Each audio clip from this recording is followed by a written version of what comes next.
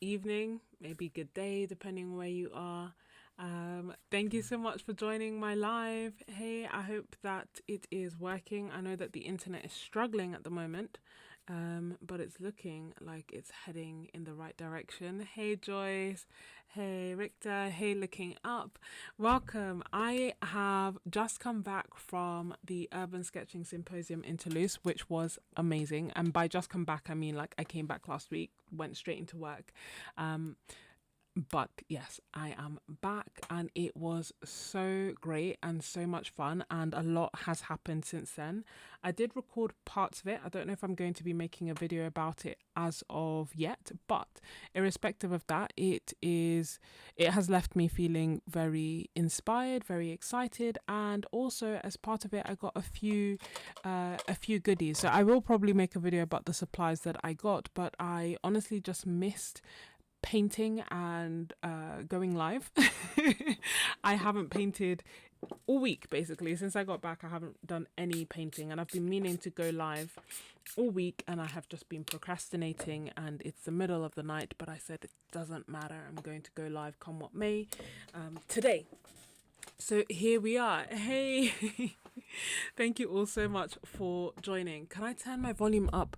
Unfortunately, no. This is the highest that I can. Or maybe actually. Is that any better? Let me know if that's better. Oh, happy birthday, Luthien. I'm glad. I'm glad that we could spend it together. I hope you're having a wonderful birthday. Hey Linda, Andrew, cool. Let me know if the volume is any better. Yes, the red tin looks so cute. It's orange, but like a really bright orange. Okay, it's louder. Good. Thank you for letting me know. I watched back my last live stream and the sound was so bad. You guys were so sweet. No one said anything, and I listened back to it and I was like, oh no. So I will probably do another really long live stream, not tonight because I'm obviously starting at midnight, but in the future I will do so. Let me know if you are painting, if you are feel like sketching. I will be painting, but first I want to show you some of the new colors that I got, and I want to catch up. Lovely birthday so far. Perfect. I'm glad. I'm really, really glad. Okay, good.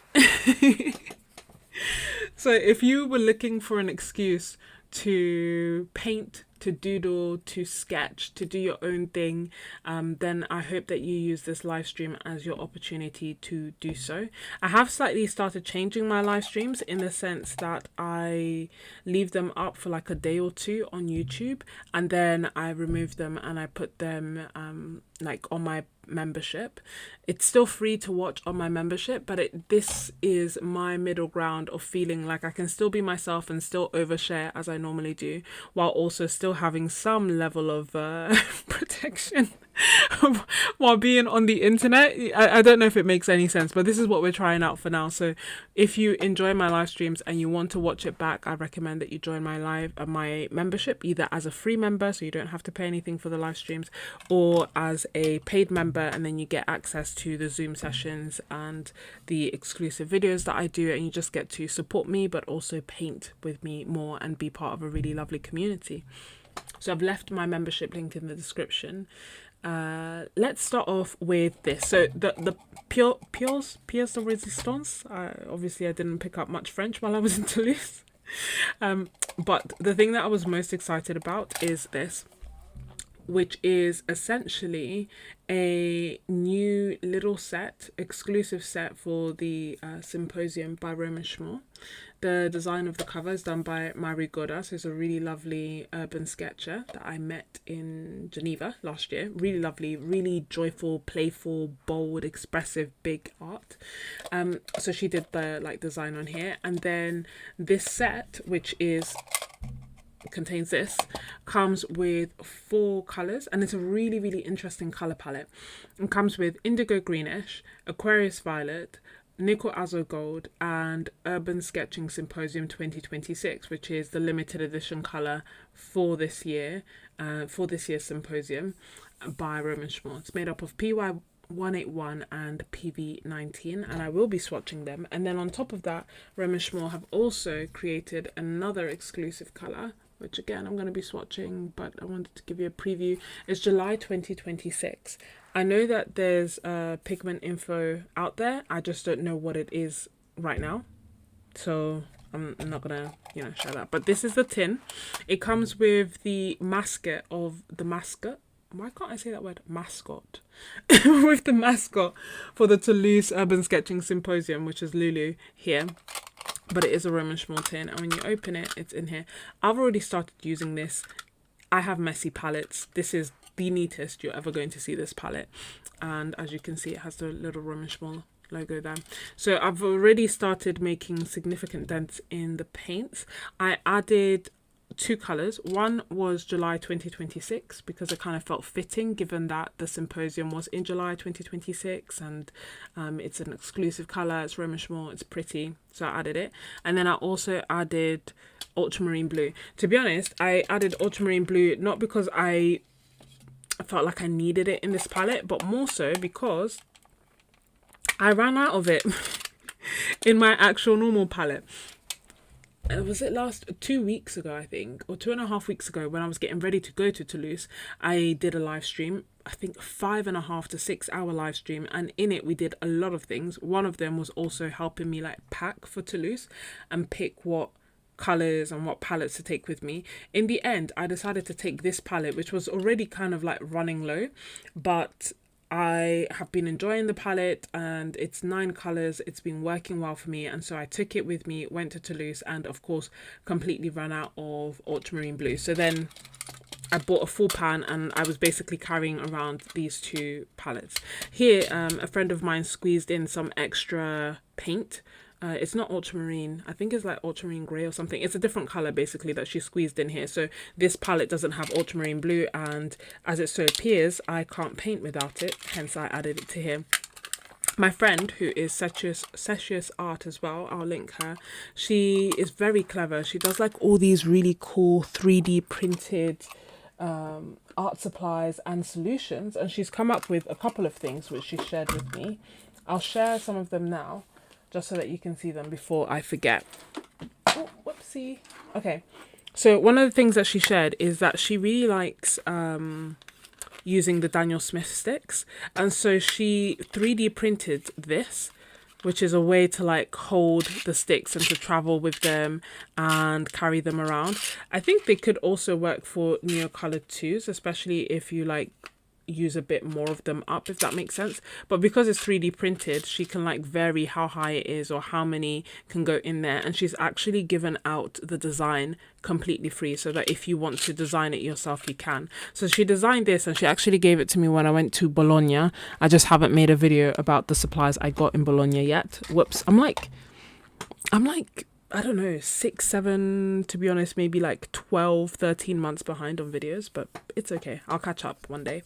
And the other thing that she did, which is how we got to this, is that she made this, which is like really cute, just as a way to be able to clip your palette onto your keys or onto your bag or onto whatever you want to clip it onto.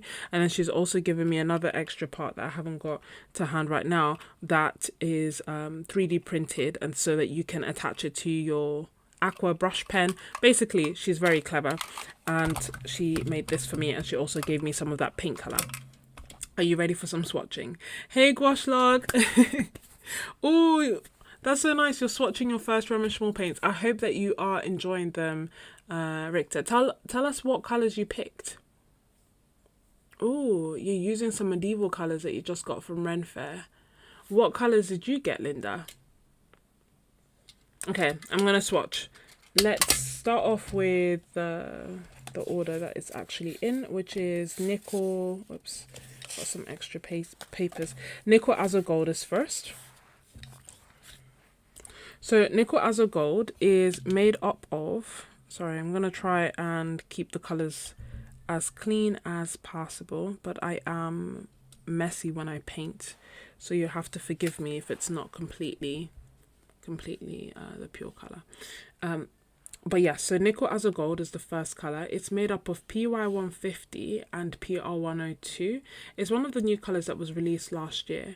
And obviously, if you've seen my video about my top 5 colors and just the colors that I like using in general, you'll know that I love PY150, which is Nickel as a Yellow.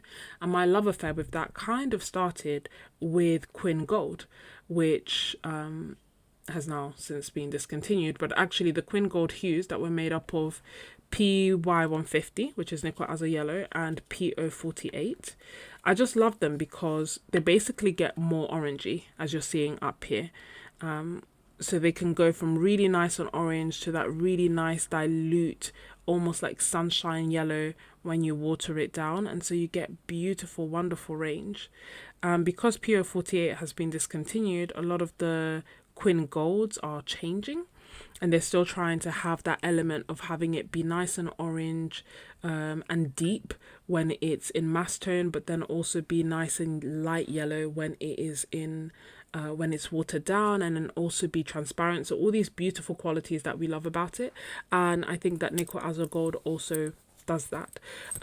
It doesn't granulate as much as some of the other versions out there, and the original Quin Gold didn't granulate either, but a lot of the mixes do.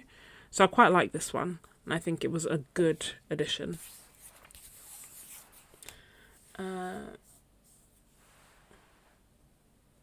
Oh, Luthen, you just got your first Quin Gold because Holbein doesn't have PY150 on its own and it's so dreamy. It's just a really, really lovely colour. If you love making like natural greens as well, it works very nicely for that. If you like making peaches, oranges, it's a versatile colour. Nickel as a Gold itself leans more warm than Quin Gold, so it leans more towards the orange side, so your greens will be even more natural looking, even more olivey, but I love them. Then the next color that we're going to do is tricky. I need to hold on. I need to see. Yeah, okay, cool. I just needed, because they're both dark, so I needed to see which color it is. So this is Aquarius Violet. I'm going to swatch it, hold on. This is Aquarius Violet. It's made up of PB29, PV19 and PR255. And this is a beautiful, very unique colour.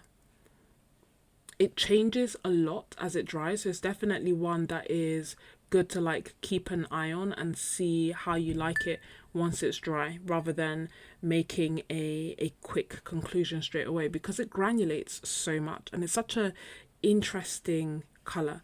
And honestly, I wasn't sure how much I would use it in this palette in general, because it felt like, oh, it has so much personality that maybe it would dominate in the mixes, but it's one of my most used colors in this in this set. Maybe because it's a beautiful dark hue, maybe because of the wonderful mixes that it makes. It's hard to say. I have made a video like swatching out the colors and also sharing some of the mixes that I made with them. I just have to edit it and then I will share it with you. But yes, definitely want to, hold on, keep an eye on as it dries. And all these colours obviously are Roman Szmal. It's a Roman Szmal palette. I'll put that to the side. The next colour, I'm really enjoying this colour. Some people have told me that there are elements of it in November 2024. So maybe that's why, because I love November 24. But, yeah.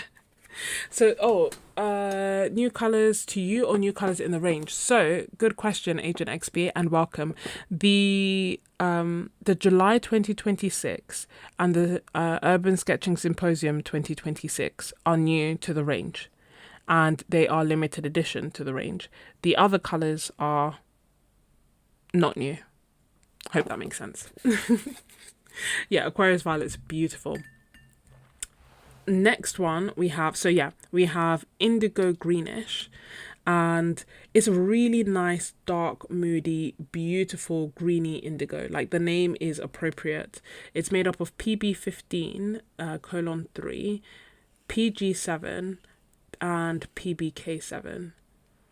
And I mean, it's wonderful. It's funny actually, because the first time that I swatched this color out, I didn't know that it had been released by Szmal. So it was when I was in Bologna, and I don't know, like I randomly picked it to swatch, and I like swatched it and I gasped and I was like, I don't know this color. And I was like shocked that they had a color that I didn't know, and it was because it had been released like a few months earlier and I hadn't got it.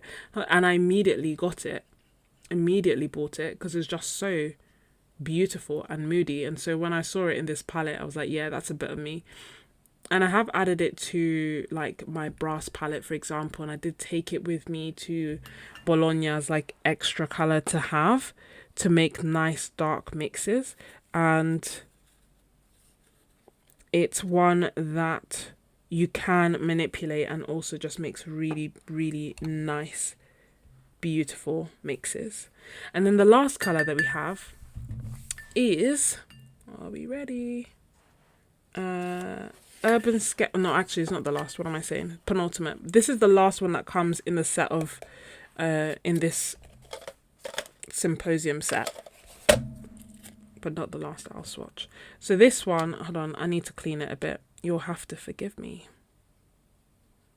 I did a lot of painting. I did 24 paintings in that week. To say I was inspired is an understatement. So this is Urban Sketching Symposium 2026 by Szmal. It is made up of PY181 and PV19. Now this color surprised me because you will have noticed that I don't tend to have oranges in my palettes. Like I barely have reds, but oranges, no, because I mix my own oranges. I didn't really, I don't really use them. And so you can imagine my surprise and my confusion by the fact that it's one of the colors that I have like run down the most in this palette. I don't know why. Is it because it makes really nice mixes? Maybe. It must be. Like, I don't know. I don't know. I paint quite intuitively, I guess is the word. I paint by instinct. I don't think when I'm painting. It's probably one of the reasons that I love it so much. I just kind of go with the flow, look at the painting and think about what it needs and go accordingly. And then I reflect on it afterwards. And so when I look at my palette, that's often a good way for me to reflect, because then I see the colors that I'm using and get a bit of a better idea. Has it frozen for you, or is it just frozen for me? Why is my internet always doing this to me?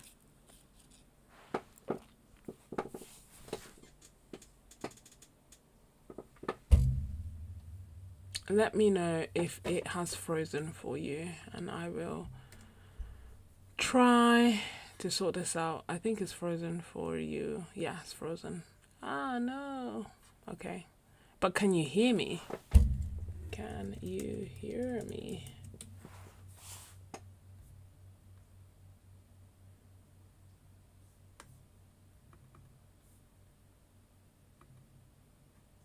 Yeah, I don't know why it's doing that. Okay, so you can hear me, but it's frozen. Aye. And now I'm assuming the picture is gone because it's also gone for me.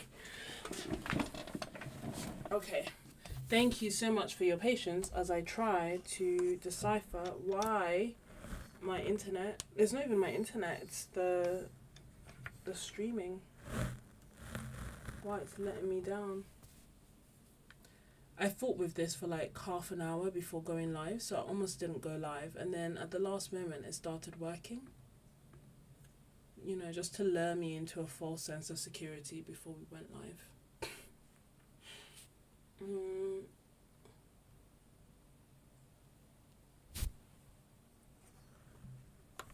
I don't know. I am still here. Maybe I should do the like BRB screen. It's funny that you should say that right then. Thank you for your kind words. Because a part of me was wondering, might need an extender. What's an extender? Am I buying? Oh, no. You know what it is? It's not the internet. It's actually my phone has given up on being a camera. So my internet is still there. But currently so I use my phone to do my videos and to do my live streams, but I also use it as my internet, so it's sustaining everything. Maybe it's too much for it, I don't really know.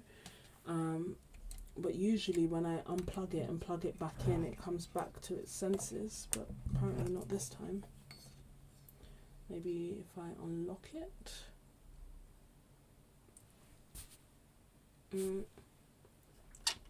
Yeah, but anyway, I was saying it's funny you should say that, because I was thinking about starting a podcast, as if I don't have enough to do. I just thought it would be fun. I don't really know what I would talk about, as in like specifically about art stuff I would talk about. But it all started when I was going on a very long drive, and I was just so bored. And the thing that made it somewhat bearable was actually being able to listen to a podcast. And I was like, oh, maybe I should do this. Oh, now it's completely gone. Trying to problem solve, but can't really do a live stream, a painting live stream without a camera, can we? This is so bizarre. Why is it doing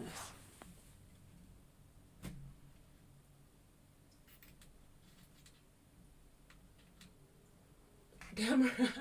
Camera's overloaded from the beauty of the Roman Szmal colours. Yes. Okay, trust this computer. Yes, I trust it. What happens now?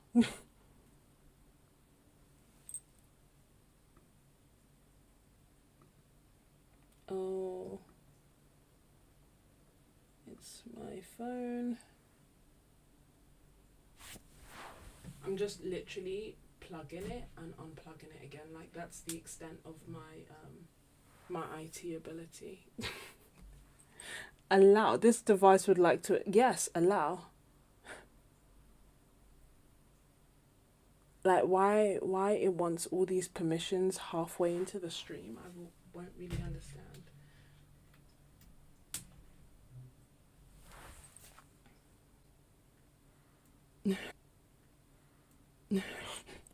Are we live? What is even going on?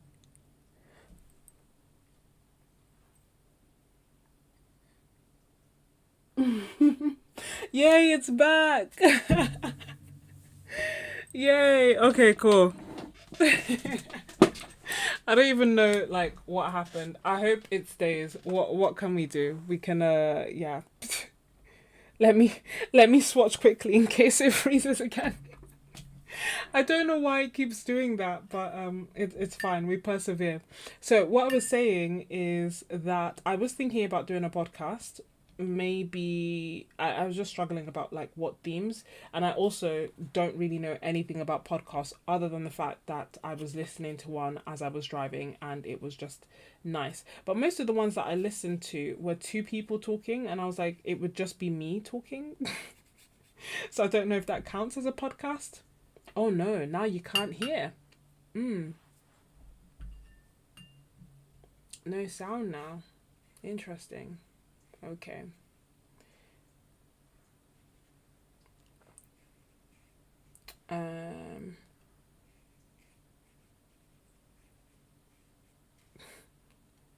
I will finish watching this and then I will sort out the sound. Oh, you can hear.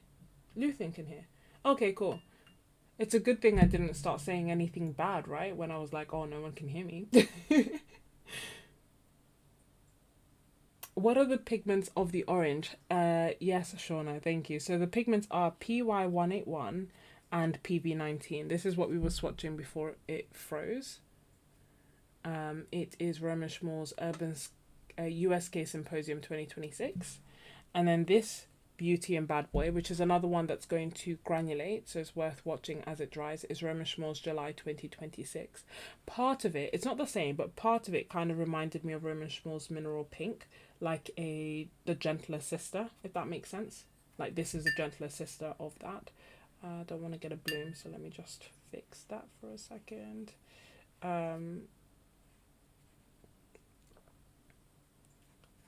more.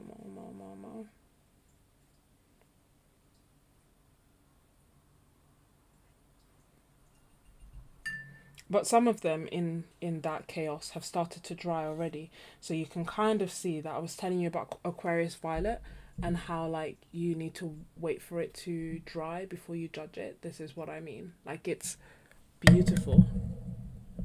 Uh-oh.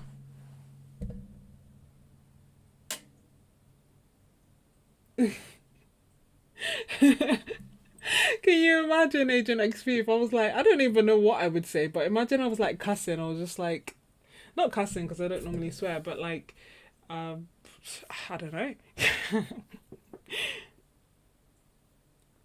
Let me know if it's working. I hope it's working. Hey, Sharmak. And hey, Regina. Now nothing again. Let me know what that means. Because there's also like a delay on my side.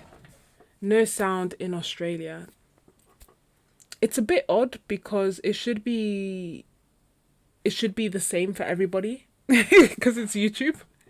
So if there's no sound on my side, it should be no sound for anyone. I know. I know. I can't wait for Mishmal tubes as well. Am I saving? Oh yeah, good point. So this is the Urban Sketching Symposium palette, this cute little orange one, and these are the colors that came in it. These 4 colors, excluding this one. So these are the 4 colors that came in it. And then what Shauna is alluding to is the fact that next year it's going to be in Toronto. This year, the symposium was in Toulouse, France. And I will chat about the symposium as we start painting so that I can continue entertaining and stay on track. It's been 87 years. It sure has felt like it. But yeah, they are making tubes. I just don't know when they will. But every time I ask, they say yes. The set isn't yet available for sale. So as in like for sale outside. So at the moment, I went to Toulouse, the Urban Sketching Symposium in France, and they were selling it there. But they're not selling it outside of that yet. Last year, they did. So last year, I think maybe after a couple of weeks or a little bit of time, they started selling it in shops. So I assume they'll do the same again this year. But the symposium was literally last week, so I think maybe they need a bit more time before they start selling it, which is why I haven't linked it. And then this color here is July 2026, which again is new, came out this month, and is available in some places. I don't think it's available in Jackson's yet, but once it is, I will link it. The other 3 colors are available. So this is Nickel Azure Gold, Aquarius Violet, and Indigo Greenish. Yeah, I thought it was a really cute, like it's a really interesting set to put together and a really cute color combination. I did do a couple of things while I was at the symposium. The symposium, urban sketchers are basically artists / people, you and me, who like going outside and essentially painting from life, inside, outside, painting daily life, painting occurrences, but you know, painting from observation. And as part of it, it really like blew up in 2020, or like took off in 2020, and as part of it now, every year there is a symposium where artists, everyone from all over the world, come together to one place, and basically do workshops, demos, different events. One of the things I also want to say is that as part of urban sketching, there are like many groups, many urban sketching groups across the world. So there's like an urban sketching London, urban sketching Bologna, urban sketching Toulouse, urban sketching Poznan, like there's so many urban sketching groups that meet up, some weekly, some monthly, some twice a week, and they are, and some once every other week, and they are all over the world. And basically every year, one of these groups will like petition to basically host a symposium, and they will host a symposium for everyone from all over the world to come to their city, and it's led by volunteers, artists, and teachers, again from all over the world, come to that place. We'll do workshops, we'll do demos, we'll do all these wonderful demonstrations. And the urban sketch in Brazil, yes, Rio, and they will do all of this. And the urban sketching symposium sells out in minutes. I'm not exaggerating. I'm not like talking about, I'm not just trying to blow it up for gravitas. I'm telling you that in minutes, as in like 3 minutes, 900 tickets gone. So it's one of those things where if you want to attend, you really have to be on there refreshing and like get in there really quick and really early. I was on night shifts when they went on sale, and I set an alarm, slept through it because I just finished a night shift and I was exhausted. And then I woke up at like 2. It had gone live at 12:30, completely sold out, obviously. I still checked just for the banter, but they were completely sold out. Next year, it's going to be in Toronto. And what I did in Poznan and what I did in Toulouse is I didn't have a ticket and I went anyway, because I knew that there would be hundreds, if not over 1,000 sketches in a beautiful place sketching together. And there's also some free events, like some free drink and draws. So you go and you drink and you draw. Some free, the art markets are free to walk into and to buy from. There's sometimes like free sketch walks or free public events. And so I thought, like, you know what, even if I don't have a ticket, I'll be in a beautiful place. I'll be able to do my own holiday. And then I'll also be able to go to these kind of free events and meet up with other sketchers. Turns out that like 1,000 other people had the same idea. So all in all, there were like 2,000 to 3,000 sketches in Toulouse, of which 900 had tickets and around 1,000 to 2,000 did not. And it was so much fun because everyone is so nice, and we have like this common passion, the same way that we all do, but we have like this common passion where you literally see someone and you can start a conversation, you can see their artwork, you can share stickers, like you can talk about the thing that interests you, talk about what you're painting. And it's so odd because when I'm there, it's like people barely use their phones because we're all sketching and we're talking, and it feels like something that should be normal and should happen all the time. But you know how rare it is for that to happen. You literally walk and you're talking to strangers and you instantly feel like friends because you're like, oh, is that an Etcher sketchbook? Or, oh, is that like, I have the Sailor Food nib, or are you using Roma Schmal paints? Or it's just wonderful. And next year it's going to be in Toronto. So the reason that I'm like, oh, I'm not sure, is purely because of cost. Because at the end of the day, the tickets for the symposium are not cheap. They are not cheap. And the tickets to fly to Toronto and the hotels and everything would all add up. So I don't know. I really, really, really don't know. I wasn't sure if I was going to go to Toulouse this year, but I'm really, really glad that I did. It was wonderful. It was really wonderful, even without a ticket. And the video, I made a video last year when I went to Poznan sharing my experience, because I wanted people to know that even if you don't have a ticket, you can go, because you will have fun. You'll be surrounded by lovely people, and you just have to accept that you may have more free time on your hands and just make plans for that. If you treat it like an art holiday, then it's literally an art holiday where you also have a point of reference in the evenings to go and meet up with other sketchers. It's fun, it's great. So yeah, that's true, Radina. Toronto isn't too far. I think it's going to be like really popular with obviously people from North America. It's the people from Europe and Asia that may have to, that I wonder if they'll go. I don't know. Maybe. Yeah, exactly. We can tell them about it and meet up with them. Hey, Derwood. So what I was going to show you before I got overexcited is that I started this sketchbook in Toulouse. So it's like my Toulouse sketchbook. And I have a few pages left that I want to finish. And then I'll do like a proper sketchbook tour. That being said, I wanted to show you two pieces of work. One was this one, which I painted into loose. I love this painting, and it's funny, I can't tell if you can tell when I'm smiling, but anyway, I'm smiling as I'm looking at it. I love this painting, and I created it using only the 4 Romish Szmal colors that came in the tin. I just wanted to know what kind of art I could create with this limited palette, basically, and whether it would work or wouldn't work. And yeah, I like it. I like it. I wasn't sure if it would work. I wasn't sure how it would be, but I feel like it, by the nature of using a limited palette, it's quite cohesive, and I really like the artwork. And then I did something else that was really exciting, and I think it came later. Yes, it did. Was it the same day? Yeah, it was the same day. So I did this first, and then ignore this one.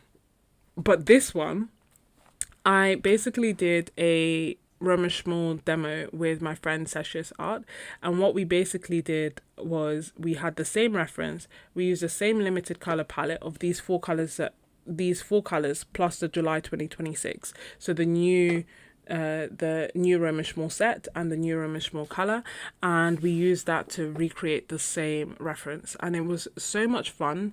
I didn't know what to expect from a demo. I didn't know how it would be, and to be perfectly honest, she's a really good friend, because she's the one who was just like, hey, like, you should do a demo, let's do a demo together. If she hadn't organized it and prompted me to do it, I kid you not, I wouldn't have done it. And I don't normally get nervous, but for reasons unknown, I started getting nervous before the demo. And I was like, oh my gosh, can I even paint? Do I even know how to paint? What if my painting's rubbish? Like, you start having all these like random thoughts. But I did it, even though I was nervous. And I'm just so glad that I did. It was a lot of fun, great to do with her. And I love the painting as a result. So basically, this limited palette gave me this painting. This one, at the time that I did it, I didn't like it, and it wasn't complete. I didn't hate it, but it was not complete. I just ran out of time and we had to go somewhere. So I was like, okay, maybe I'll finish it later. And then when I came back to it, something about it I quite liked. And I don't know, sometimes, a lot of the times with my urban sketches, even if they don't feel complete, I guess because they were done there in the moment, I kind of like leaving them like that as they were. Thank you, William. Those hues are glorious. Thank you so much. Let me show you another one. Okay, I'll show you another one that was like, this is gouache. I really like this. I had fun with this. This was like a street that had graffiti on it, and I was mesmerized. I don't know why. I really like graffiti, I guess. But the whole street, like the whole walls were just graffitied. It almost looked like artwork. It was in my eyes. Anyway, so I did this one, and then this one I was one of the rare ones that I actually finished afterwards, because we went to a Korean place, delicious, Sarang House, and it has this stunning view. The sun was setting, eventually it was night, and yeah, I didn't quite finish it, and I didn't really like it. I didn't really know where it was going, and I decided to finish it by making this darker, because by the time I finished the painting it was dark, and also by adding like these people, like drawing them in. And I guess I was being influenced by the graffiti on this page. I don't know what happened, but I know that I really like it. And okay, I also like this. Maybe I'll just do a quick fit through. I can't help myself, so I'll just do consider this a spoiler of the artwork that I did in Toulouse. This is just some of them. I did do more paintings in a different sketchbook. I also really like this painting. And this one, when did I do this one? Oh yeah, okay. This one was this was in the evening. That's all I can tell you. No, I'm joking. This was in the evening with some friends. It's nice because some of the friends I know from London, like Vesta and Omar Wynn. Some of the friends I met in Bologna years ago, last year, like Sketches.Art. Some of them I met in like Shropshire, like International Watercolour Masters, like Marina. Like there's basically all these friends that I've met up, and Stephen as well. Anyway, we all managed to somehow, like, I managed to like bring them all together, bring my friends together and be like, let's sketch every evening, which was really nice. And this was one of them, and I just quite like how loose and watercoloresque it is. And then was this the same? So I did this, And then, oh yeah, and then this is the next day. And I painted, was it that? Yeah, this is the next day I painted this. And then that same day I painted this. So I did like maybe 2 to 3 paintings a day.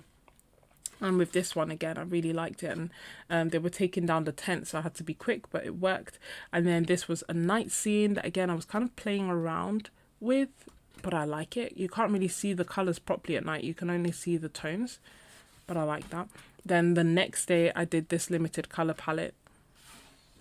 And this one, as I've explained. And then after this, I did this. And this was in gouache. And I don't know, like at the time, I was really like, what am I doing? What is this? But then when I look back on it, there's something about it that I was like, oh, I actually quite like how blocky it is. I can't explain it, but I really like it. Hey, Laurie.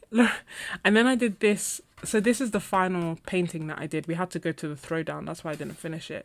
And then the next day, I wasn't feeling great, but I still wanted to try and paint. So in the evening, I went out and I did this painting. And then I did this painting. This painting I dislike. This painting has seen so many iterations become watercolor and gouache. It's not complete yet. It's going to be maybe mixed media. Maybe I'll go over it with like black fine liner. I like it a lot more than I did before, but I'm still not 100% in love with it. So I'll need to figure this, which is rooftops. I really like this. It was just a view from a rooftop bar, which was really nice. And this, I mean, the thing that I haven't said is that it was scorching hot. I'm talking like 38 degrees. And humid and like hot. And trying to paint in that kind of heat was unreal. Like, I think the first day, not the first day, but like one of the first days, the day that I did this, I overdid it. Like, I literally overdid it. I think I did these 2 paintings and then for the rest of the day, like I couldn't think. I got so hot and so dehydrated that I feel like I was kissing heat stroke. You know, I was like just about to like, just there. Oh, so there was shade.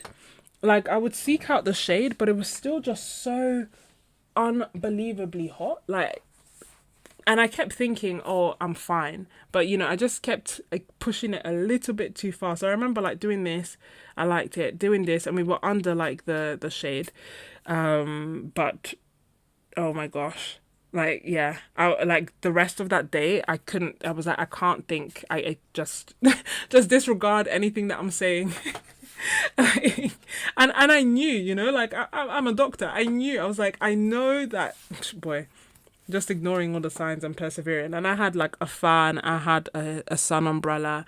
I tried to stay hydrated, but sometimes I'd be like, when I'm painting and when I'm sketching especially, a lot of the time I'm like, oh, I'm almost done. And I just want to stay in a moment and I want to do it as much as I can. And yeah, I pushed it too far, way too many times. This time was fine because I started, so the first day that I was in Toulouse, before the symposium started, I was so hot that I was like, I'm not going out. So I didn't actually leave my hotel until like 3 p.m. until it felt like a more reasonable temperature. And even then it was disgusting. Like it was still 35 degrees, but at least I was like, I can focus. And then it was sunset. And it's funny because this is in gouache. And as I was painting it, I thought like, it's okay. It's not bad. And like, I'm not in love with it, but I don't hate it, but it's not bad. And hands down, like when I would show people my sketchbook, this was like everyone's favorite. And I was like, oh my goodness. They were like, oh my gosh, this is fantastic. And it surprised me because, like I said, I just painted it without thinking and just trying to capture the sun, like how I was feeling about the sunset and everything. But yeah, so this painting was that nice. This was in the day, almost like lost it. This painting I did from the comfort of my AC. So not from life. This painting was in the evening. Again, I think I had overdid it. So, oh no, did I do this in life? No, I didn't do it from life. But I did it, but I don't think I did it in a hotel. This one, I was hot. Oh yeah, this one was the night scene. I was more comfortable here. This did not get painted because the shade was gone. And I was like, so hot. So hot. I couldn't think. Hot but better, crazy hot, better, hot. Basically, I was hot throughout. This one, I wasn't that hot because it was in the evening. This one, who knows what happened. This one, scorching because I was on a rooftop. So this was like ridiculously hot, and there was the restaurant had like misters that would like drop water on you every so often. I thought it might ruin my watercolor, but it didn't. But I didn't even care because it was so hot. I was like, I need this water to be dropping on me because it's so hot. So that was my experience. Yes, I was kissing heat stroke. Yeah. Oh no, Shauna. Yeah, exactly. It's very weird. Like it's a very weird feeling. Um, feeling like when you're, yeah, electrolyte. Yeah, the painting was drying super super quick, which was good. It was yeah, it was an experience. Let me just say that. Yeah, it was definitely so hot, and it's on one hand I was like I need to make the most of this experience, and so I wanted to, I wanted to stay and to paint and to be out for as long as possible. And the other part of me, hence I was going out, and the other part of me was like, I'm gonna get heat stroke. It's not even I'm going to get. Part of me thinks that I may have, and then just manage to to recover. But yeah, it was wild. It was a wild one. Thank you so much, William.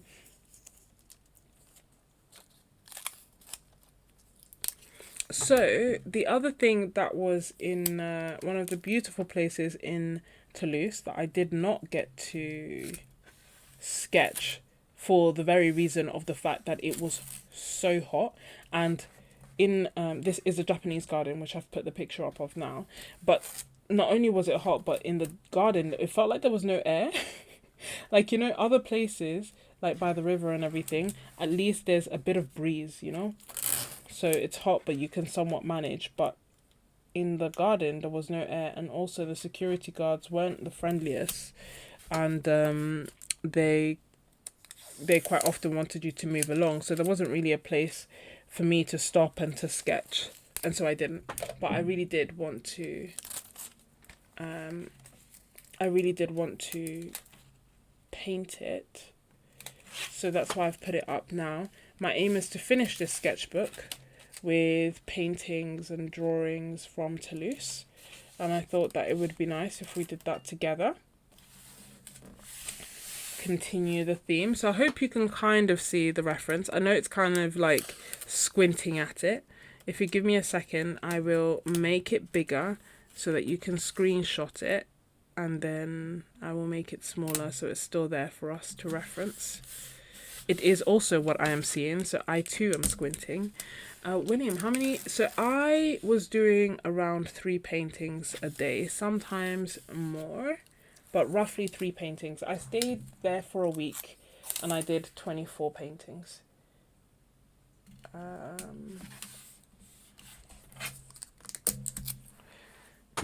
So most of them are in this sketchbook and some are in the others, but yeah.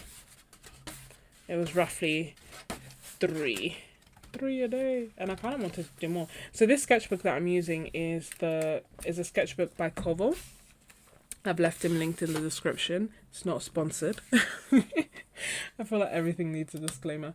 It's not sponsored. I just it's handmade sketchbooks with 100% cotton watercolor paper, and I've made sketchbooks myself, not to this quality, and it was a labor of love. So it just gave me so much appreciation for what he does and how he does it. And I was overly precious about the sketchbooks because I got them a year ago. I didn't use them for the longest time, and then in Toulouse I finally cracked the seal and painted this, and all these paintings followed thereafter because it was really enjoyable to use. The paper lays flat, like the sketchbook lays flat, so I could paint and draw across pages when I wanted to. And it is well made. It's well bound. I have no complaints. No complaints. And like I said, it's not sponsored. I bought this one.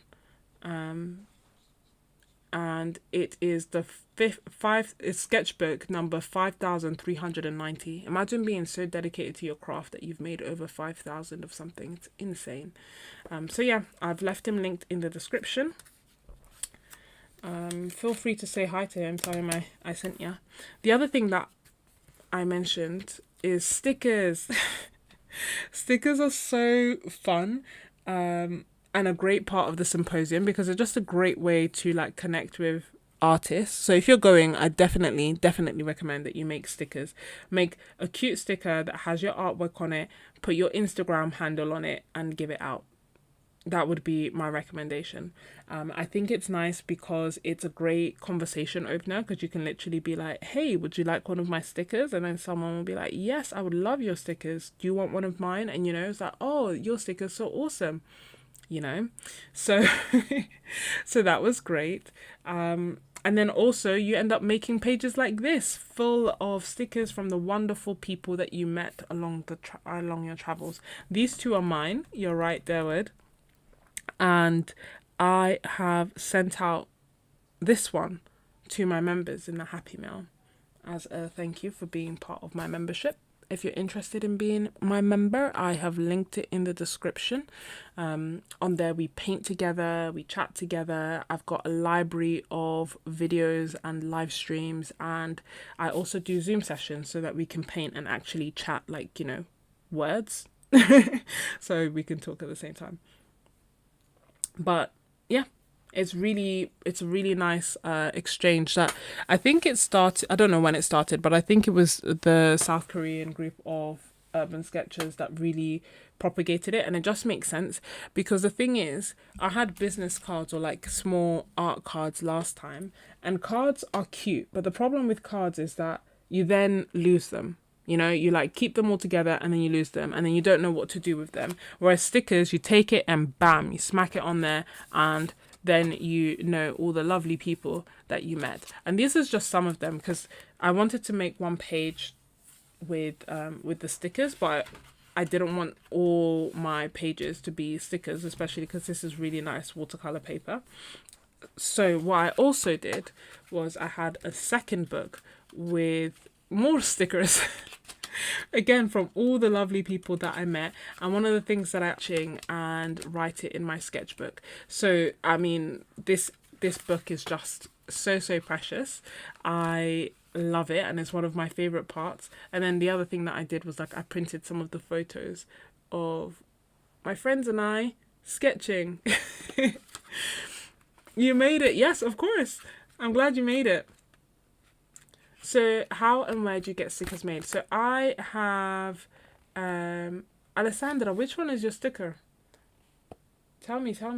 I have, the way that I made it is I took a picture. I took a picture of my artwork, put simply, and then uploaded it to printed.com. There are plenty of like different companies that will print the stickers for you. Some people make it at home. I know every single time that I send out watercolor dot cards, every single time that I send out letters, every single blessed time I fight with this printer. So the idea of making stickers was just not it for me. So I did this painting of a series that I was doing in my membership for gouache, where we basically explored gouache through little landscapes for the month. The videos are available on replay if you're interested, if you want to like go through gouache. There's quite a few like step-by-step videos. But anyway, I did this painting and I absolutely loved it. I took a picture of it and I uploaded it. No, I took a picture of it, went on Canva to add like sketches and scrubs in it, and then I got it made. That was it. It's probably not the most. It's definitely not the most affordable way to do it. But like I said, I just couldn't handle the frustration of trying to do it myself or getting a Cricut or any of that stuff. So I just did it through a company or Sticker Mule. There's like loads of different sticker companies out there. Great memories, very much. Oh, here. I'm glad. It was lovely to meet you. Yeah. It was really cute. Part of me is thinking about like looking through some of the advice and maybe like making a video about the wise words from the different sketches. Like also you can see like I'll show you the sticker pages. Like there's so many lovely stickers. So like this one, uh-oh, no sound.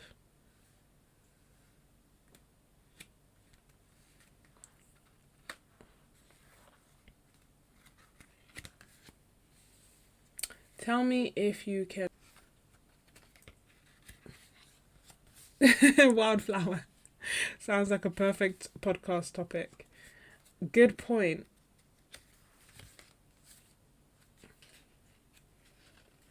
Very good point. So these two, for example, if I say, try to refresh if you have no sound. Okay. So yeah, so these two were business cards that I held on to and stuck on when I got back. But there's some other business cards that I wanted to stick in. I have no idea where they are. Which is annoying because I really like which is annoying because I really like the cards. Some of the cards. Some of them. Let me. So say for example, someone said urban serve it, you understand what it makes it unique, and you collect the best stories. Keep making art, for it will enrich your life. And that's by Anya Marcus. And then let me see another one. I haven't read through them all. I wanted someone said, when starting out urban sketching, I think one of the most important things is stay true to yourself. Seek the subjects, the styles, to details like me, then go for it. If you're a quick sketcher who wants to do, that is the beauty of urban sketching. There is no right or wrong. And that's by Danny J. Hawk, who makes incredible artwork. That really, really cool. And then another one is like, put the process over the product. Find a way in that you... No, wait. Sorry. Find a way... Okay, I got it. Put the process over the product. Find a way that you like to work and do that. Don't worry about the final result. So much of urban sketching is about the enjoyment of being in the moment, on location, sketching. So you want to maximize on what makes you happy and do that. It doesn't matter what the final result looks like.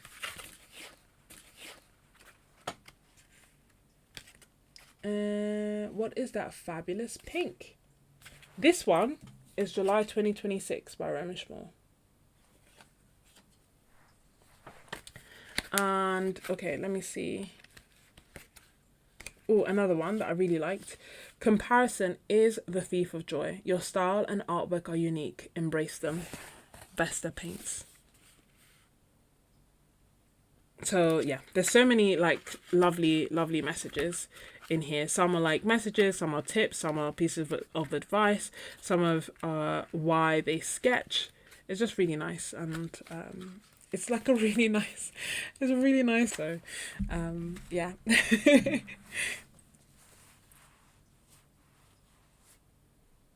Oh, for urban sketching, I am in a state of line first versus watercolor first versus no ink versus other media to continue to fluctuate between this all the time. This painting that I did, actually, I haven't got the other one, but this painting that I did is an example of that because I painted this twice.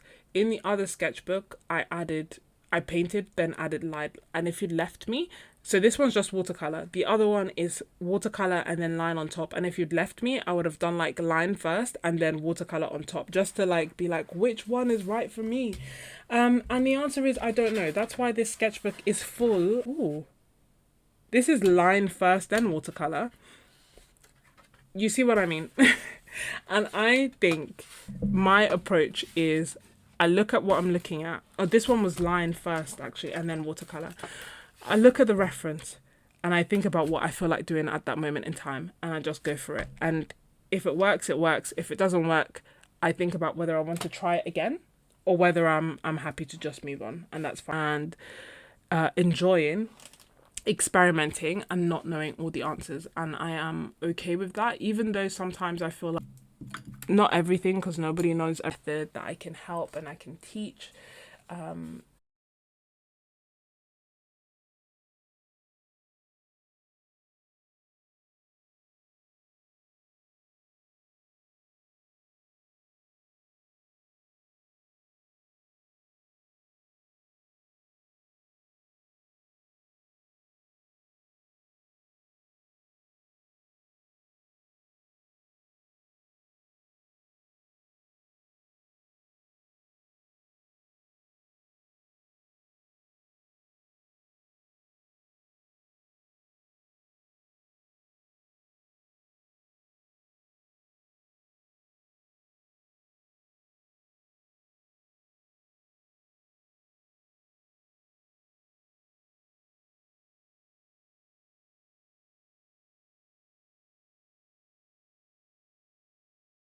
Are we back?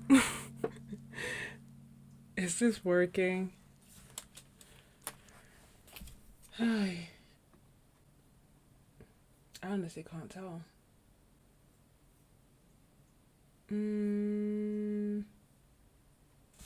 Is it working?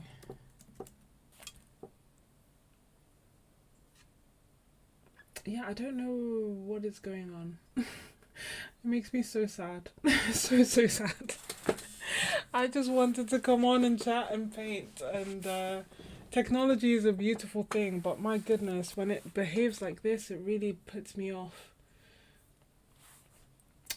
So it says 0 dropped fame, so it looks like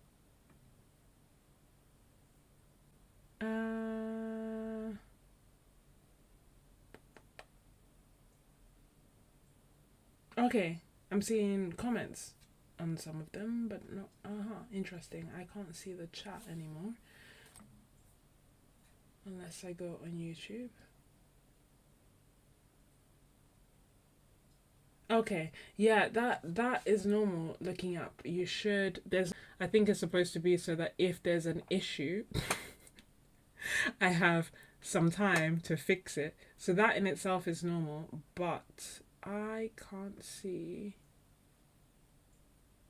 the. Okay, I can. Anyway, it's fine. Holding my breath. Honestly, wait. Is it frozen?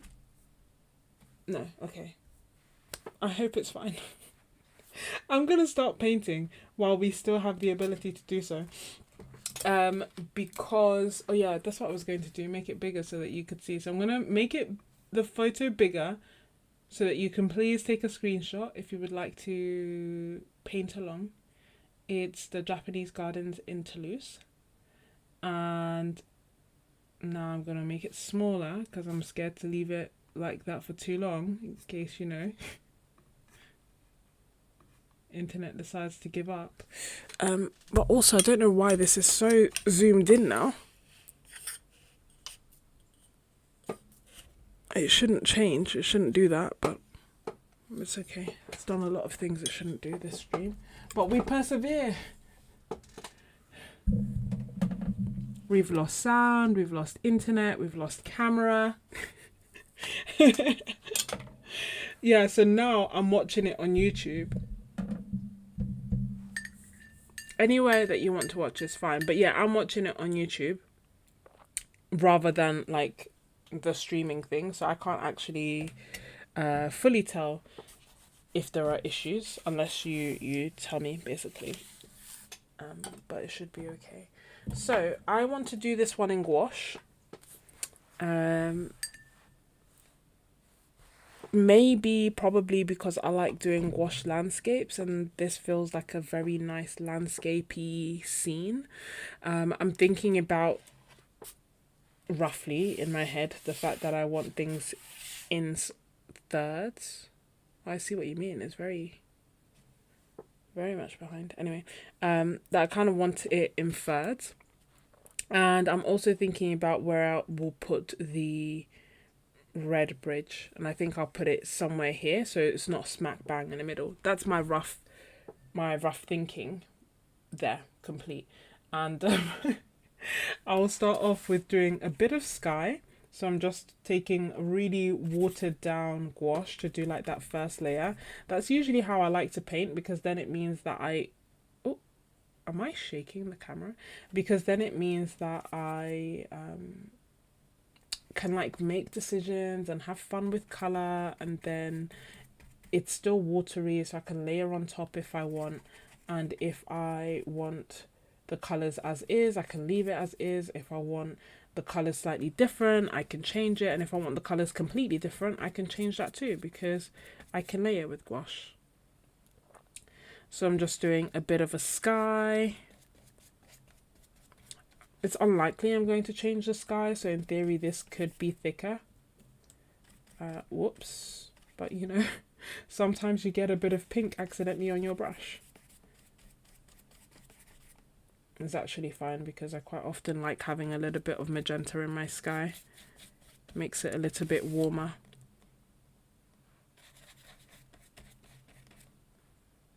So I can see your chat now on YouTube.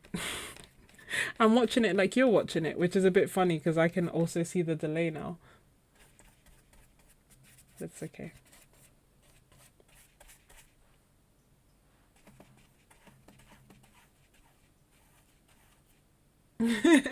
Derwood, you have your laptop open for this chat and the reference on on the TV with no sound. Multitasking, I love it.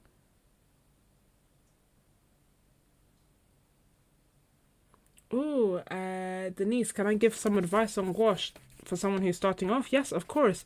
Part of me wonders, whereabouts in the world are you? Because there's so many lovely options for gouache now, and the cost varies drastically depending on where you are in the world. I am currently really loving and using Shinhan gouache, which I think is affordable in most places, especially in Asia. I also really love Daniel Smith gouache, but that is a lot more expensive in Europe. I think it's also not, I wouldn't say it's cheap in the US, but it's definitely more affordable in the US than it is in most places in Europe. Shinhan is also a great option if you are like in Germany, Schminke is also a great option if you are in Germany. I haven't used them yet. It's definitely one that I keep saying I need to, and then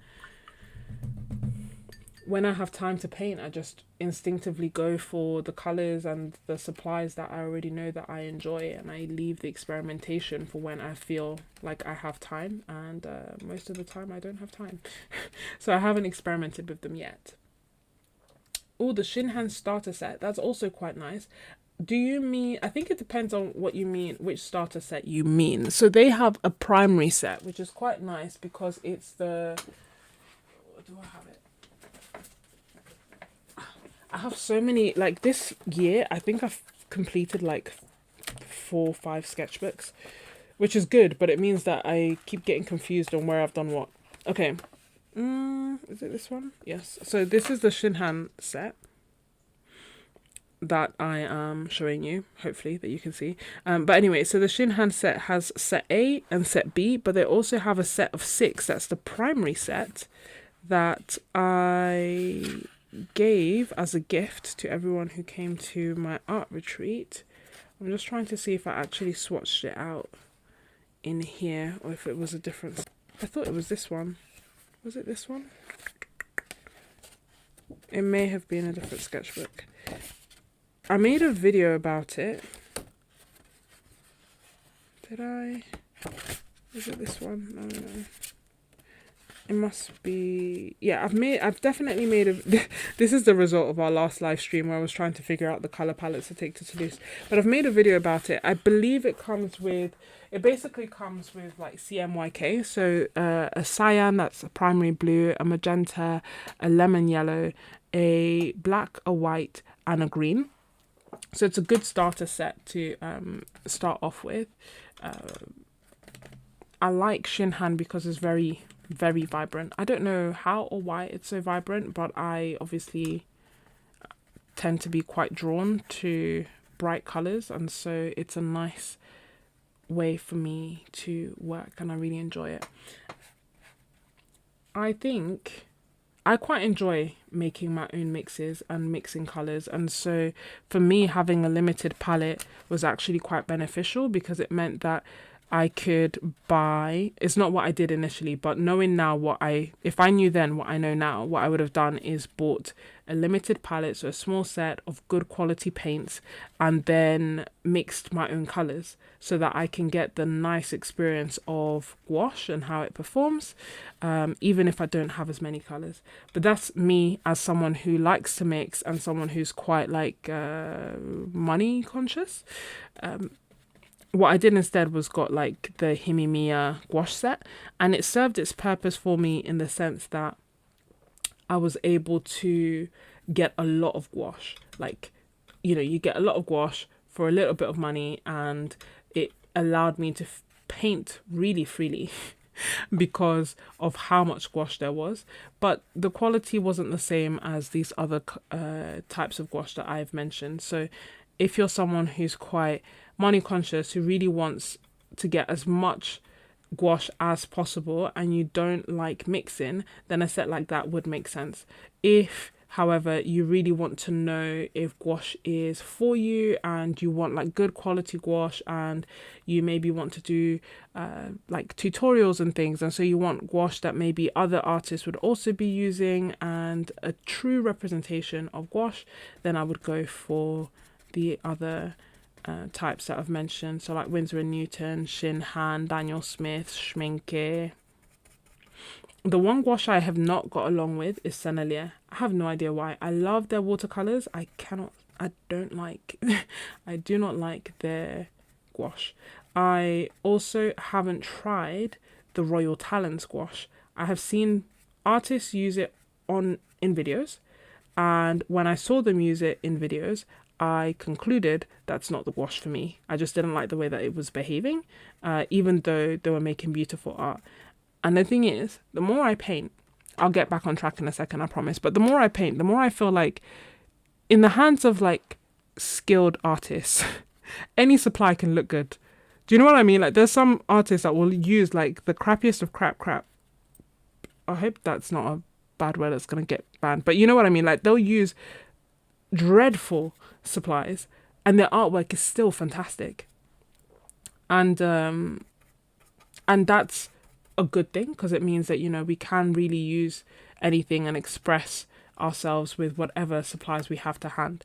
But I don't necessarily think that they are the most enjoyable ways, at least for me, or the most enjoyable of supplies. So I haven't tried the Caran d'Ache gouache, for example, because looking and seeing it being used, I'm like, I don't think I'm going to enjoy it. It's not going to be as opaque as the gouache that I like to use, and so I haven't got that either. But yes.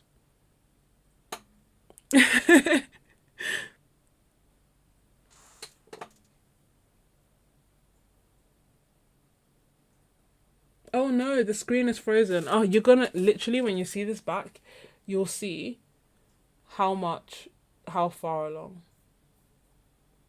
Can I wave my hand? How long has it been frozen for? I've literally done like 2/3 of the painting.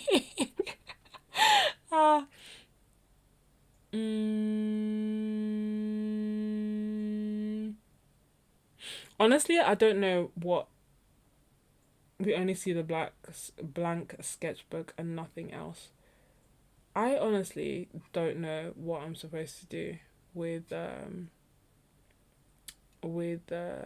this. What can I do when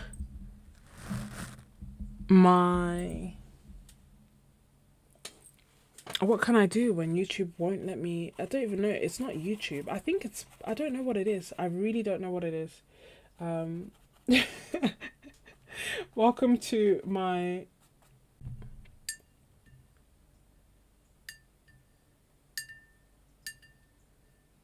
see blank paper. Yeah, no, I didn't realize. I'm so sorry. I didn't realize, and I have done so much of the painting. So let me try the plug and unplug thing again. Let's see if that helps.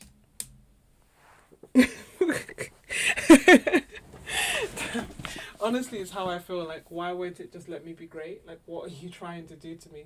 I've been procrastinating going live for over a week.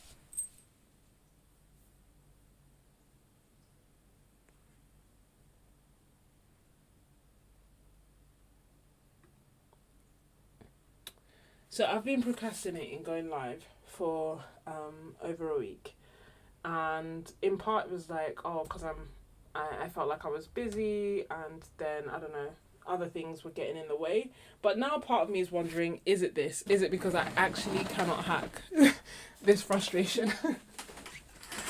It's so annoying. Now it needs to download something. So maybe once it downloads it, it will then show the painting process. So yeah, this is the unintentional podcast. I don't know if anyone else has anything that they would like to share about gouache. Like, you know, by all means, don't just take my opinion for it. There are plenty of people who really love the Caran d'Ache one. It seems to like be getting really, really popular all of a sudden. And I know that some people really love the Royal Talons one as well. I think one thing that is also a good way to go about it, one is like where you live, because it will make a big difference on cost. Like, say for example, I really enjoy the Winsor & Newton, and here it used to be £4, now it's like £5. For £5 a tube, I think it's a good price. Shinhan is £4. Daniel Smith is £13. Like, that's that's the difference that we're talking about here. But some people in the US, for example, were getting Winsor & Newton for like, you know, $10 or $12, the same as Daniel Smith. And I was like, well, if it's the same as Daniel Smith, then get Daniel Smith. Do you see what I mean? I was enjoying it because in the UK it made sense.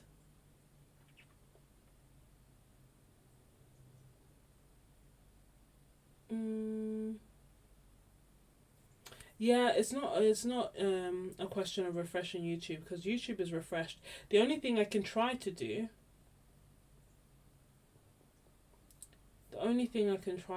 is shut this whole thing down and see. Are we back?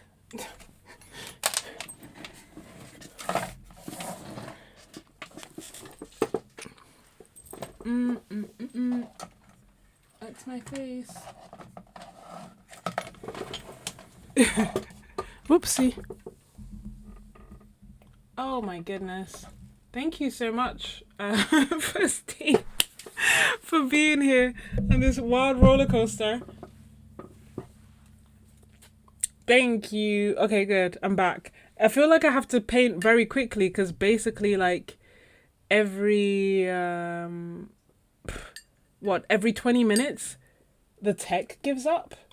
Has that been the rough frequency, or is that, yeah, I think it's different parts of the tech every time though, so it's not even like I can be like, oh, my camera will stop. It's literally like, oh, is it gonna be the camera, the sound, or the internet this time? What's it gonna be? So I'm gonna be super quick. Hey, hi, I'm glad you hung up. You hung on as well, not hung up. Yeah, gosh. Worth it though. Worth it if it means we get to, as in like it's worth it for me if it means we get to like paint together. But yeah, honestly, part of me is like, rah, is this literally been putting this off for the whole week? And also putting off making videos, just the whole thing. And I was like, why was I putting this off? And now I'm like, oh, this is why.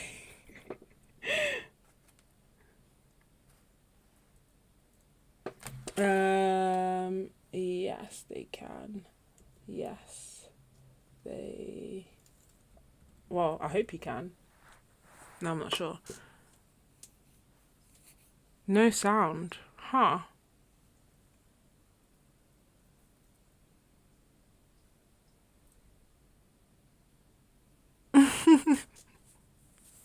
I'm sorry. Okay, you have video and sound.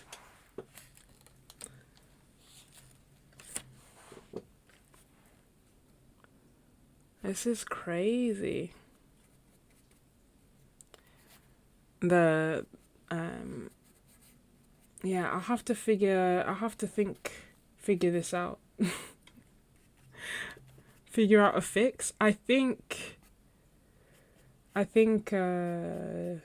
yeah. I think it's too much for my phone.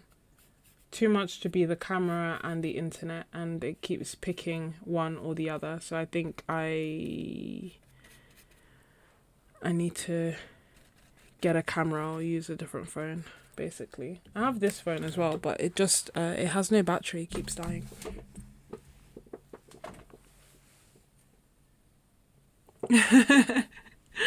William, I would love to. Honestly, I would love to. I really, really, really enjoy teaching. And it's so funny because in my day job, I also do a lot of teaching. I really enjoy it. Well, I used to do more back in the day, but I really, really enjoy teaching, and doing it in the retreats was a really great reminder of that as well. I think part of my question is always like, well, what should I teach? Do you know what I mean? Like, what do people want to know from me or want to learn from me? Yeah, what do people want to know? So if you tell me that, I will be more than happy to teach in retreats, symposiums, conferences, everywhere. I'm always happy to share what I know, because I made so many mistakes starting off. And I just think it's easier to share what we know. I think it's not only easier, but it makes it more enjoyable, and that's ultimately what I want. I feel like art changed my life for the better, and that's what I want for everyone who's painting, basically. And I also feel like some things I did were fantastic, and some things I did made my life unnecessarily hard, and thus if I can make it easier for someone else, that's ideal. I hope I've answered the gouache question. I know that you couldn't see what I was doing at the time. It wasn't really related to the question anyway, but I hope it makes a bit of sense. And yeah, I started off with gouache. I started off with the Himimiya gouache, and then I went to the Winsor & Newton set of 10. And when I went to the Winsor & Newton set of 10, I was like, I fell in love, and I was like, yeah, I'm not going back. And I didn't go back to the Himimiya gouache. Not because it was bad, but it was just so different. The Winsor & Newton was like opaque and creamy and just really nice colours, and I just really enjoyed the feel of it a lot more. And the same thing happened to me with watercolour. I started painting with Daniel Smith and then Roman Szmal, and then I could not go back to student grade. Again, not because it's like bad, but I just enjoyed painting with highly pigmented watercolors a lot more. And yeah, I was kind of saying that in the hands of a skilled painter, anything can look like a masterpiece, and it's so true. So when I watch like reviews and when I watch videos and stuff, I'm trying to think about how the actual supply is behaving, not just how it's being used. Do you see what I mean? Because I feel like when someone's really skilled, they can make a lot of things possible, but I'm thinking like, does the paint move nicely? Is it blending easily? Like, not just can this incredible artist make good artwork out of it, because the answer is probably going to be yes.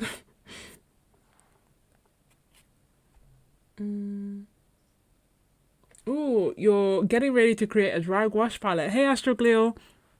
Which gouache are you going to be using for it? And are you going to be adding any... Is it glycerin that people add to help? I also saw someone mention that doing like so not filling it up in one go, so doing like one pour, letting it dry, doing another pour, letting it dry, and doing a third or fourth pour and letting it dry helps prevent cracking with the gouache. So it may still crack, but it won't fall out as much. Also, I think it depends on the gouache. So I think like Holbein and Shinhan crack less. And also the colour, like my beloved Prussian blue cracks. I still love it.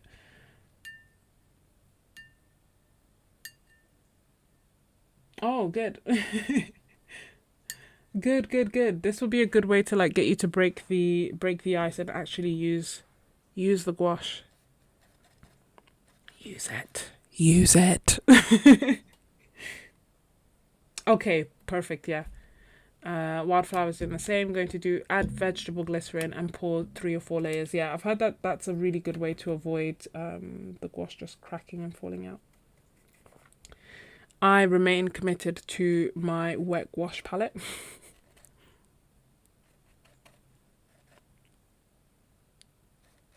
But I do see the appeal of the dry one.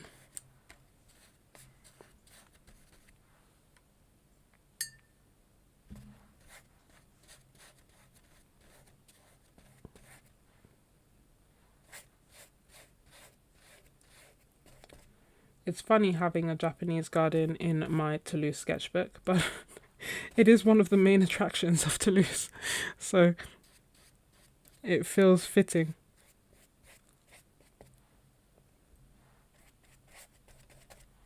Adding some yellow.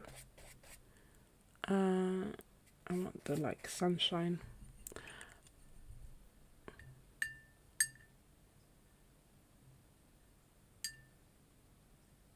Yeah, that's what I mean. Some people really enjoy the Caran d'Ache ones. And I think, oh yeah, that's what I was going to say also. I think that it's also good to like see what kind of artists use similar styles or similar techniques to you, and kind of seeing the supplies that they use, if that makes sense. So like, say for example, I feel like Sarah Burns and I tend to like similar things in gouache. So at least now I know if she likes something, it's quite likely that I will also like obviously I'm thinking about like why does she like it and all that stuff.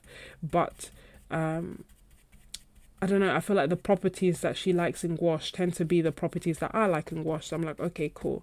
If she likes that, then it's probably going to work for me. Whereas for some, they may like really like gouache that isn't as opaque, and given that I like opaqueness or opacity, sorry, then it would be good for me, you know, then as I watch I can be like, okay, yeah, no, that's actually not for me. They like this, I don't like it. It doesn't mean it's good or bad, it just means that we like different things. That is the good thing about art. Anyway, I don't want everyone to just like the same things. I think that'd be pretty boring pretty quickly. So yeah, so that's also one thing that I kind of like bear in mind. If someone's like, oh yeah, I really love this supply, it works perfectly for me, and I know that I hate that supply, then I'll be mindful of that when I am taking on board their recommendations, that we actually like opposite things. And the same might go for me. If you're like, oh, you know, you really love muted palettes and muted colors, then, you know, you may not enjoy my color recommendations.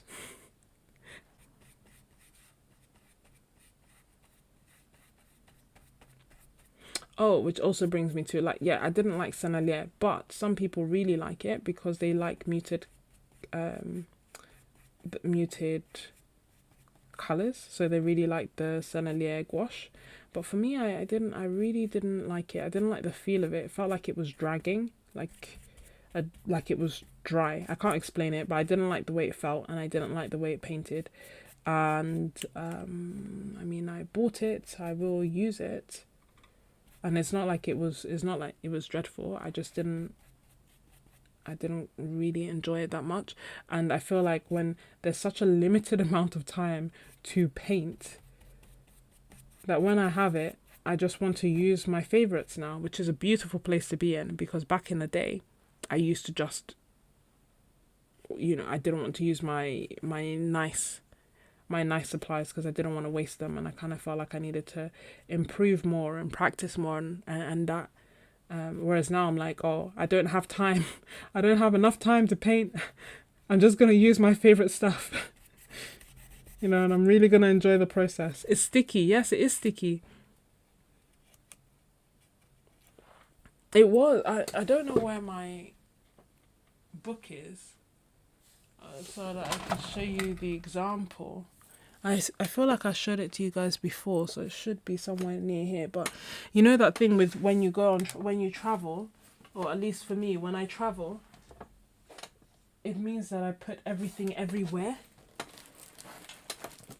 Oh, I found it. Okay. I found it.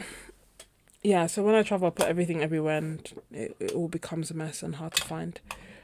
But thankfully, back in the day, me put this. I need to do a sketchbook tour of this. And this is what I was going to show you before. I don't know. I can't remember who asked me about the gouache and how we got onto this tangent. But if you are still here, feel free to say hi, please. And this is the primary set of Shinhan that I was talking about. So it has primary magenta, primary yellow, primary cyan, emerald green, primary black, and white. And then these were some of the mixes that I made with it. But to the point of Sennelier, here we are. So this is a set of 10, I think. Yeah, the set of, is it 10? Yeah, set of 10 Sennelier colours that came. And then these two were the mixes that I made, because I was trying to mix a purple, because I kind of felt like both reds were quite warm and not purpley, and they wouldn't give me the nicest, brightest purples. This was my impression, and this is my result, which I think supports that. Anyway, so I painted with them, and they were sticky, and I also kind of felt like they were quite muted, but then I didn't know if it was just in my head and maybe they weren't muted. And it's not that they were bad, like they are still opaque, but I just didn't quite like the tactile feeling of them, and I kind of felt like maybe they were not as bright. And then I did this, so I'm just gonna move this for a second so that you can see. So I did this comparison, right, where I painted with I did the same painting 4 times. This was a live stream. Talk about dedication. And I just wanted to understand, what is the difference? Is it in my head? And I don't know if you can see a difference. But if you were to hazard a difference, which one would you say is the most vibrant and which one would you say is the least vibrant? If I number them 1, 2, 3, 4. 1, 2, 3, 4.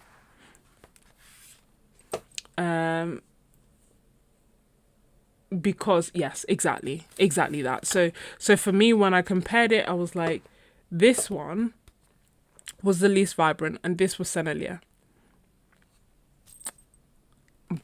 Some people like it because they say it kind of resembles oils more. Like this, that's the thing. Something is, there is something for everyone. But for me, I didn't like it. I still have them, and part of me is like, I should still keep trying. Maybe, I don't know. Anyway, I still have them. I'm not going to throw them away. And like I said, they are still gouache. You can still paint with them.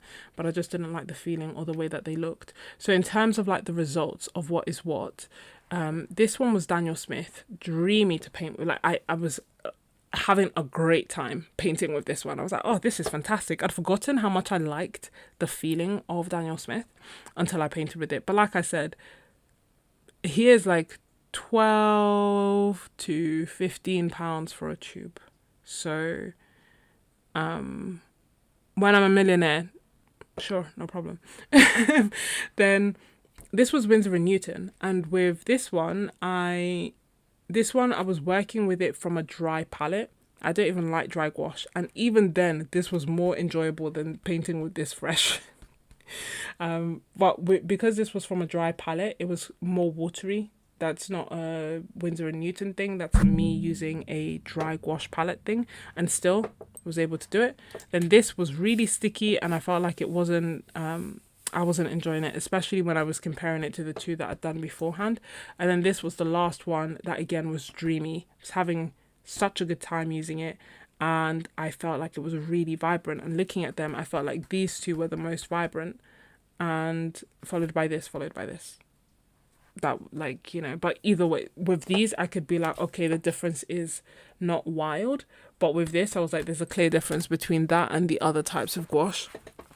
And yeah, I was quite disappointed because I got it early on. I got it quite quickly when it came out because I was quite excited because I really love Sennelier gouache. Sennelier watercolors. So I felt that it would extend to their gouache, but it did not. And yes, I didn't make a video about it because I don't actually like making negative videos. I like making videos about things that I like. I don't want to, what's the saying, like yuck someone's yum kind of thing. And then the other thing that I was going to say is that with Shinhan,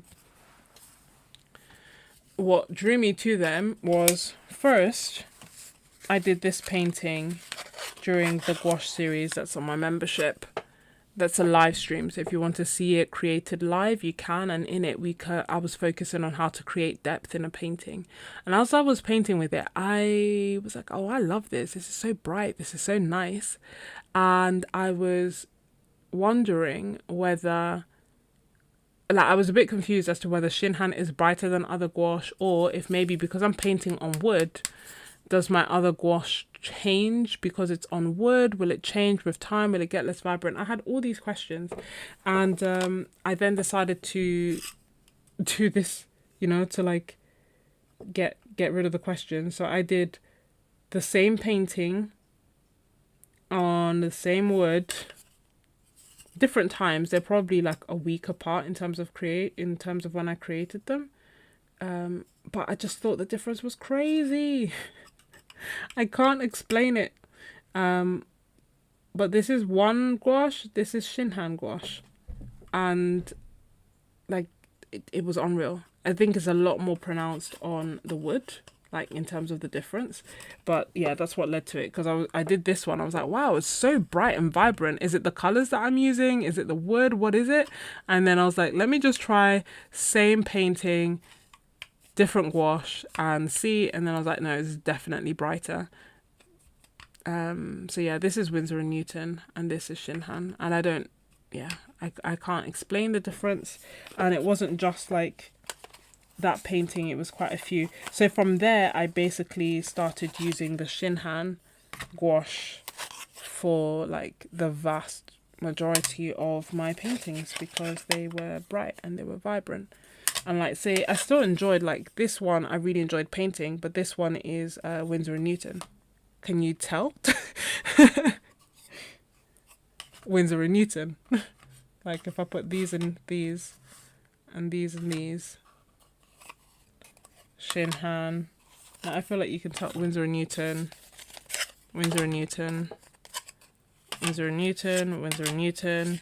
I can't remember which one this one was. Shinhan. I can't remember this one. If I had to hazard a guess, I would say Shinhan. Winsor & Newton, Shinhan, Shinhan, Shinhan. Like, I was like, okay. Oh, and these are, because I also did like a little Venice series. Shinhan, Shinhan. These are bright and beautiful. I stuck with them. And price point wise, they were initially the same, and then Winsor & Newton got more expensive. Shinhan became more affordable, and I was like, what am I doing? I love this gouache. It's bright and it's vibrant. The only downside for me with Shinhan is that a lot of the colour, I'm not sure about the light fastness, and a lot of the colours have multiple pigments. So a lot of the colours have multiple pigments that I just don't know why. I wish they just, there's no like PR122 magenta, which is the normal magenta. Instead, it's like PR81, which some say it's light fast. I don't believe it's light fast. Do you see what I mean? So I'm like, the pigments may not be quite there. I don't know if there are brighteners. All I know is that the colors are bright and beautiful, and I enjoy using it there and then, and I'm just taking it for what it is at that moment with a great price point, and asking no further questions. Oh, thank you. Oh my goodness, you guys are so sweet. Thank you, Laurie. Laurie Lee, thank you so much. That's so sweet. And thank you, Wildflower. What a difference. I know. Thank you all so much. You're so sweet. Honestly, I feel so touched, especially given all the technical issues that I've had this live stream. And a part of me feels like I should just, like, you know, call it a day and quit. And the other part of me is like, I can't do it. I cannot let technology dictate what I will and will not do. Like, I will live stream until I am ready to go to bed.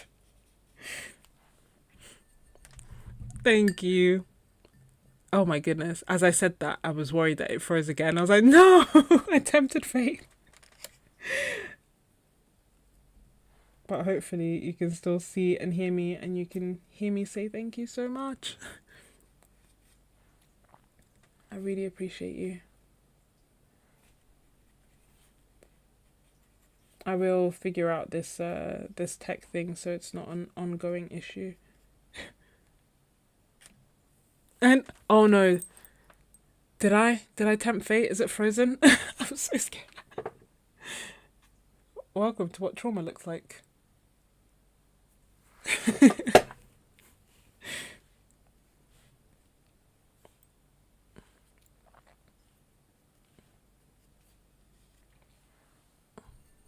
I hope you can still see it.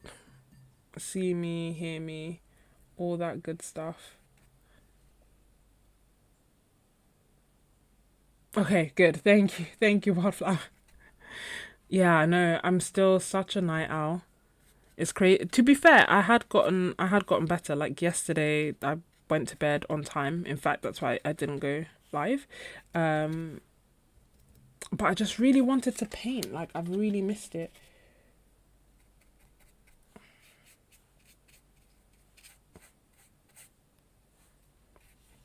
And also, I don't know, I feel like sometimes, you know, it's nice to have someone to, like, paint and chat with.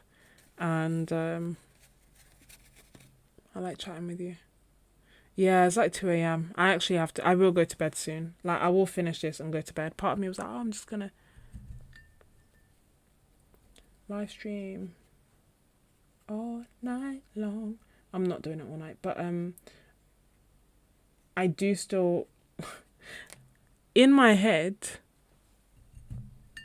from a theoretical point of view, I would love to do another one of those, like, really long live streams that I did. That was like, you know, almost, I think 6 hours is the longest I've done, or 6.5 hours was the longest I've done. So I would love to do a live stream like that at some point this week. Like, that would be ideal. The other part of me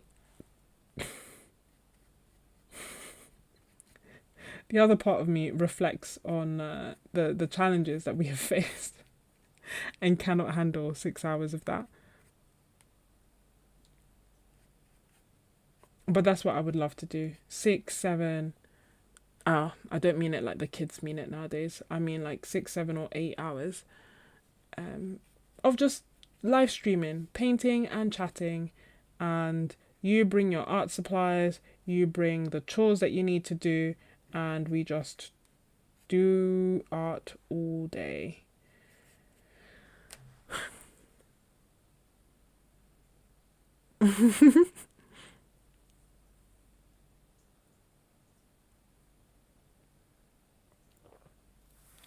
Oh, astroglio. What I do is one of two things. Either get a heat gun, like Wildflower said, or I do 2 paintings at a time. Because I found that I started almost like, I wouldn't, ruining my painting sounds strong, but I would basically work into them too early, knowing that it was too early just because I couldn't wait. But if I had two paintings going at a time, then as one was drying, I could work on the other, and it meant that my paintings were better for it.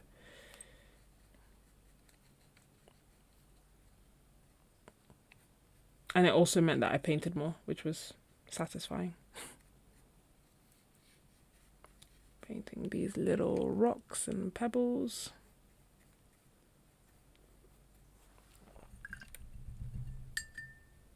I was putting the bridge somewhere here.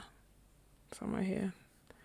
Do a little bit of land there. That was more than I intended, but it's okay. There's a little hut or house here. Put that in. And make it the colors that we see elsewhere as well. A little dash of pink, because why not? And here as well. So the bridge is going to go somewhere there.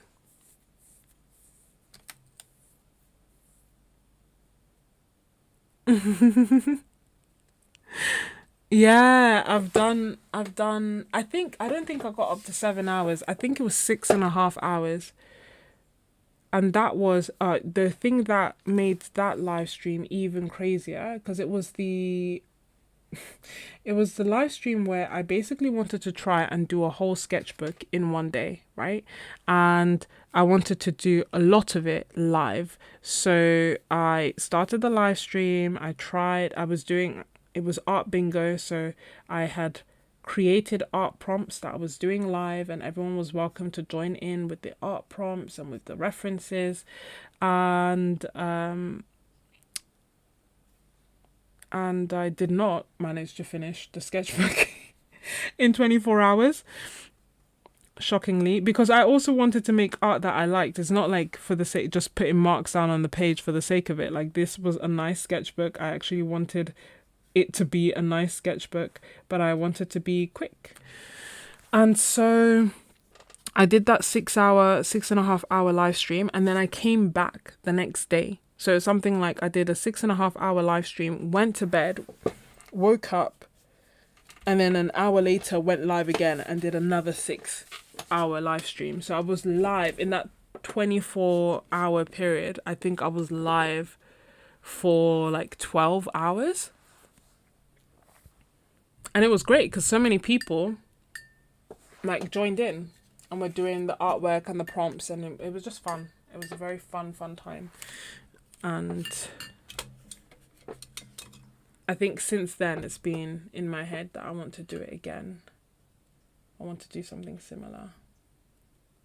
Not necessarily like art bingo, although art bingo was fun, but I just want to paint for a long time with everyone. You know, I don't have red in my palette, so I'm trying to like make a red-esque kind of color.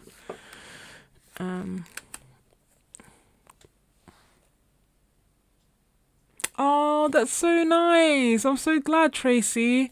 Tracy says you inspired me to paint daily with that sketchbook challenge. I'm really glad.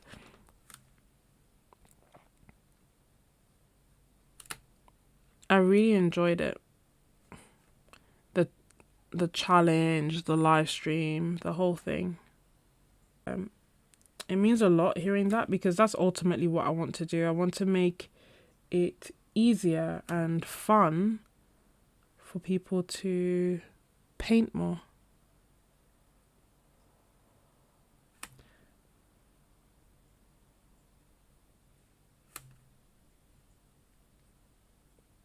There we go, my tiny bridge.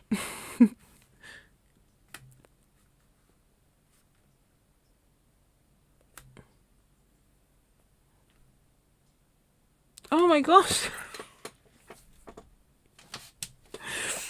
Oh, thank you so much, Tracy. That is so kind. Oh my gosh.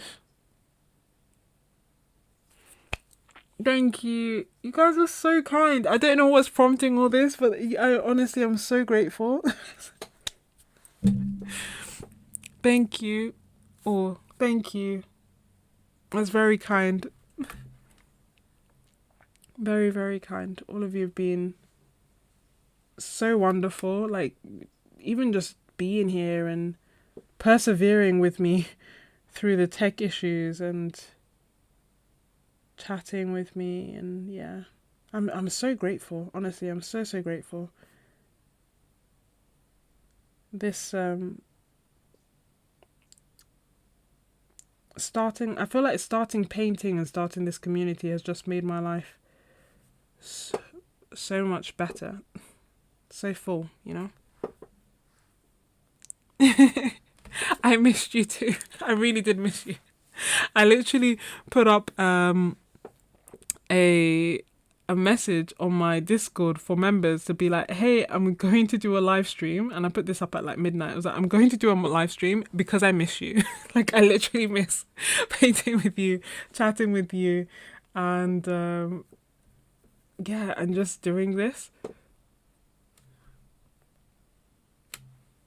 So thank you for being here and for being a part of this and for your kindness and your generosity.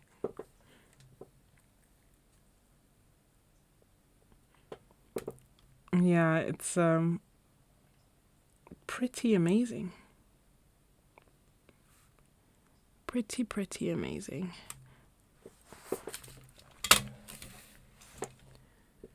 And yeah, I really enjoyed doing that challenge.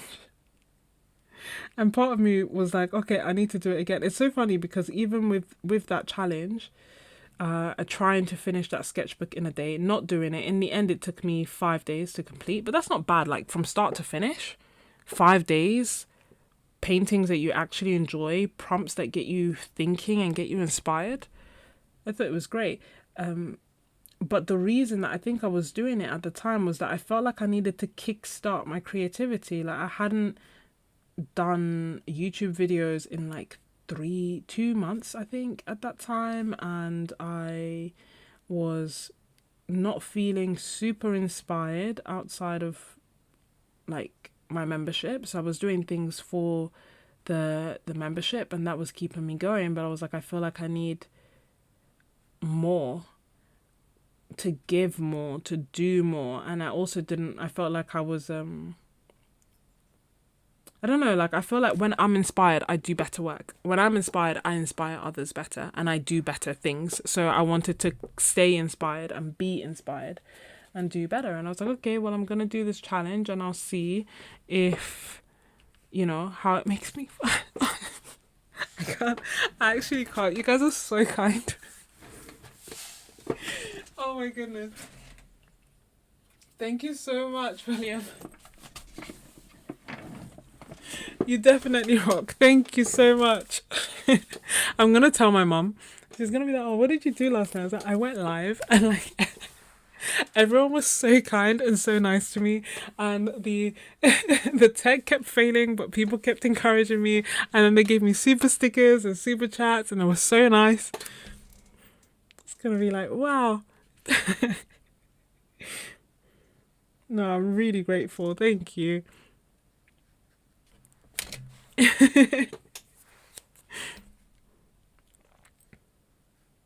And I like your idea of like what I can teach being about having fun and enjoying creating art. The thing with because I looked into it, but I feel like they want like very specific things. So I don't know. I feel like I would need to find what is it that I do really, really well that people want to know from me, and then be able to like present that. Do you know what I mean? Like, I feel like they'd want something more specific than because I guess their aim is for everybody to feel like they want everyone to be teaching how to have fun and kind of, I guess, go beyond that. I don't know. I have a confession. Embarrassing confession, but a confession nonetheless, that I did apply to like teach this time and I was rejected. Gasp, shock, horror.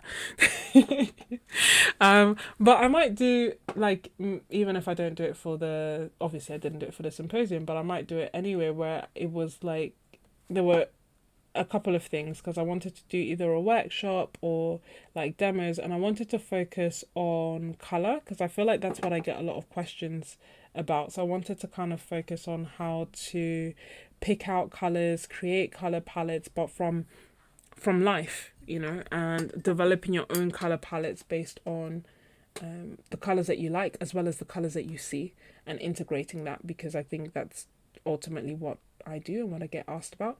And then I also wanted to do like a postcard theme. That's a bit harder to explain, but basically, or maybe it's not. But yeah, a postcard theme. I integrate all of that into a postcard theme, basically. Anyway, I had fun doing it because they ask you to do a proposal, which I did, but for the proposal, I like then create, like I then did the workshop myself. Does that make sense? Like for myself, because I was like, will this work? And I'm not sharing this with anyone else. We're just friends here, yeah. But yeah, so I was like testing it out and made the postcards, did the artwork, did a little photo shoot for it. But I wasn't selected. But you know, I was okay with it because there's so many amazing artists and all the demos and workshops looked absolutely fantastic. So it just made me think I shall go back to the drawing board and, you know, maybe try again in the future. And if I do, who knows? Yeah, I really liked that, like the junk journal idea, Tracy.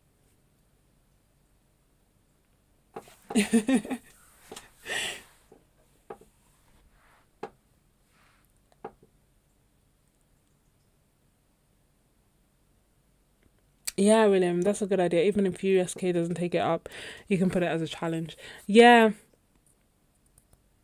Oh, you know what? It's funny because one of my friends, Omar, did do that. So she did do like a almost like a demo and a workshop for people who didn't have tickets, and it was like free, and that was really nice. So yeah, I don't know if I'll go to Toronto, is my thing. But if I do, that would also be a fun idea. And even outside of the USK, I guess I can do that. You're full of good ideas. Hey, hello from Quebec. Oh, wait, is it Danielle, like my Danielle? Like Danielle? Like Toulouse Danielle?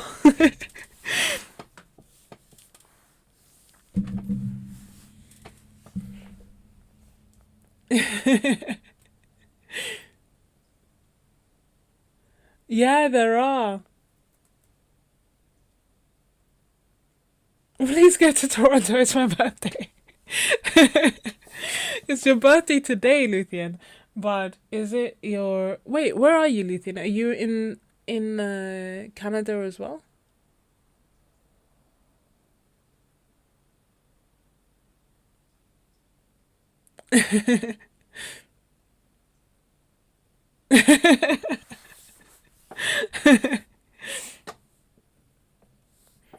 It might work.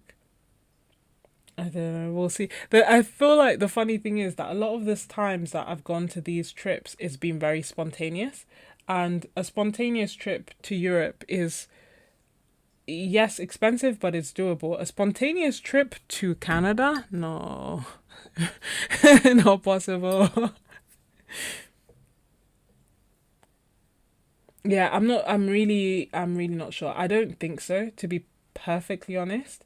I don't know. Never say never, but I don't think so. I think by the time I crank, probably be a no. In part because I think if I went to Toronto, I don't think I would be able to go to like Fabriano in Italy. I wouldn't be able to go to any of the European events. So I think it's maybe like a question of go to the symposium or go to the other events. So I don't know. I don't know. My first instinct was sadness that, oh, it's so far, I will not go.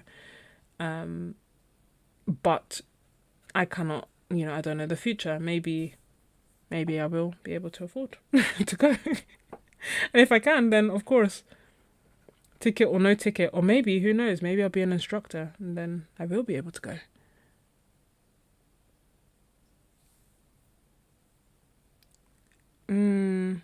Yeah, I know, dude. The airport. You're on the other side, so you go, Nuthian.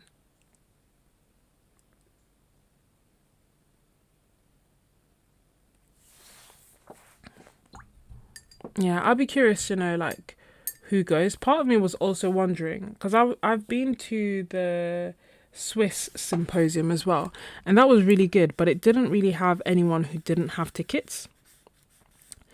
And at the time, I was wondering why. And then when I went to Switzerland and realized that it is so expensive, I understood. It's not really the kind of place where people just, hop over to. I had no idea. Apparently, I live in London. I thought there's really not that many. I just thought London was the most expensive place. I was like, everywhere else is fine. London is expensive. London is expensive. Yeah, no, London is nothing compared to Geneva. I was in shock, in absolute shock. It was wonderful, beautiful, incredible, and I had a great time. But my goodness, wow. So I was wondering if Toronto would be the same in terms of the fact that because it's far, maybe people without tickets won't go. But actually, I don't think so. I think people without tickets will still go, because it's still, I know that it's bigger than, the Poznan and Toulouse, but I think that there's a real sense of community, both in those who get tickets and those who don't have tickets. And everyone's kind of like locking in and being like, okay, we have a year to save. Oh, the Seattle Sketch Fest. That's the other one I was tempted by. No, honestly, when I went to Geneva, right, I got there and I was so hungry, and I looked at restaurants, and normally I'm very spontaneous with my travel. So I was very, very spontaneous with this travel. I did zero research, nothing anyway. So I was just walking down the street looking for somewhere to eat. Can you believe I saw a bowl of pasta for 50 francs? That's when I realized.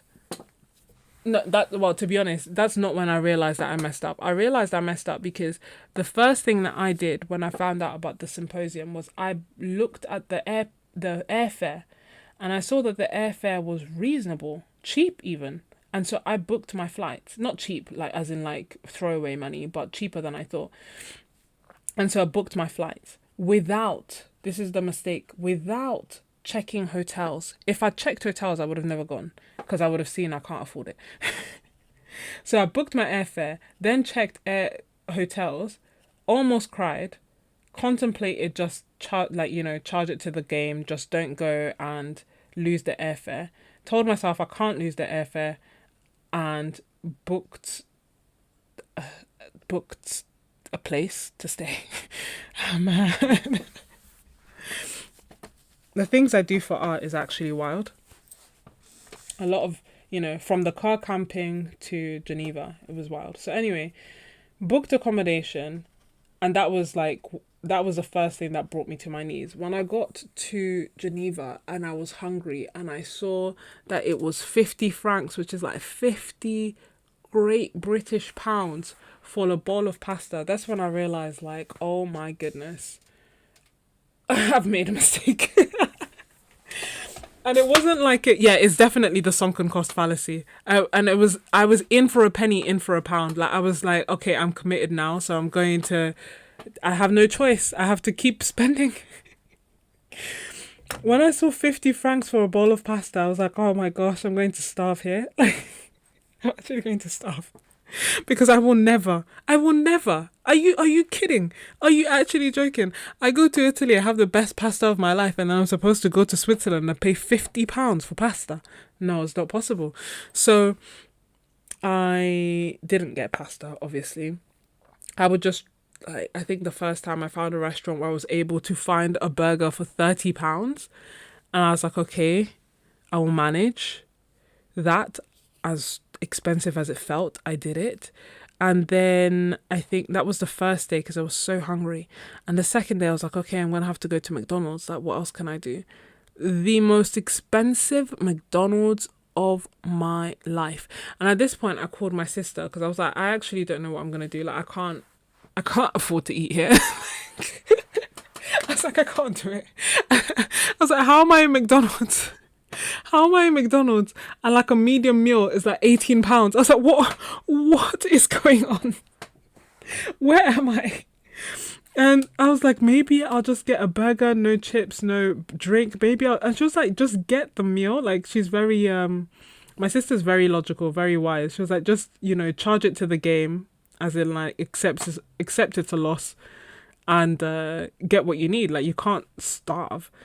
So I got that expensive McDonald's and I was just sat there contemplating how on earth this was costing so much and what is going on. And as I was there, I met someone and I was kind of like talking to him because he was from the area. And I was like, I'm sorry, but how do you guys afford food? Like, what is going on? And he said, oh, we just go to, I don't know if he said Germany or France, to buy groceries and we come back. I was like, I'm sorry, you think it's normal to cross the border for grocery shopping? What? Yeah, the salaries must match. He was like, yeah, if you want. And then he started directing me on how I can take the tram to leave the country to buy food. And I was like, yeah, no, it's a no from me. But thank you for the directions out of the country to buy food. So, yeah. I don't know why I'm telling you about Geneva or how we got here. Oh, yeah, the cost, basically. So So the lesson that I learned from that is that, is all well and good being spontaneous, but sometimes it's worth, thinking about things, working out costs before jumping headfirst. That is what I learnt from my time in Geneva. And don't get me wrong, I had a good time and the symposium was great. But wow, that was yeah. And the thing is, I think as I was there, I was messaging like art members on Discord. I was like, did anyone else know that Geneva was expensive? I was like, yeah, Geneva's very expensive. I was like, how I wish I had discussed this before booking the ticket. Anyway, it is well. I had a good time. No regrets. And then in the end, I made a video about this. I don't think I fully highlighted how expensive it was in the video, but I think in the one, I've made 2 videos. So I made one video that is on YouTube, just in case you're interested about the conference and kind of talking about that side of things. And then I made another video where I also talk about, that's just for my members, and there I kind of talk about my experience, where I stayed, the whole thing. And in it I also mentioned that on the final day, and this is completely illogical, but in my head it made sense. On the final day, I went to the Ritz to eat because I was like, you know what? Hey Elizabeth, I was like, you know what? I have paid crazy amounts for average. I'm out here spending like £18 on a McDonald's burger. Like, what? So I was like, for average, I need to know that I experienced some luxury to help me mentally accept this trip. And so I went to the Ritz. Yeah. Jay Voltron, do I even sleep? Hey. Yes, I do, I promise. Honestly, it's so funny because I feel like lazy a lot of the time, but And so I feel like I'm misleading people by giving them the impression that I'm working all the time, which is not true. I rest plenty. but, but yeah, so I went to the Ritz to eat, and it was funny because when I went there, they were like, "Oh, we're fully booked," and I was like, "For when? Till when?" And I was leaving that day. Like, I had my suitcase with me and everything, but I was given the impression. I was like, "So can I come back tomorrow? The day after? The day after that? The day after that? That?" You know? And they were like, "Oh, let us check our books." And they walked me into the restaurant that was empty. And they were like, "Oh, we've had a last minute cancellation. You can stay." And I was like, "Oh, how lucky that I can stay in this almost completely empty restaurant." Oh, but it was nice. It was nice. The food was nice. There was a lovely painting, and I made a day of it. I was like, I'm not going anywhere. So I literally, like, they gave a little free appetizer that I ate. I brought out my paints. I painted the food. I painted the painting on that they had on the wall. I just really enjoyed myself, made a whole experience out of it. And I was like, okay, cool. Now I feel like, my money was well spent.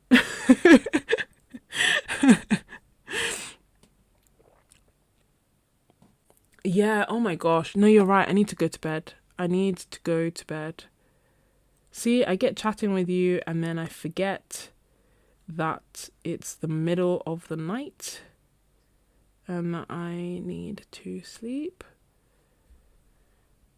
as well.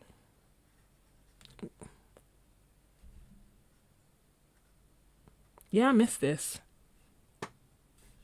I really missed you guys.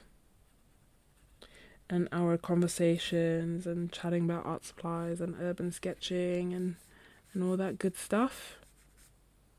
But yeah, I do have videos to do, which I am looking forward to. I'm looking forward to sharing, not necessarily to creating it, but to sharing. I'm looking forward to sharing the supplies that I bought. I'm looking forward to sharing more about the experience with urban sketching. I am looking forward to sharing the festival I went to in Rome. That's like a watercolor festival. The watercolor festival that I went to in Shropshire. My time in Bologna, my time in Venice Carnival. I have been doing a lot behind the scenes, but it's that, yeah.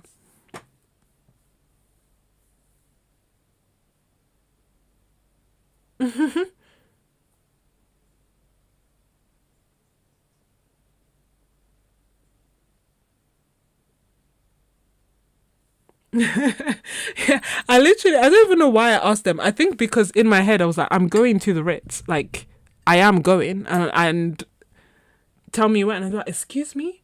I was like, yes. When is it full? Is it full for the week, for the month? Should I come back tomorrow?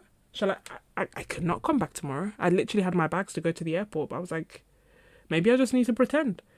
And then apparently pretending worked. And they were like, yeah, we have a last minute cancellation, mademoiselle. I was like, oh, how fortunate for me. Thank you. I'm so glad. I think like 2 other people came in the restaurant the whole time I was there. I was like, oh, cool, whatever. I didn't care. I was like, come with me. I just want to be here, chill, relax, and feel like it's okay that I spent this crazy money because I went to the Ritz. And even like £50 bowl of pasta that I didn't buy. I need to emphasize that. I could never. Maybe I could. I don't know.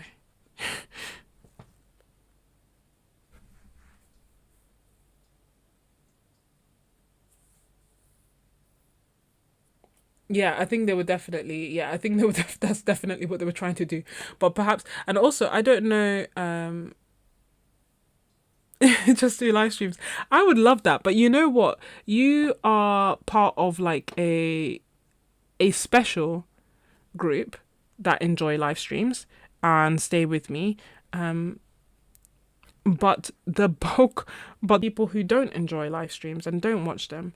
And so the period of time, I think there was like 3 months where I did live streams and no edited videos. And I had a good time and we stayed connected. But those who don't watch live streams did not enjoy it, and the channel really suffered as a result. So it showed me I need balance. I need to do both, which is fine. Like I like both. Although I have a lot of fun on live streams, obviously, as you can tell. Yeah, as to why they were doing it, I feel like I tell you, I call my mum all the time. I do. So I called my mum and I was like, oh my gosh, look, they told me that it's fully booked. And I was like video calling her. I was like, look at the place they told me it's fully booked. I was like, it's empty. There's literally like me and one other family here. Like, what's going on? But whatever. I still got to eat there. Still had a good time. Got to paint.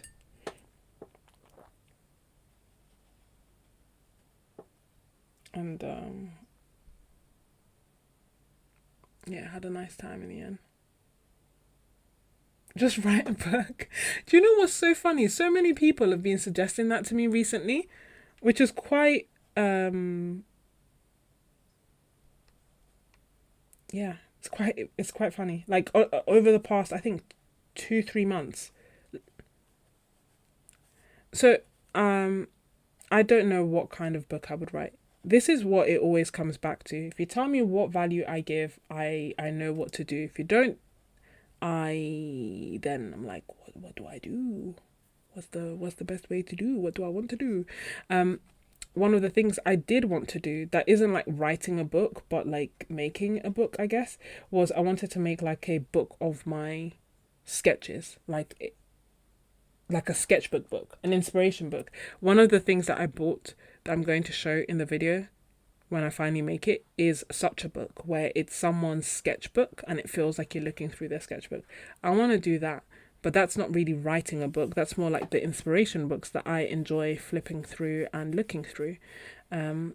But in terms of writing a book, yeah, I don't know what it would be about. Oh, painting with joy. And my travel adventures. Where would we start? The car camping? Using colour so freely. Oh my god. Should I? Hold on. Maybe I should be making a note of this. All your ideas are so good. This is my gouache palette. There's this palette that you're seeing here. These are the colours that I'm using. I need paper to write all of these brilliant ideas down. I'm going to write them in my sketchbook. This one.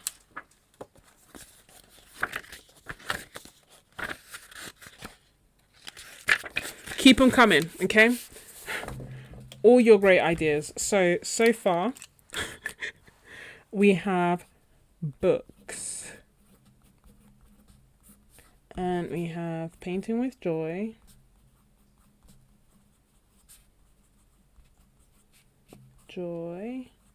Then we had sketches, travel adventures.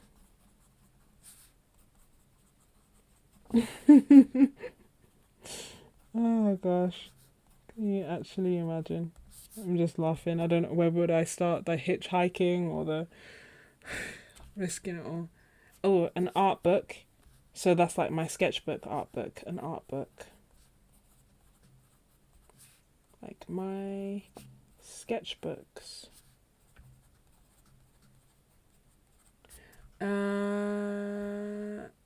The joy of colour. The joy of colour. And that could be about, so someone said, using colour freely.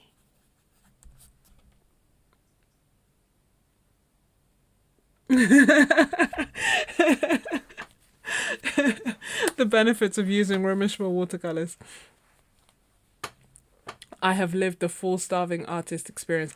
I have. You know what I didn't mention about Geneva was that it was I stayed in a hostel. Yes, my friends. I stayed in I was sleeping with like 7 other people. I was like, I'm at grown age. What am I even doing? And don't get me wrong, like it was clean. It had good. I think if it wasn't, I would have booked a flight and gone home. Like that first day in the symposium, like there was miscommunication. So I was left alone. In like it was such a bad, like I was in such a bad mood. It was such a bad day. I got lost, I got rained on, I got left behind, my phone got water damaged, my shoes got so wet from the rain that I couldn't wear it for the rest of the time that I was in the symposium, because it was just so, they was like soaked all the way through, they wouldn't dry. And then to make matters worse, I was going back to sleep in a hostel. And honestly, it's the one time I've traveled that I thought, call it an absolute, like just call it a day and go home. And I started thinking about booking a flight back. Like I just didn't want to be there anymore. And then I went to, as I was walking back to the hotel, lost, with unable to really find my way because my phone was damaged by the water because it was raining so much. I saw a group of sketchers inside, and I went inside because, to be honest, I was drenched, and they were just really nice and kind, and they just cheered me up to no end. Like they were just, yeah, they just cheered me up basically, and that's the reason that I didn't go back to London. But I was really ready to just, I was just like, what the hell? What am I doing? What am I doing? I was there, I was like, my phone is broken, my shoes are wet, I'm drenched, I'm cold. Then I got sick because I was, again, wet for like an hour, and I was like, why am I here? What is this? And yeah, then they cheered me up just by being really nice, and I got to paint and calm down. And the next day I was sick because of the rain. My shoes were wet, so I had to walk around in like my shower slippers for the rest of the symposium, by the way. I think that's the day I also went to McDonald's. So the second day I wasn't happy either. I was better, but I wasn't happy. And I was also getting kind of messed around by the symposium people. But in the end, as is always the case, community and people and art triumphed overall and made it a wonderful experience, despite all the hurdles. Despite all the hurdles. Yeah, so that's what I did. So I went to an all women's room, and it was clean, it was neat, the people were friendly, but I couldn't fully switch off because at the end of the day I was like, they're strangers. So I couldn't fully sleep. So it was, and I don't mean to complain because all in all I had a good time. But good time doesn't mean without obstacles. So most of the time I was hungry because I was literally like, I can't 3 meals in Geneva, like as if. So I was like hungry. I would eat the breakfast was included in the hostel, thankfully. So I would eat a big breakfast and hope that it would carry me through the day. But most of the time I would get hungry by dinner and then toss up whether to eat or not. So I was hungry, I was tired, I was wet, I was sick, and a good mood. I was not in a good mood. And then I was like, also symposium, I then didn't know if I could make a video, because I was like, if I'm not happy, I'm not making a video. Like, I don't want to make a video talking about how unhappy I am and putting them down. Because also I knew that it wasn't like their fault. Like, yes, there were issues, but it wasn't, so I was like, well, I don't know what I'm going to do. So I wasn't sure about whether I was going to make a video until the final 2 days, and the final 2 days turned around the experience for me, basically. That is that is the conclusion. Yeah, I would do that though, with like signing up for a vacation with, but I think sharing a room was a bit too much for me with 7 strangers. Was a bit too much for me, especially because it's the first time that I've done it.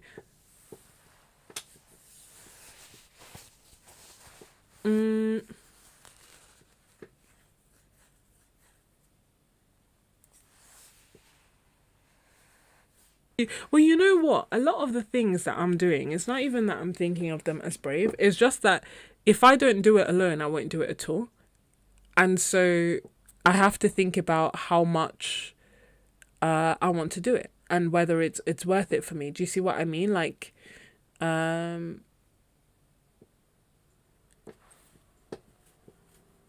Yeah, I need space of time. Yeah, also what I was saying was that the problem I was then having with the hostel was that, is that I didn't want to be in the hostel because at the end of the day, like, I'm sharing a room with lots of people. So I would stay out for as late as possible so that I wouldn't go, so that I would stay there for as little as possible, literally just go there to sleep. But then obviously that meant that I was hungry, and then I was hungry, but it was expensive. So I was like, oh, wake up early in the morning, because again, I wanted to be there for as little as possible. Haven't really slept well because I'm sleeping with 7 other people who are nice, I assume. We never spoke. Everyone was silent, which made it even more strange. But stay there for as little as possible, wake up early, have a big breakfast, stay out all night, get back like 1 or 2 a.m. And yeah, so there were challenges. There were definitely challenges. But then being with people made it so wonderful. Like, I had the final night, I had such a good time where we went out for dinner. Then after dinner, we went out for dinner, but I didn't eat anything. We went out for dinner, and then after that went out for drinks, and then after that saw a concert that was happening like randomly in the street, so watched that. And then after that went to a bar where we continued sketching until like 2 or 3 a.m. So it was like really fun. It was really fun. But yeah, it taught me, how we got here was, am I going to Toronto?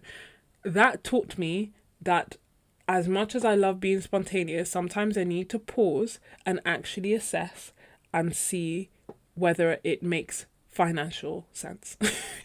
So that Geneva does not happen to me again.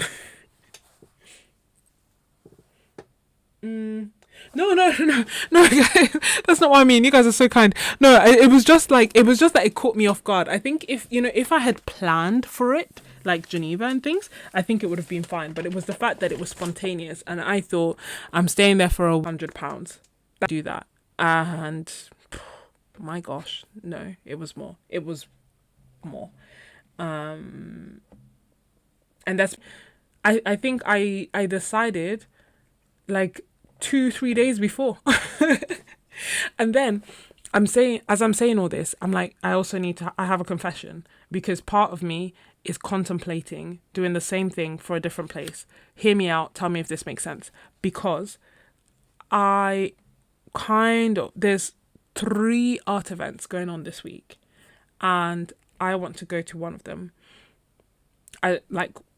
One of them is in Ireland, and the tickets are sold out. To round people, but I wouldn't be able to participate in a lot of the things. And it started Sunday, so I would probably get there on Tuesday. It ends on Monday. So basically, part of me is wondering, do I go there from Tuesday to Sunday?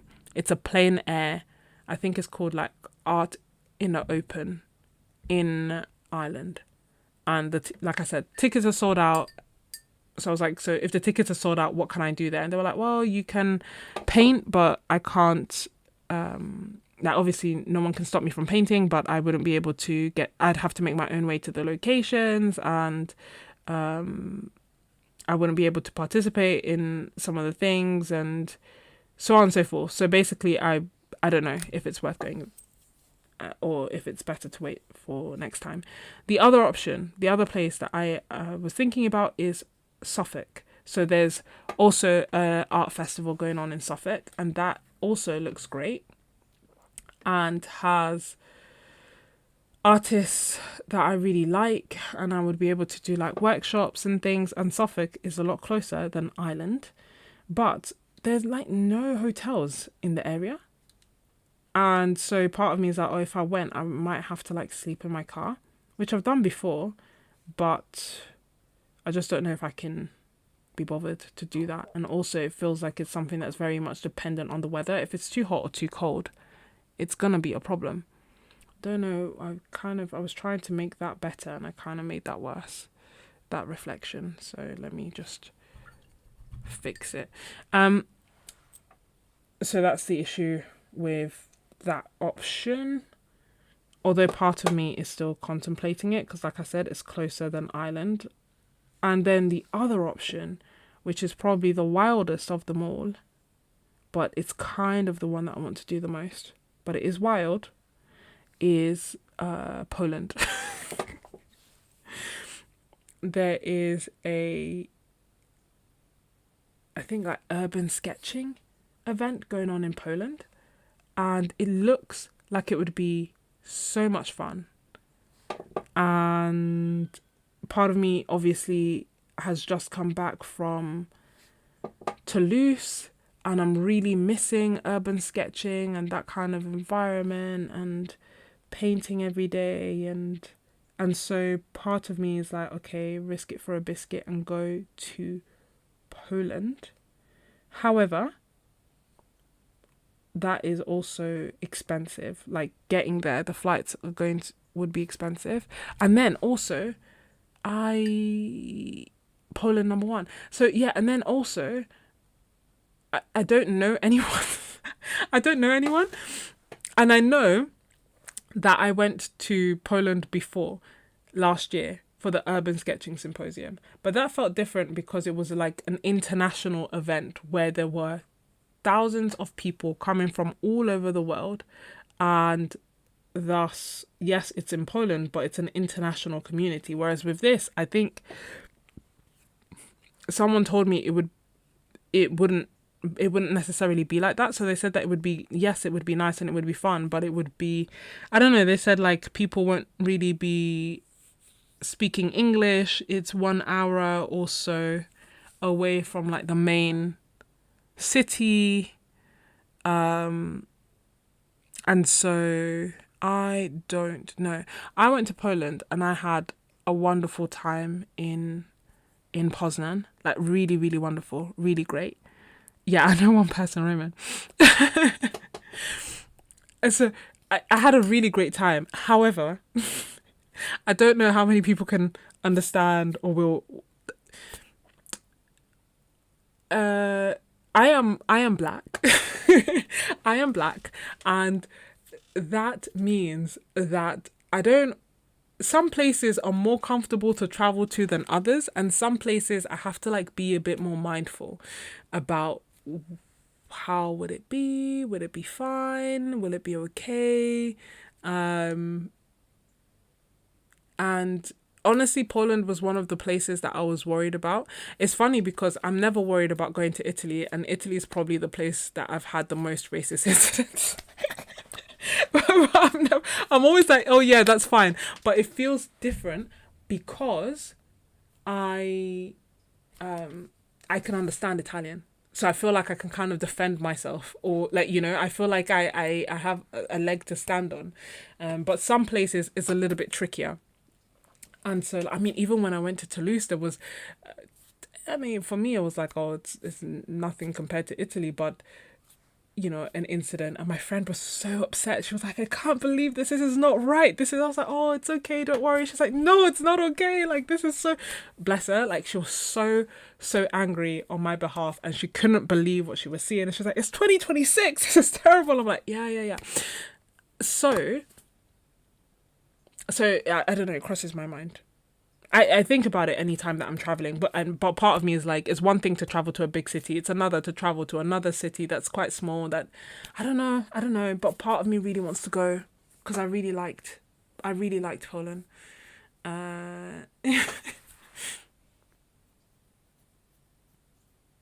Yeah, exactly. It's not. Yeah. Yeah. And so I wonder, like, oh, the place I felt least safe visiting.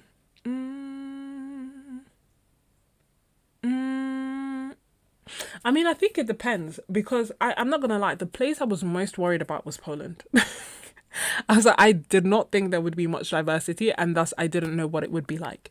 The place that I have been treated the worst has been Italy, which is crazy because I love Italy.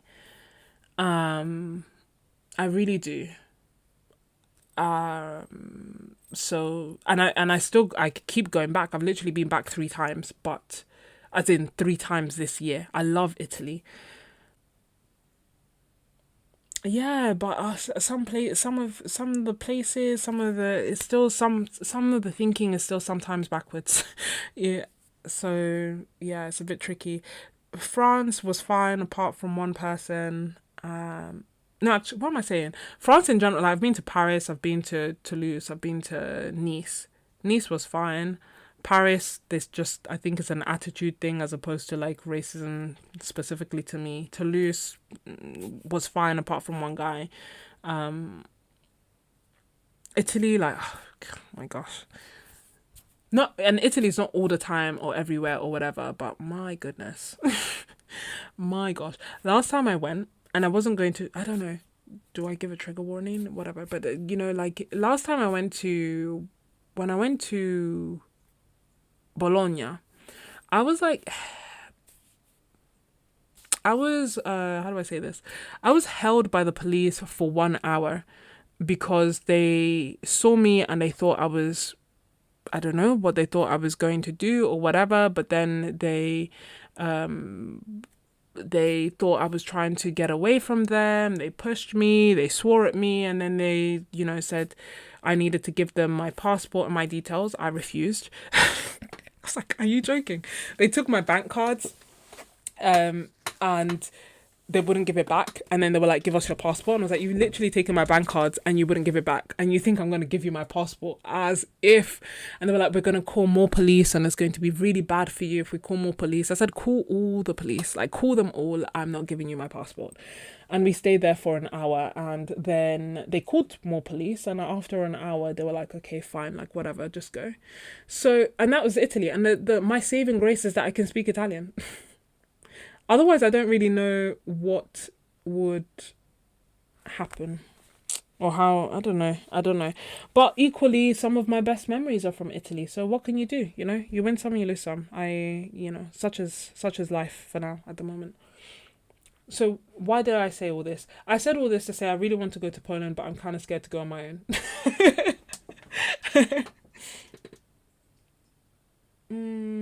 No, well, that's the thing. It wasn't the south. It was Bologna. It's north. Yeah, yeah, yeah. It was in Bologna. What can you do?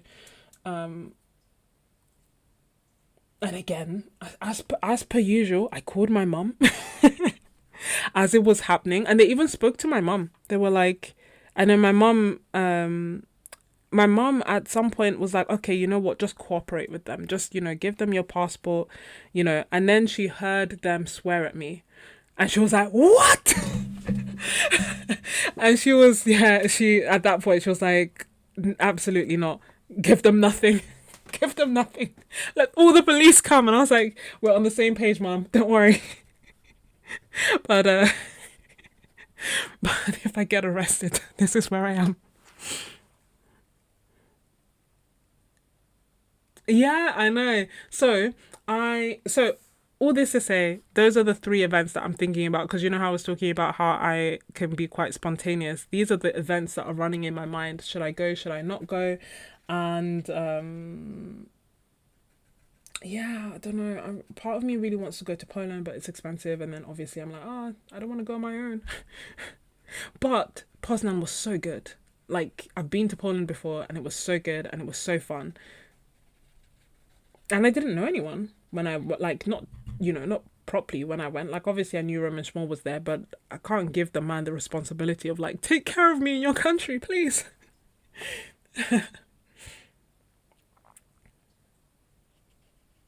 So, so I don't know. If if I if I do a live stream from Poland, you'll know why. I'll be like, hey guys, so I decided. I don't know, because also part of me is like, you can't live this life out of fear, like, obviously you have to be wise, you have to exercise wisdom, but also I can't just not do things because I'm a little bit worried. I don't know. And also, I don't mean even worried, like, I don't think it would be like crazy bad or anything like that. I think it's more so that I don't speak any Polish whatsoever. Like, I know how to say hi and thank you. That is all I know in Polish. And normally I feel like I can pick up quite a few things, but Polish is hard. I can't make any sense of it. Like, I understand Italian. I can kind of understand some Spanish. Portuguese is a bit harder for me, but maybe if they speak it really slowly and I focus, I can understand like 20%. French, I can't speak it, but again, I can understand a part of it. But Polish, I understand nothing. Nothing. And I can't speak it either. Like I can't.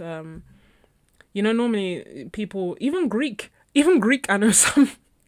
Normally people say a few words and I'll pick it up with Polish. It's like I can't hear it, and I can't speak it properly, at all. Like they'll say the word, I'll try and repeat it, and we all know that I said it wrong. So I don't know, but then it's so beautiful and everyone was so nice and I had such a good time in Poznan, which is Poland.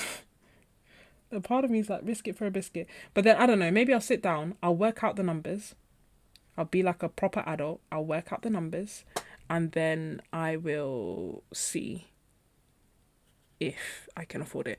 In answer to the question, the tickets are sold out, but they put a note in Poland, Poland. They put a note to say that like it's open, like it's free. So there are parts of it that are paid, but there are also quite a few parts that seem to be free, like doing the sketch walks and stuff. So they were kind of like, come one and come all. It will be quite fun. And then Koval. That's how I found out about it. Koval. So Tom, who makes this sketchbook, put up a story because he's going. And then I was like, oh, where is he going? He was saying something like, oh, you'll be able to buy his sketchbooks from there. And it looked like a really nice square sketchbook. And I was like, oh, go where? I can come, maybe.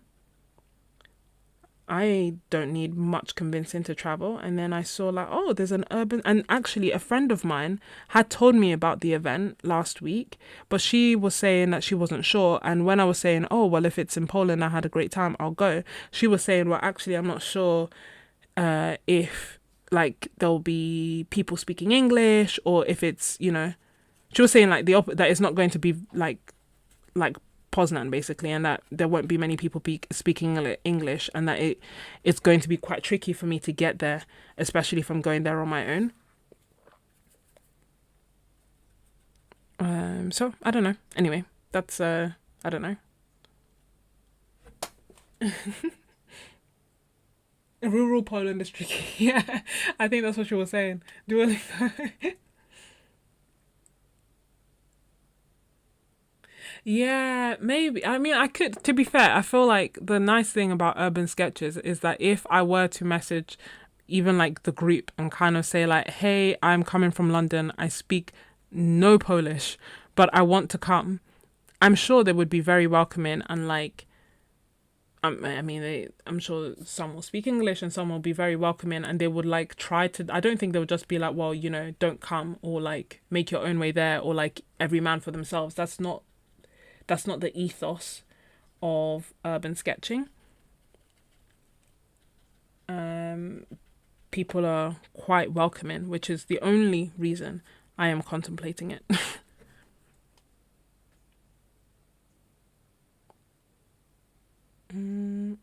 Ooh.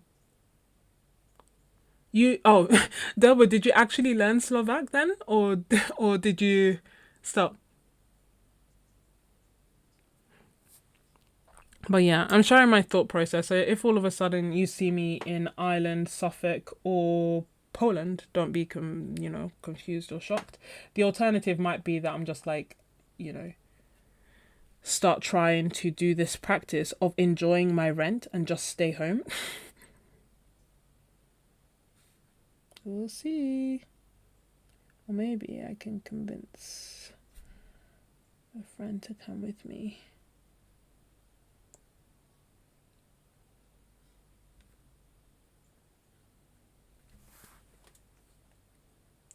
Risk it for a biscuit. Yeah, I'm trying to think. I think I've traveled to like 25 countries. Maybe 20 to 25 countries.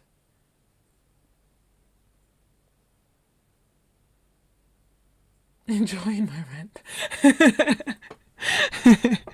Yeah, I've been to I feel like this painting is done, but I also feel like it's not wildly exciting. So part of me is like, oh, I need to keep adding things until it is. But I don't know, maybe that's not the case.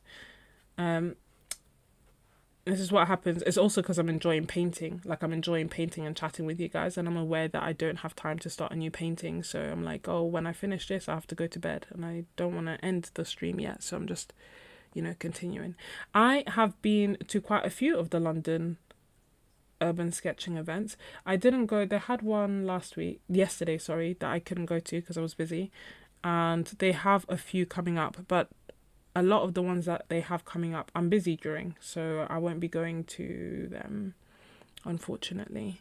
But I have been, and it is fun. And actually, when I went to Toulouse, one of my friends that I was hanging out with, I met him in the London Urban Sketches, and we stayed in touch. And then when he got to Toulouse, he was like, I'm here. And I was like, join me, paint with me. And thus we painted together most of the time. He's a really great artist with like gouache. And then also another friend, Vesta, met her through Urban Sketches, although we have a mutual friend, Omar. So I think that's more so how we met than Urban Sketches, if that makes sense. And then it just so happened that we both also went to Urban Sketching together. So maybe I'll enjoy my rent. I'll keep you guys posted.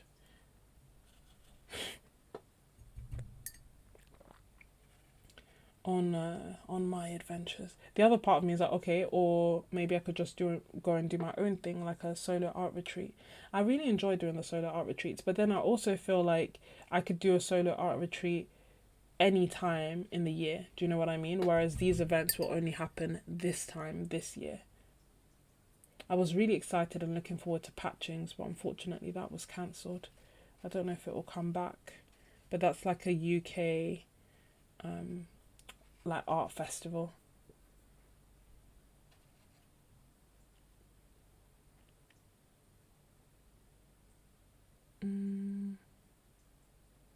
Oh, that's so good.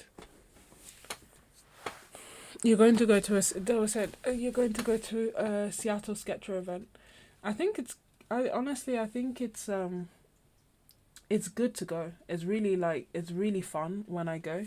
One of the things that I also do, so sometimes after sketching they'll have like drinks, and when I went the first time I just realized that people just weren't going to the drinks, and I think it's because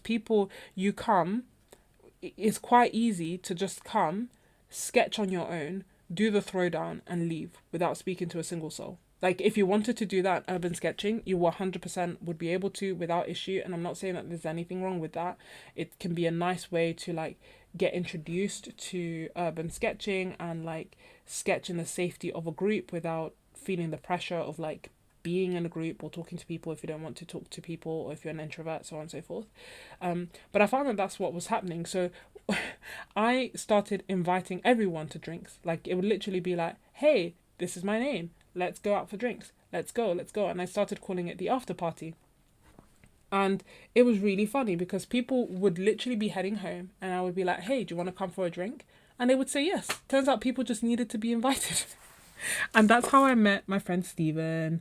And that's how I met a whole bunch of other friends, including Akira and Faye. We all met through urban sketching and me asking them to come to the after party, and then I got to see them again in Toulouse and it was lovely. So that's my tip. If you want to go and you want to also like hang out with people, if they've organized for drinks or hanging out after, invite the people. And bearing in mind, it was my first time. I'm not an organizer and I didn't know people, but I would literally just be like, hey, do you want to come? And then people feel included and they come. And then you make new friends. And some will say, no, I'm busy, so on and so forth. of course, because, a lot of the time you've been painting for hours and stuff, and that's completely fine.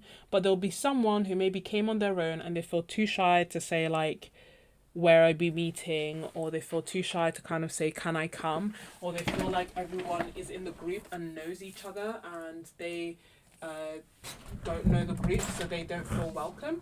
And then you taking the time to invite them will make all the difference, I think. Hold on, I just need to close my window.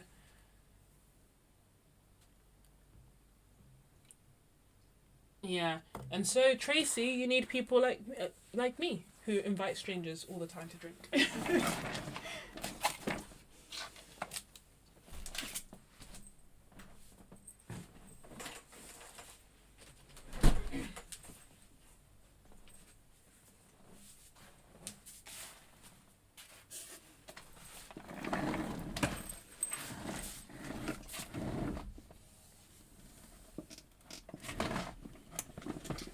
Oh, I'm glad you broke out of your shell, Derwood. You know what? It's funny because I am an introvert. I know I feel like it doesn't look like it because every time that I say that, people look at me like I am crazy. But I am an introvert. I recharge on my own, and yeah, but I'm not shy. So I think maybe that's why I give the impression that I am. And how did a mosquito get in my house? I think that's why I give the impression that I am an extrovert, because I'm not shy and I do enjoy people's company, but within limits.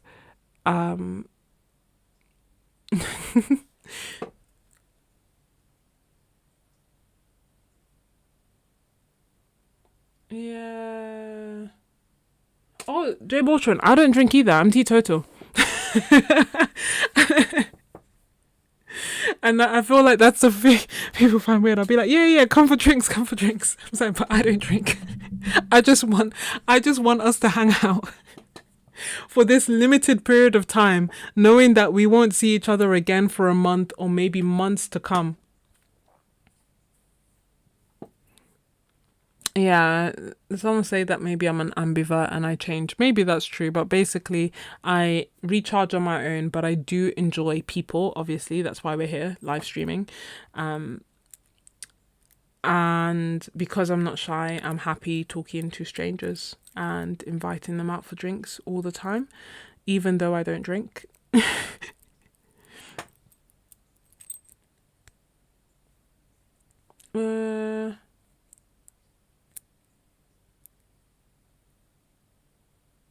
Yeah, no. Let us be introverts. Oh, I'm so glad. I'm so glad, Dawood. It says, the fact that I went to the Devon retreat gave me confidence to paint with strangers. I'm like, I have friends if they reject me. Exactly. And you know what? Most of the time, people will be nice and will not reject you or anything like that. And the kind of people that would reject you, I mean, Derwood especially, like, you're incredible. So the type of people who would reject anyone aren't the type of people, they're doing you a favor, because then at least you know that they're not people you want to be around, like there and then, as opposed to thinking that they're your friends and then, being horrible behind your back. Like, if anything, I thank them for their candor and for saving me time and energy by terminating the friendship before it started. Here's a question. Is urban sketching just plain air in the city, or is it more than that? I'm getting afraid of identifying too hard. Will I lose the other identity as a watercolor gouache painter? It's a very good question, and I feel like I'm probably not the best person to answer it, because I honestly,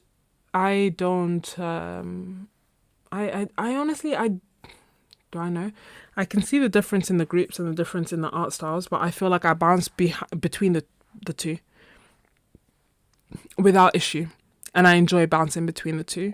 I feel like urban sketching is painting outdoors in urban settings, yes, but it also kind of goes beyond that, because it's about sketching or painting the life painting people. It's almost like a reportage, like a record of what is going on, and the sense of the place. Whereas I find like plein air is more like the impressionist, like creating a representation of the landscape or maybe the place, but not necessarily the people that are there. I feel like the urban sketching leans more on the signs of life, whether it be that you are sketching people or that you're sketching cars. And even the terminology, like, you know, with urban sketches, they could do a full-blown painting, but they're still calling it sketching because it's there, and it can be quick, it can be detailed. But the other thing is that it's also very different, because as in like the styles across urban sketching and plein air are very different. So there's some people, as in like not different from each other, they vary. If you look at urban sketches, there are some that you will see and you will think that's a plein air painting, and there are some that you will see and think that's like a sketch. There are some that you'll think it's an architectural masterpiece, but they identify differently, as in like the artist, the person who's creating it themselves tend to identify differently. Some of them, because they do like to be in like that group setting. I find that urban sketchers prefer to be like in groups and chatting and maybe painting the food, painting the conversations, painting the people, painting the cars, the structures, everything that's going on. Whereas plein air is maybe a bit more like this painting that we've done here outside in life, where there's like landscape, and yeah, you may add a bit of people, but that's not always necessarily the focus. All that being said, I, like you, don't ascribe to the labels. I know I like painting outside with people, by myself, prefer with people. I can do that with plein air painters, and I can do that with urban sketchers, and I feel like my art camouflages between the two. I feel like no one can tell me that I'm not a plein air painter, and no one can tell me that I'm not an urban sketcher. So, you know, and I can't tell if when they look at my paintings, if they can tell, or if they would say, oh yeah, this is a plein air painter. Because I feel like if you looked at this, you'd say, oh yeah, plein air painter. But if you looked at this, you'd say urban sketcher, plein air painter, urban sketcher. But I'm both. I'm both and everything.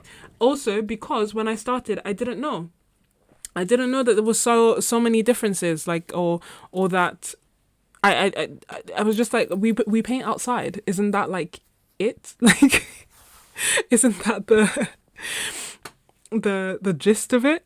Do I need to say which one I am? Do I need to? I just thought, oh great, now I have two groups that I can go out and paint with. But I do notice that there isn't massive crossover, which is odd, because I thought that it would be the same group of people across both. But it's maybe like, I don't know, like 5-10% crossover to both of them. Yeah, exactly. I paint what I want. That's what I do. So yeah, I found that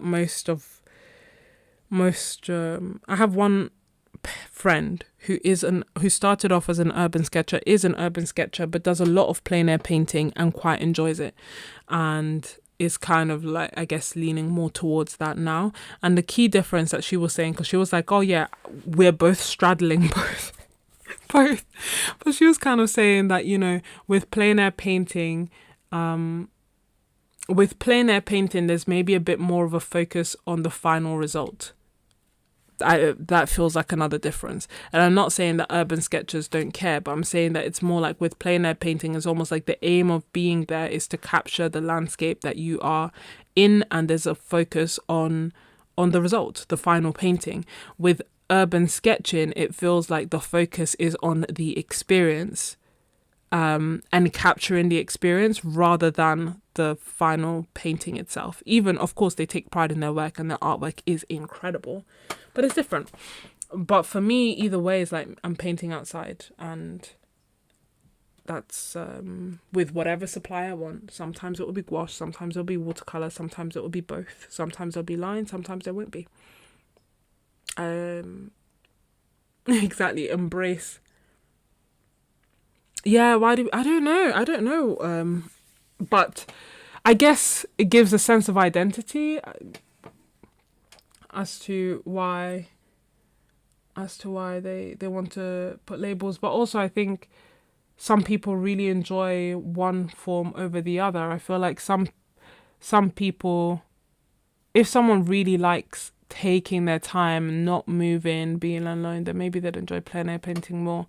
If someone wants to be in a bit more of a group setting or likes a bit of chaos, then maybe they like urban sketching more. But again, it's a personal preference. Like, there's such a wide range. If you look at like Danny J. Hawk, for example, he does like super detailed, precise artwork that maybe takes him 1 to 2 hours to do. There are some that almost create, literally looks like masterpieces, with perfect perspective, because urban sketching seems to draw in a lot of architects as well. But they are urban sketchers, or they call themselves urban sketchers. Yeah, for me, I was like, look, I didn't know that there was a difference, and thus I just did both, because I'm like, I like painting. I guess that's a good thing about not knowing the rules, not going to art school, not having been taught anything. Do you see what I mean? Because I wasn't taught what is right and what is normal, I do things my own way. And part of doing things my own way is going to whatever I want to do and doing whatever I want to do in whatever way I want to do it.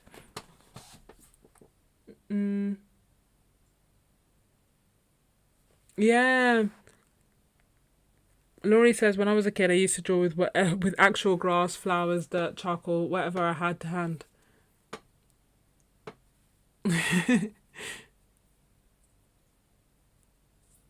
Yes, I agree. I think plein air, there's an emphasis on classical technique. There is. It also tends to really like draw in the like oil painters, the acrylic painters, taking more time, like the Impressionists.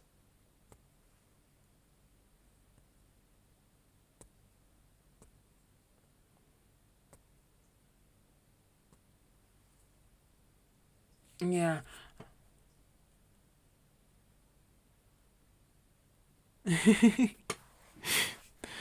Nah, it's funny. You know what? It even took me I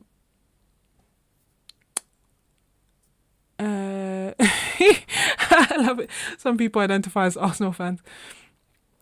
I can't remember what I was going to say. I think it was something to do with like being self-taught.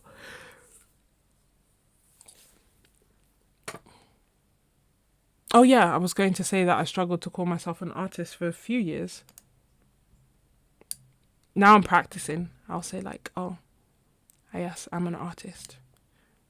When I go on holiday and they ask me what I am, what I do, I'm like, I'm an artist. It's actually quite nice to say. It's like, yeah. And they're like, oh, do you make money like that? And I'm like, yes, I'm an artist. Not quite the truth, but they're like, oh, and what does that mean? What do you do? And normally I then have to be like, oh, I teach art, or I have an art membership, or once someone's like, oh, how? And I said, oh, I have a YouTube channel. And they're like, oh, so you're an influencer? And I like gasped. I was like, what? I said I'm an artist.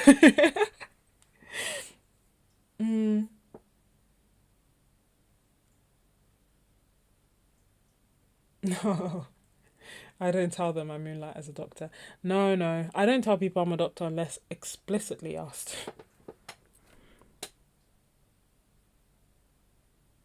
I don't know why. Or like sometimes, not often, sometimes, but if people are like being really annoying, rude, or disrespectful, then I tell them I'm a doctor, because it's almost like sometimes people think you're stupid. And I have to be like, look, no, like, I don't know who you think you're talking to. But I'm actually a doctor. Like, you need to put some respect on my name. It's usually like if I don't know. I can't. It doesn't happen often, and not in person. It's maybe like I change maybe if we're doing email signatures or whatever, and they're like talking to me a bit rude, I have to like change my signature to doctor, so that they can address me as doctor. I've got this. Step back. Yeah, no, but no, I don't. Yeah, I don't know why. I don't tend to tell that. Like, I guess it's in the name, the Scrubs, but even in the name, is not. It's quite a hint as opposed to a declaration. But part of what when I started painting, a big part of it was that it was completely separate from medicine. So I started it during the pandemic. Need I say more? And I wanted a positive outlet, and I started painting and doing Instagram and sharing my art on Instagram so that I would have a way to be positive. So I basically was doing a 100-day challenge, and I started my Instagram so that I could share that, and I wanted it to be private. I didn't tell my family, I didn't tell anyone, no one I knew. I just wanted something that was completely separate, that was fun, and that was light-hearted. And then I would do my floral paintings and my floral drawings, and I would also write a positive, encouraging note with every painting. And the note was both for myself and for those who were watching, or who were following me on Instagram. It wasn't many, but it was a time where I would get a follower and I would thank them, and we would chat a little bit. And quite a few of the people from the beginning, we chat every so often, not often, but every so often you see them pop up again and you're like, oh my gosh, hi, because we started chatting in that time. So anyway, I wanted it as a positive outlet, and so I was painting. I would write a daily positive message. I would write, or a scripture or something.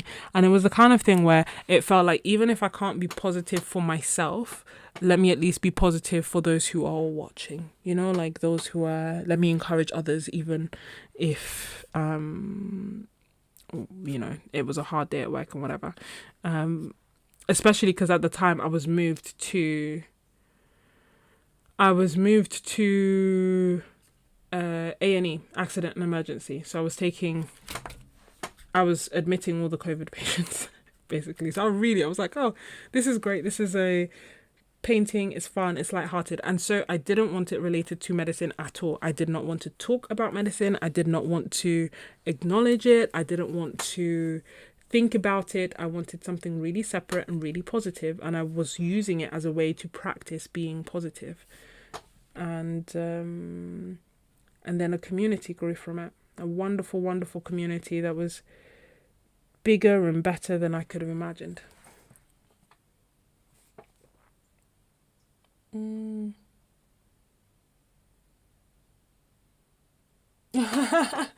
William, that's a good question. Do I intend to live stream for where I decide to venture next?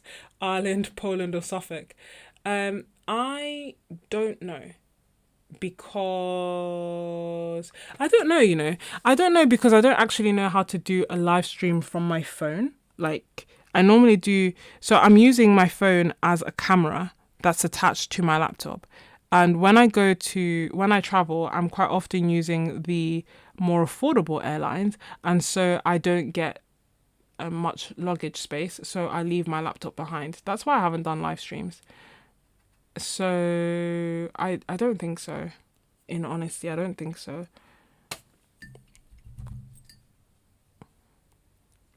Cause I think it would be too tricky. Part of me is I'm barely managing from the comfort of my own home. I don't even know what would happen from a different country. I will try one day, I think. Maybe if I go. So many uncertainties, so many unknowns about traveling. You want that orange tin?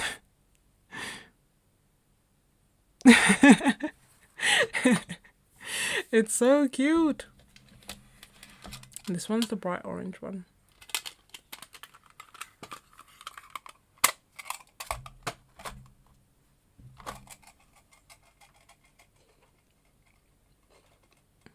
Very bright orange one. But yeah, that was why I did that. And even now, my colleagues don't know about this. It's a secret. Um, even some of my friends don't know about this, which seems wild, but I don't know. I can't explain it. Like, it's just so nice that it's that you are like you guys are like my happy place, my happy relaxed place. And yes, I thoroughly enjoy it and cherish it and protect it, and yeah, so that was why. That's also why I never shared like my name online, because I didn't want, for one, I don't know. I feel like although things have changed and they're a bit more understanding about social media nowadays, when I started med school, that wasn't a thing and it was very much frowned upon. And it's not even like I'm doing anything wild, but I just didn't want to give anyone any ammunition to complain. I didn't want to risk losing this. I didn't want to risk being put in a position where I'm told that it needs to stop or anything like that. And so I was like, yeah, I'm not sharing it. I'm not doing anything bad. But obviously as a doctor, there's like this thing where you can't do anything that will reduce the confidence of the public in the profession. And that's a very broad thing. So I think that's why, social media was initially frowned upon, because people would come out here and be doing wild things. Wild things.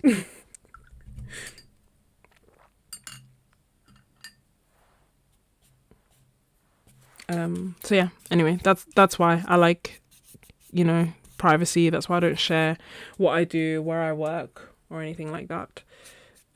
Because yeah, I think it's better. I also think it'd be weird if like my patients started watching me paint. Or maybe it wouldn't be. Oh, good night, William, and thank you so much. It's been lovely chatting with you. I know that I should stop here. I know. You don't have to tell me. I know. But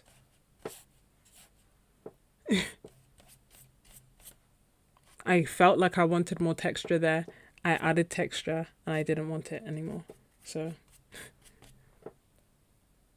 there it is. Maybe it's done. Maybe this is what happens when you keep, fiddling with something because you don't want to go to bed because you're having such a good time.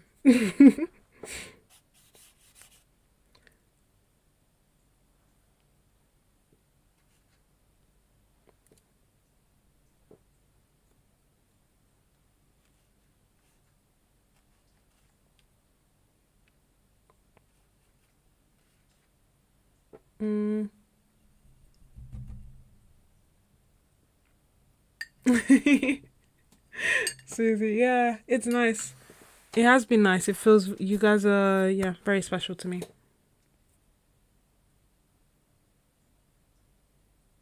Thank you, Cordelia. It's also comforting for me. It's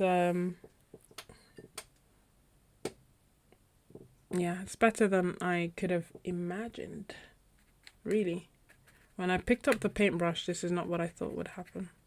I don't know what I thought would happen, to be honest. I don't think I gave it much thought in terms of like the future. And then you guys gave me the bravery to start dreaming, and I was like, oh, well, I would love to do an art retreat one day. Remember, I spoke about that for years. It was like, if you go back and you watch like my 2023 goals video, it was one of my goals back then. I was like, I said something like, this is like a dream big goal. This is so big, I don't even want to say it because, could it even happen? But I'm going to do it. I'm going to say it. And I want to do my own art retreat. And here we are, 2026, 2 sold out retreats. 2027, Italy. And I can't wait. I can't wait. Yeah, I think so. I really do.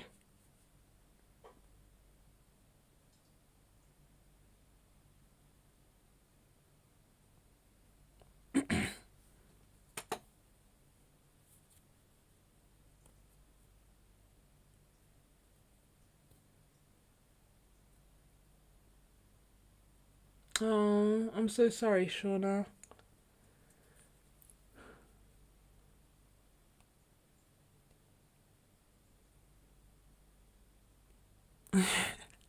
I can't wait either, Hailey. It's gonna be so good. Oh, Shauna, you're so sweet. I'm so glad. I'm so glad that I could help, and I'm so sorry that you're going through this difficult time. I really hope you continue to recover and get stronger and stronger.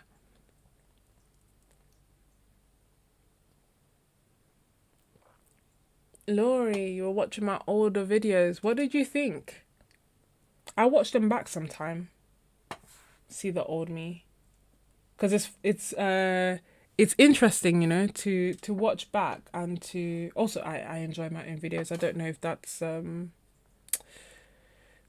weird, but but I do enjoy them. But it's also really nice to like watch back and know that I'm in the future, like know that you know, for example, in that video where I'm like, oh, you know, one day I would love to do my own art retreat, and this is what it would be like, and then watching that back now, knowing that it has happened, it's really cool. I also watched them back because I don't know, they inspire me, and they remind me on the hard editing days why I do this. Oh, you love them. I'm so glad.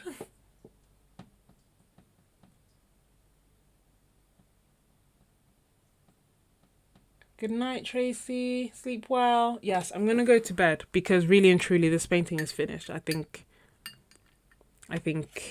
I know that. I've known that. Maybe in the light of day I will change my mind. But I also really like, what I like about what I've done is that I've added like sprinkles of red everywhere, because red is the main focal point for me. And I kind of like that, although it's not in the reference. The whole painting's kind of tied together to that bridge. I think that is cute. And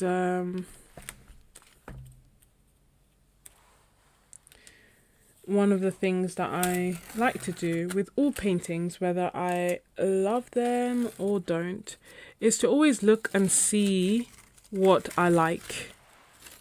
You know, so especially for the paintings that I don't love. Because if I love a painting, I think it's easy to be like, oh yeah, it's fantastic and I love it. Yeah, that's great. Sometimes I think about why, but sometimes I'm like, you know what, I love it, that's fine. But for the paintings that I don't like, I still need to find something that's good about it.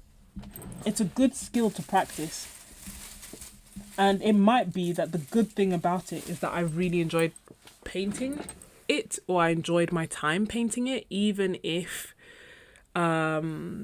I didn't like the results. It could be that I liked the color scheme. It could be that I liked the idea, but I didn't quite execute it. Whatever it is, I think it's good and important to find something and to develop that skill of finding something positive inside your artwork.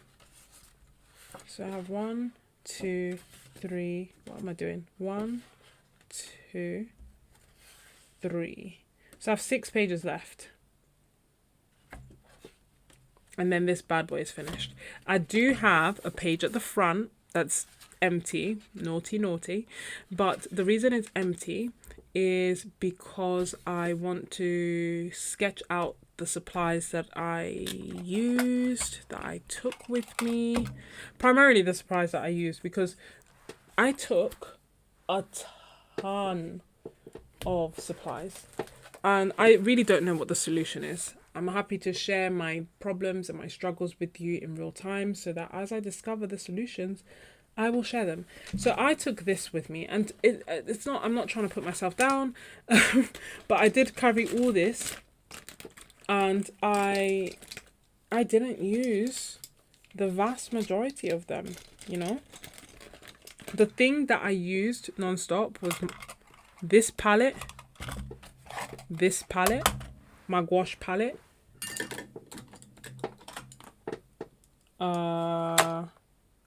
Where is it? Where did I put it? Oh yeah, these 3 brushes.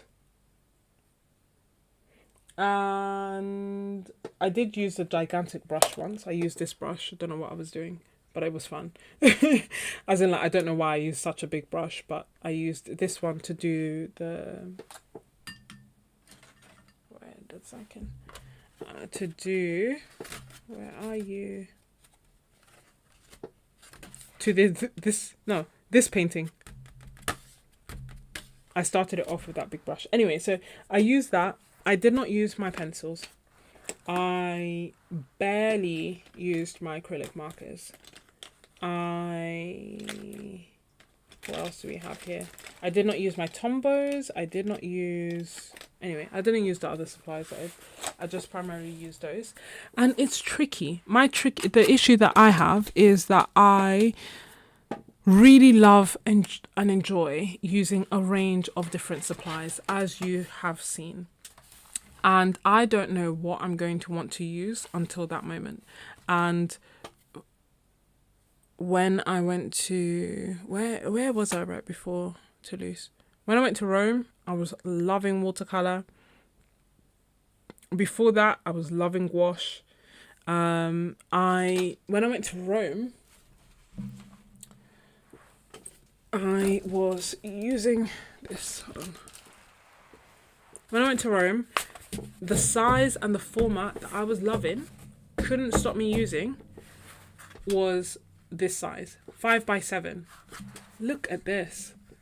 This was, I watched a demo by Alvaro, yeah. It's funny because when people watch demos, they just watch, but I feel like I can't focus if I'm just watching, and I won't remember what I'm doing if I'm just watching.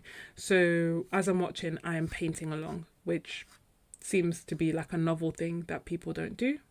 And people were really intrigued by me doing that. But I was like, I feel like it makes sense. No, how else will we remember what we're seeing and what we're doing? So anyway, I watched his demo and I just absolutely loved the way he painted and his bravery and like making areas dark and playing with light and shadows and this like really loose watercolory effect. I love it.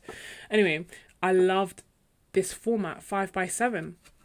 And I also really loved, I don't really know how to show you guys everything, but I've basically been loving working on loose sheets. I haven't worked in a sketchbook in a while. I was just loving loose sheets, and so I didn't think that I would use this sketchbook at all, and yet I have almost finished it. I have 6 pages left, and you couldn't tear me away from this sketchbook. So I can't tell, basically. But I think that ultimately the key thing is that whatever I have is what I'll use, and if I bring more options, I maybe just get more confused. If I had just brought watercolor blocks, that is all I would have used. But because I brought watercolor blocks and sketchbooks, big watercolor block, small watercolor block, loose sheets, I had an array of options. I'll show you some more of the art that I did in Rome. This one was by Herman Peckel demo. Again, I really enjoyed it. What else is there to say? Nothing. I really enjoyed it. I enjoyed doing the houses, especially. He likes doing really dark foregrounds. And it was interesting because a demo is not a tutorial and it's not a workshop, so they're not kind of explaining their process. I'm just watching where they put the paint and trying to do the same. So I also don't know what's going to come next. And what was really interesting with him was that I thought that he was putting the darkest of dark values here, everything, because he did like all of this in the back first. And this to me looked really, really dark. So I made it as dark as possible. And then he came in with this, which was actually dark as possible. So it kind of just helped me. It changed my understanding of like the values. If I'd known that there was going to be something that needed to be really dark, I wouldn't have made this as dark. So anyway, it was just kind of interesting me thinking about like the different process. Then this one was by Michal Jasiewicz. I love his painting style. It is so beautiful. so beautiful. And also like I love the way he does like architecture. He does like very loose, very watercolory, painterly, but he also does like, I don't think he knows he does it. I don't even know if he's doing it intentionally, because I kind of told him and he was like, oh, that's really interesting, but it's almost like he does like a magic trick, because he leaves white space and then he'll do like two lines and all of a sudden the painting makes sense. And what I mean as an example is that this area here, he left white. So I left white, right? And I just thought it's the bottom of the street. I didn't think or see anything of it. And then he came in and did like one blue and one grey stripe. Blue, grey, blue, grey. And then all of a sudden they were cars. It's like they appeared out of nowhere. And I was like, how does his mind even see that? Like, how does he even know? Do you see what I mean? I was like, how is this happening? Like, in my head, I wouldn't leave it, I wouldn't think of it as white. I would maybe have like painted it in straight away. Like, I can't explain it, but his mind works differently to mine. And it was just interesting. And he did the same, because this is the second demo of his that I've seen. We met in Shropshire. So we met in International Watercolor Masters. And there he did a landscape and it was a snowscape. And it was the same thing where I kind of felt like, okay, it's all snow, and then he like put in shadows and it was like, wow, there's rocks and there's a lake, and it's like I had no idea that was going to happen. So it was really, really cool to see him paint like that. Then we go to paintings that I did myself, so I feel like we take a cliff dive. This painting I did at night, so don't judge me too harshly. But it's special because I had no battery on my phone. No, let me start off by saying that I had a wonderful day, was painting, and was heading back to my hotel to rest.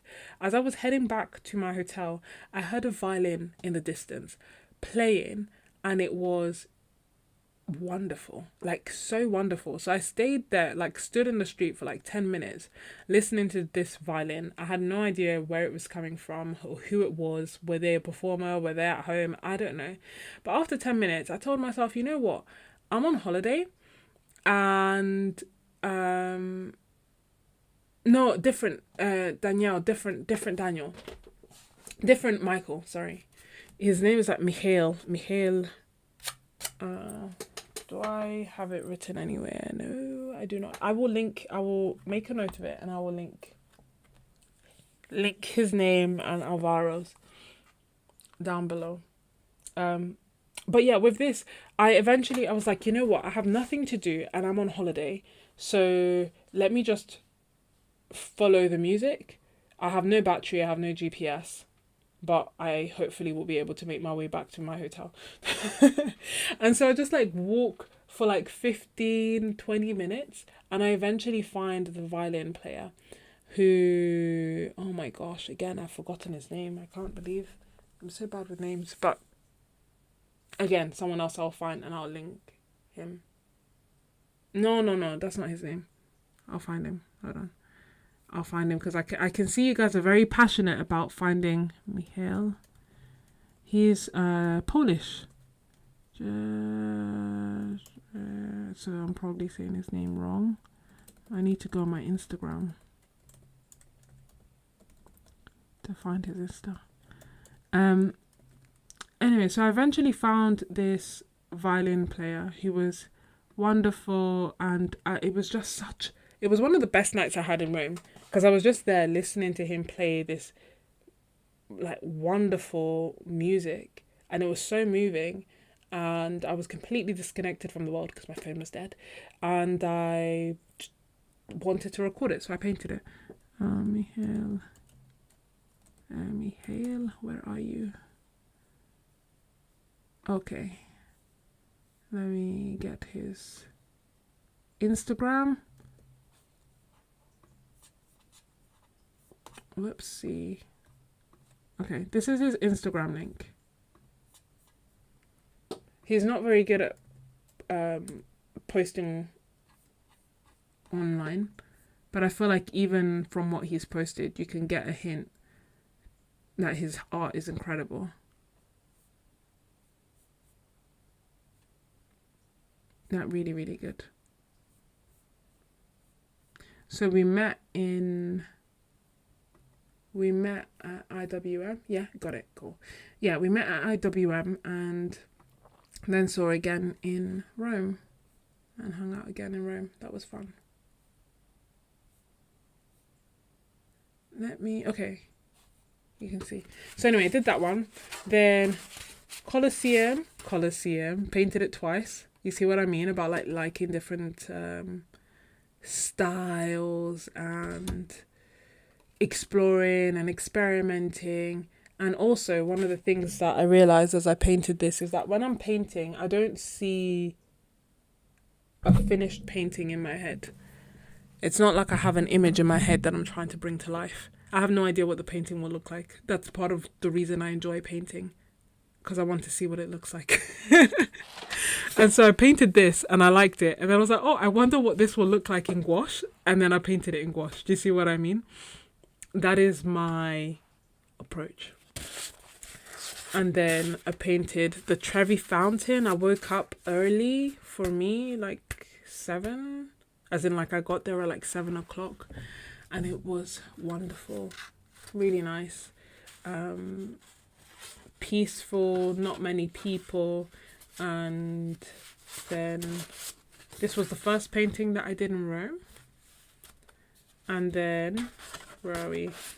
This was the final painting that I did in Rome.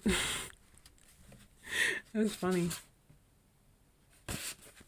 For Rome, I used a limited color palette. This one actually of 9 colors that I used. Wait, where are you? Yeah, and then these two I actually painted together because I'm quite impatient. Sometimes I do multiple paintings at the same time. So I did this painting first and then I did this one, I think. I need to double check. I think so. Or maybe I did this one first. Anyway, I did these two around the same time, back and forth. And then we go back to Alvaro Castagnet. So anyway, my point was that for the past 3 months, I have been loving painting on loose sheets. And I haven't been painting on sketchbooks at all. And, like, I mean, stacks of paintings. Oopsie. Do a little... I keep meaning to do like a sketchbook tour.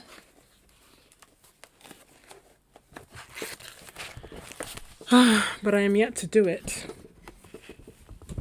So I'll do a little quick one of the stack. I'll try and be quick. But you see...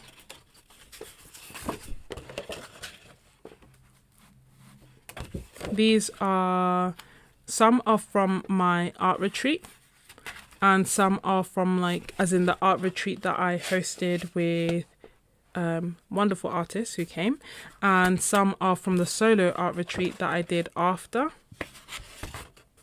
This one's this way. Da-da-da.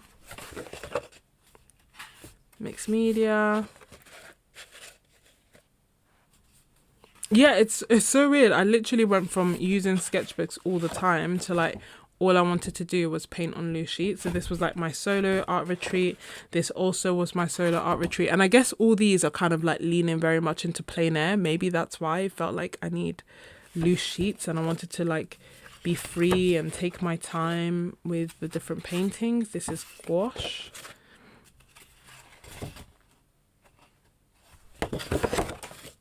Like loads. I need to actually sort some of these out. This is from a demo that I did in my art retreat. So this is watercolor, this is gouache, and kind of talking through my different approaches. This is from my solo retreat. This is from my retreat in June, painting, no, is it? Yeah, from my retreat in June, painting the view. And this one, yeah, here we go. I did these two together. Same view, different approach. The light was also changing as I was painting. So I painted this first and there were like really strong shadows, and then this one. And this is gouache, this is watercolor. And then more painting from the retreat and lovely notes from people. Also, I really like this painting. Like, yeah, I love this. I don't know why. Is it because it's loose? Is it because it's playful? I don't know what happened, but I love it. This was hard, but I love it. Regina took this wonderful picture of this chain, and I was so inspired. I was like, I need to paint it. There's something about it. I love the look of it. Like, the photograph is fantastic, and yeah, I underestimated how hard it was going to be, but it was so satisfying to paint, and I would love to paint it again. And then this was a demo, and then hold on, this is a game. This was another demo.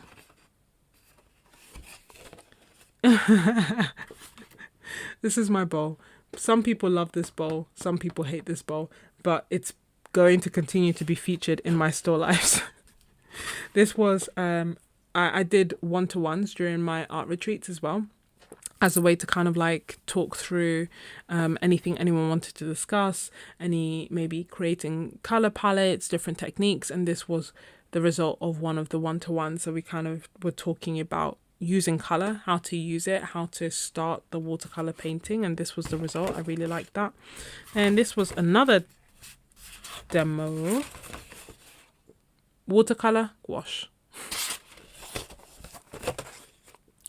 Another retreat, playing with color. I mean, yeah, this is how I entered my boat phase. This is what you're viewing here, the boat series. I love this for the granulation. Like, the granulation in this is unreal. And I also like really love the reflection. And I don't know, it's got this like really old vibe. I know, the controversial fruit bowl. Some people really don't like it, but I'm like, it's got character. It's like the only piece of decor I have in my home. This is from, now we go to Italy. So I made a video about this if you want to see, but basically I went through a phase of wanting to create tiny art, and you obviously can't fly with like big scissors. So I didn't have any scissors, I didn't have anywhere to cut up my paper, and I was just like overthinking it and trying to think like, do I need to go to a pharmacy or whatever to buy scissors? And I was like, you know what, I could just tape up my paper and do tiny paintings. And then I realized I ran out of ink, so I didn't have any waterproof ink in my pen. And the only pen that I had was water soluble, so it basically meant that I would do my little paintings and then I would go over the top and draw over them, which I quite liked because it's almost like I made myself a reverse colouring book, and I really liked the artwork from there. And then this is going to be a video for my members come hell or high water. I recorded it, but the audio is not usable because obviously I painted this from life in the middle of a busy street, and though I was talking, you can't hear any of it. So I'm going to have to record it again, basically, is the nutshell. There's a lot, as I'm watching this, I'm like, I could do this better.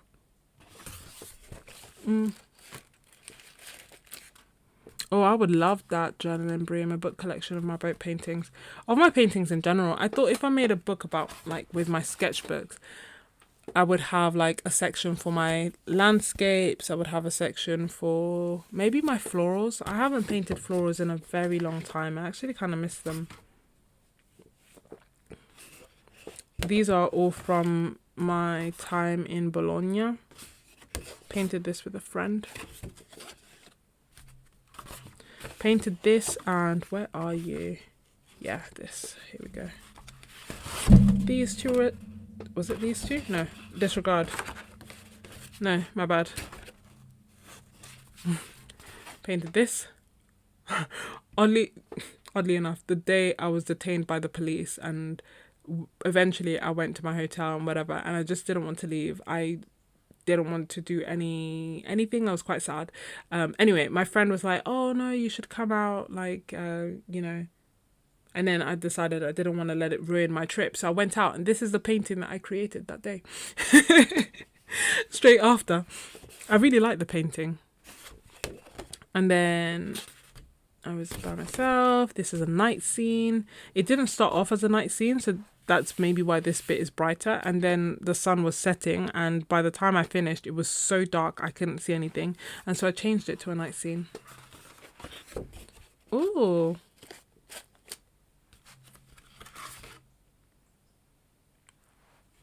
And then, yeah, during Fabriano and Acquarello, again in Bologna.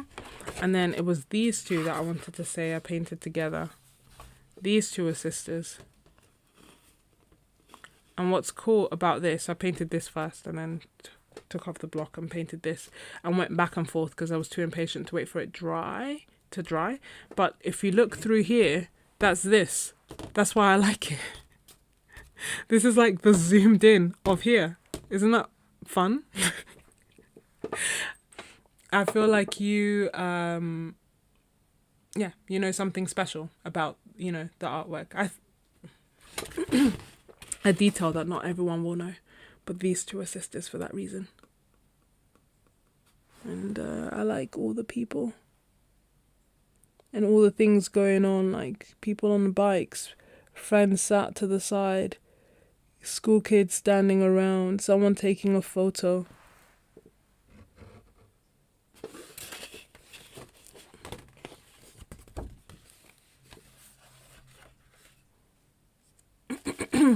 Yeah. See, it's like a little secret. Now you guys know. It's this. I feel like the color palettes are also very similar, but I don't know, like I liked it. I found it fun. And I feel like it's one of those things where say like years and years from now when I'm gone, they'll be like, oh yeah, what's the meaning? This one actually has meaning. These ones are actually connected. Not all my art does. But now you know the stories behind some of my pieces. So this is the artwork that I've been making for the past 2-3 months. Because there's another chunky folder. I need a better system of carrying this. And I have bought a folder that I'm hoping to put all these paintings into. Like a portfolio to help keep it safer. Anyway, so I was shocked and surprised to go to Toulouse and want to use nothing but my sketchbook. Really, really enjoyed it though. And the beautiful thing about a sketchbook is that it's nice for it to all be in one place. Not all one place because I also used another sketchbook, but you know what I mean. Like for the vast majority, it's all one place. It's going to have enclosed, you know, stories and memories of Toulouse.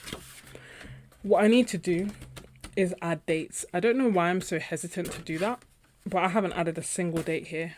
And although yes, now I will remember and I can look back on my photos, thank God, and date them, I know that in like a month I will not remember.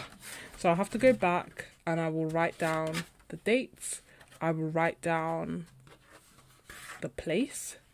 And I don't know if to write down something extra, like, you know, the memories. Like with this one, this one, I was painting it with some friends. So we'd basically been painting all day and then went to a Korean place, ate delicious food and started painting this. At that point, the Korean restaurant shut. And we had to leave the tables and leave the chairs, obviously. I couldn't paint standing up. And I'd started to pack up. So I was like, okay, fine. Gave up on this. And then started painting this. And I like it now. But when I tell you, it was hard work. And there was a point that I should have stopped. And I didn't stop. And I just kept on going. And made it so much worse, and then eventually managed to bring it round and fix it. But basically, when I look at this, I remember painting with my friends in one of the main square.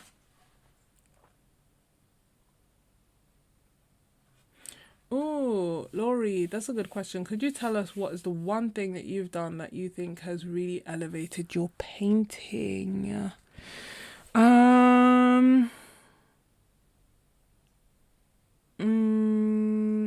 Okay, I don't know if it counts as one thing, but I feel like maybe it's a series of things. I feel like painting more. sounds cliche, but I mean like painting more and also having an inquisitive mindset when painting. So being open to like experimenting and trying new things and seeing what I like and I don't like and just doing more and more and more and more and more.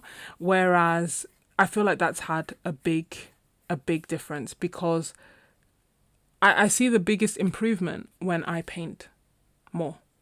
And when I paint, not from a point of like, oh, I don't want to make a mistake, or oh, I'm worried, or oh, I'm scared, but I paint like a fiend, because I'm like, I need to paint. I am so curious about this. I'm curious about that. I'm curious about this technique, that technique. I'm curious about how to capture this. I want to try this. I want to try that. And when I paint from that mindset, and sometimes it actually stems from not liking what I've painted, but that's okay. It doesn't matter. It's like, actually more times than not, it stems from not liking what I've painted, and so I want to keep painting, and I want to keep experimenting and keep going and keep going and keep going, because I want to know how to capture it, and I want to know what I will enjoy, and I'm enjoying the process of doing that. So that, I think, has made the biggest difference, because it has helped my skills improve, knowing what I like, and also not letting it deter me from painting, and instead using it as motivator to paint more and to really double down on the things that I like. I feel like that's made a big difference. I haven't been formally educated. I did not go to art school. I have not done art courses. I don't do tutorials, and that is not because I think they are bad. That is just because I am impatient, and honestly, I would rather paint than do that. Like, I would rather do my own paintings more times than not. That being said, painting with other people has also been another beneficial thing, and that has come in a range of different ways. One was obviously like doing my membership, but also being part of other memberships. I went to an art retreat. What that has done for me is open my eyes up to different techniques and different styles, and then I don't necessarily always adopt them, but it helps me to know what is possible beyond just what I have experimented with thus far. And it also helps keep me motivated to, again, paint more. I painted a lot more because of my membership, because we meet twice a month, or once a month, well, twice a month at least. Well, we meet twice a month and we paint. And so I know that twice a month, come what may, I'm going to paint. And then I know that I want to, for the retreats, for example, I wanted to keep my skills sharp. So I painted a lot. Having a community helped me paint more, which in turn helped me improve my art, I feel. And I feel like those had the biggest impact on my artwork. But I'd be curious, I don't want to invite insults, but I was going to say, I'd be curious to know, like, when do you feel my art improved, and then I can tell you if anything happened round about that time. But I feel like, say, over the past year and a half, maybe, there's been a jump, I feel. And I feel like that jump has come from painting with artists and painting more. Painting with artists keeping me inspired, and painting more really honing in my skills. And I still want to, I did 24 paintings in 7 days. And I'm not saying that they're all going to be winners, but you learn, you grow, you develop, and you keep painting. Very long-winded answer. Sorry. Oh, Alinda, that's a good question. Do you have a list or video somewhere of the gouache colors that you have in your Stay Wet palette? So, do I? I don't know if I do. I may do, but the thing is, I have 5 Stay Wet palettes. So they are different. This is one of them. This is the one that I'm using today. They are Shinhan colors. I didn't label it because that would have just been too organized of me. Who would do such a thing?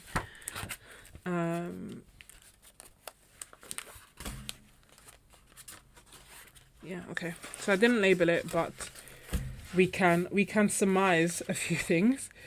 Lemon yellow. Lemon yellow, then Permanent Yellow Deep, Naples Yellow, white. What is this? Then Jaune Brilliant. Huh. Must be this. What are you? Aqua Blue. An orange. Shockingly, I put an orange. A cadmium red. Maybe that's what I thought it was going to be. Is that really cadmium red? Yeah, apparently that's cadmium red. Okay, cadmium red, but it's orange. Opera.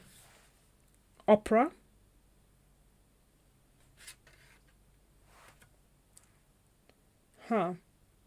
Magenta. Do you see what I mean? No. Could it? Yeah, magenta. This is apparently magenta, but it's purple. Where are you? This beautiful color is lilac. Then I'm surprised I put this color down. Which one is this? Not that one, not that one, not that one. Turquoise green. Shadow green pale. Moss green. I love this one. I keep using it up instead of mixing my own greens. Then where are you? Are you this one? Yes. Turquoise blue, didn't we? Oh yeah, so I put turquoise green and turquoise blue. And then I'm confused by which brown this is. If I had to put my money on it, I'd say burnt umber. Burnt umber and then Prussian blue. Which is not in either set, is it? Yeah, no, it's here. Prussian blue. So that's the set. I hope that was helpful. And we'll do it all again next time because I didn't write it down again.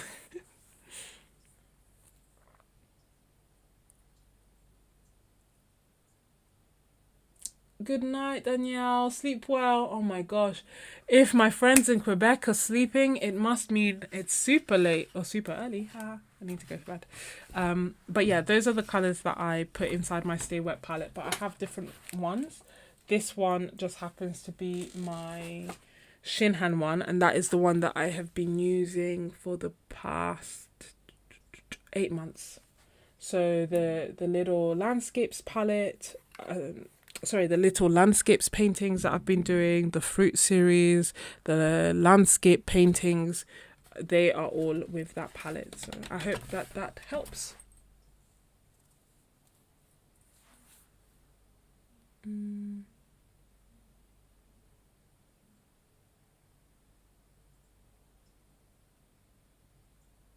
Oh, Laurie, you would say I'm much more confident. Oh, I need to watch it back. I was more humble.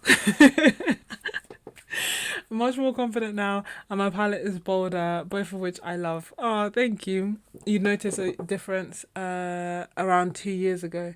Yeah, I wonder what changed. What changed?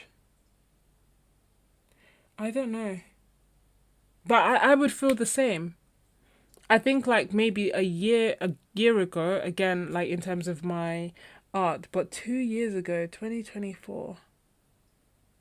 I'll have to look back and see what happened. I don't know. I don't know what happened.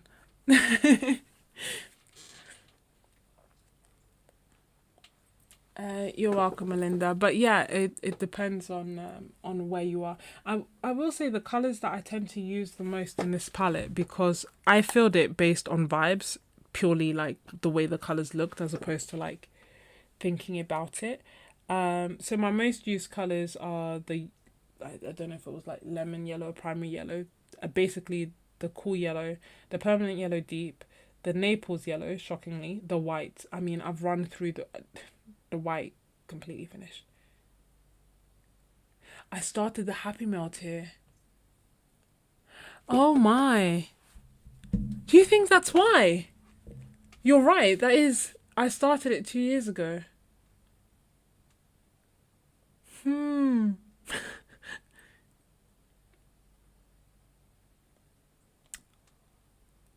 I wonder, do you think that's why? A part of me, like, I know this isn't a therapy session, but but part of me is now, I started the Happy Mail tier. Now, did I get more confident then because as part of the Happy Mail tier, I started doing the Zoom sessions and thus I was painting with people 2 to 3 times a month? Or, yeah, is that why? Or did I get more confident and that's why I felt bold enough to start the Happy Mail tier? We influenced each other. Yeah, it must be. Really, but that is true. Because like a lot, to be fair, not only did I start I started the Happy Mail tier, and that felt like quite a big step for me because I didn't know if people would join. I also felt like it was a more significant like financial investment because the tier is, I think the tier was £25 at the time. It's £35 now. I knew at that point that I wanted to do like Zoom sessions. I knew I wanted to give more. Like I wanted to do Zoom sessions.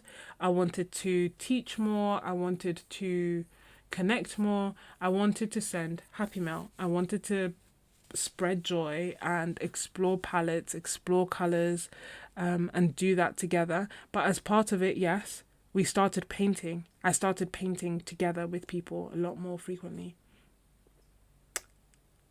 I don't know why that made me more confident. But I love it. I love it. My sticker, that's a good question. My sticker is not based on it, I don't think. My sticker is not based on it. Where is my little book? Which one is my sticker based on? Yeah, it's not. My sticker is a different one. If I had to put a gander on it,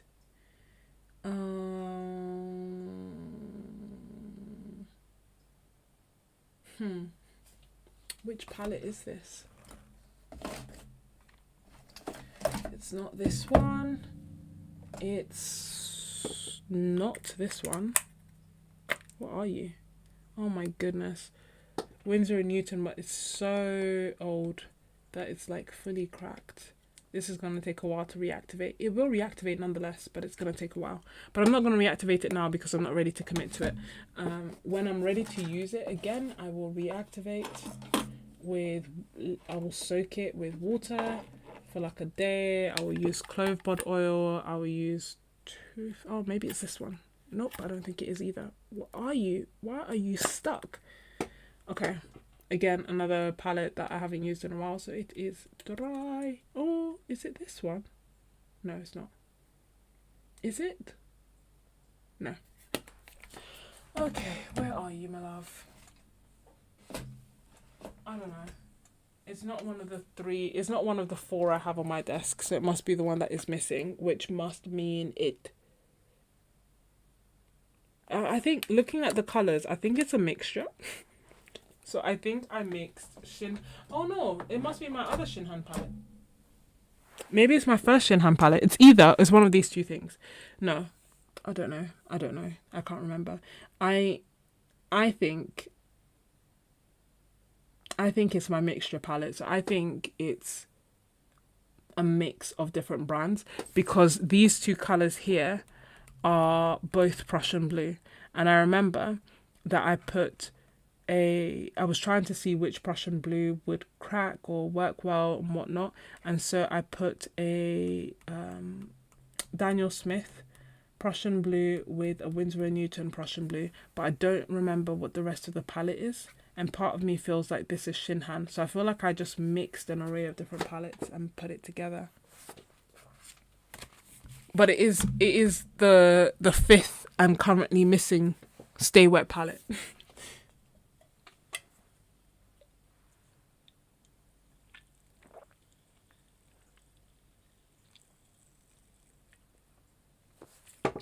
Yeah, the Asha brought us together to try everything and Roman sent you paints.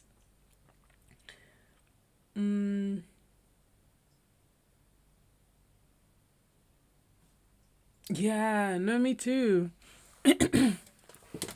Thank you, Linda. I should make a sticker of my currently used palette. why not?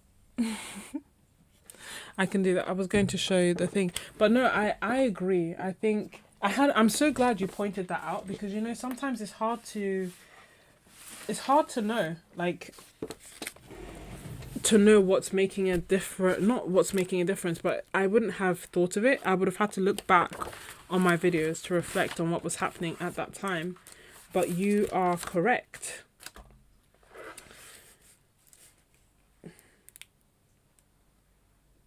This is the sticker that led to this.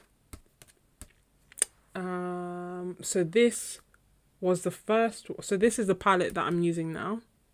And then this is the other one. And as I'm looking at this, as the actual colours are not the sticker, this is Shinhan with Daniel Smith. Why did I mix the two? I don't know. Well, these two we know. But that's this isn't, is this moss? Yeah, it is. So this is this is my other Shinhan palette that also has Daniel Smith in it, purely because I wanted to see if Daniel Smith would be fine. And so I painted it, I took a picture of it, I put it up on Canva, I added Sketches.n.Scrubs, and then I sent it off to the printer to be printed. And then I was kind of thinking about doing like more stickers, so I did, this is actually an acrylic pen drawing. This one you've seen, this is a floral painting. I need to do a sketchbook tour of this, but I don't know how helpful or interesting sketchbook tours are for people. I enjoy them. Oh, like, especially because, like, say this one, it has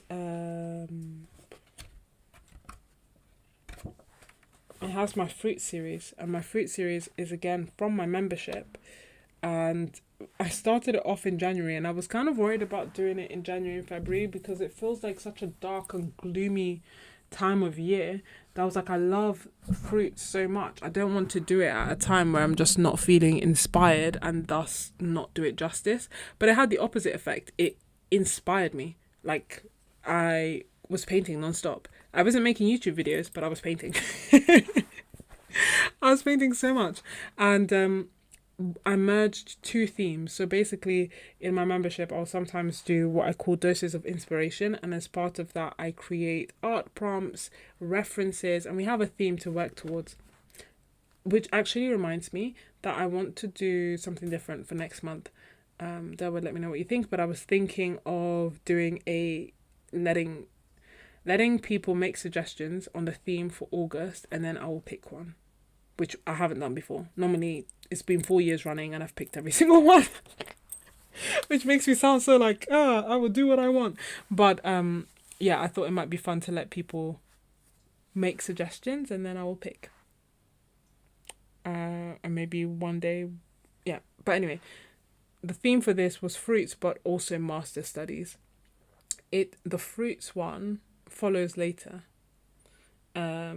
But the fruits is the biggest dose of inspiration. So sometimes what I will also do to go along with these like challenges or prompts is create a PDF ebook that has references, art prompts, pictures of my artwork, color palettes, whatever is inspiring me then. That's the whole point. They are all different. They all have different things. The art bingo one has like art bingo in it. There's the artist remix one that has exercises focused on saving art that feels unsavable. There's the master studies one. There's the perspective one that's like a bit more technical. Anyway, I've done a few. A whole immersion session using the bowl. I'd love that. But this theme was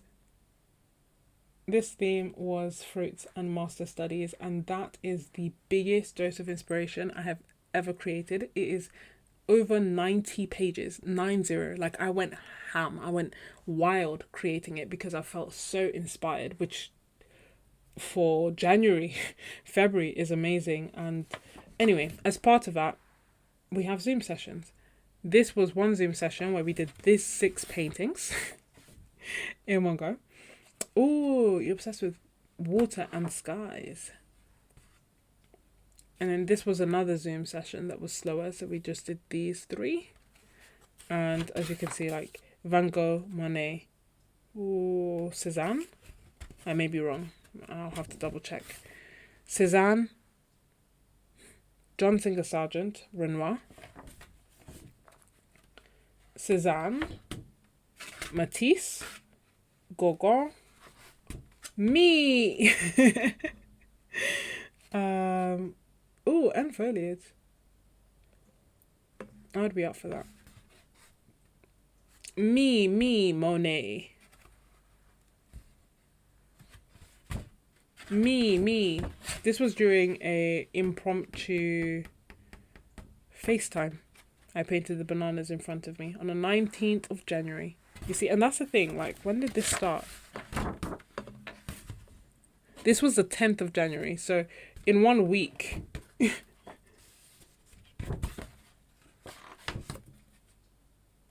Did all that. And then 9 days. No, still going. What am I saying? 16th. Yeah, so in 9 days, I did this. Just having the time of my life. And then we did that super long Zoom comparing the Sennelier to others. And then this series, so I went to Venice, and as part of that, I created a guide that has that's inspired by Carnival, but also still leaning into that master studies that we were doing, focused on Venice in master studies. Well, this one is Venice. This is Venice, not Venice. Monet. Maybe Renoir. I need to double check. I wrote it in the video because I actually made these 2 were live streams for the membership, and these 2 were edited videos. Venice, Monet, me, and me. Ooh. They are really great artists. I met Cesc Faré in International Watercolor Masters. He's a very nice guy. And Nicholas Lopez as well. Where did I meet him? I feel like I met him before. I met him in Bologna, and then I saw him again in Shropshire, and then again in Rome. And he speaks Italian, so it's easier. But then there's a I didn't show his painting. How am I so bad with names right now? You can see his face in my head. He does fantastic landscapes and mountainscapes. Oh, Jorge Corpuna. He was also there, and anyway, I can't remember where I met him, but basically, the funny thing is, I can't speak Spanish, he can't speak Italian, but the way that he speaks some English, but not much. So the way that we have concluded that we communicate is I will speak Italian, he'll speak Spanish. And that's how we just talk. So, and it works. I can understand him and he can understand me, and that's literally how we just go back and forth. So Spanish, Italian, Spanish, Italian. And his Spanish is obviously he's fluent in Spanish. I'm not fluent in Italian. So sometimes I start getting confused, and then I start mixing Spanish into my Italian.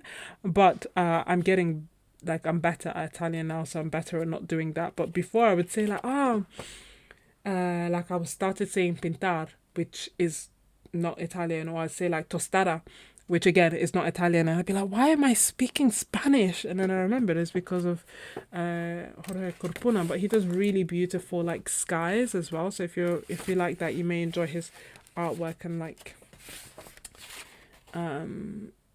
landscapes.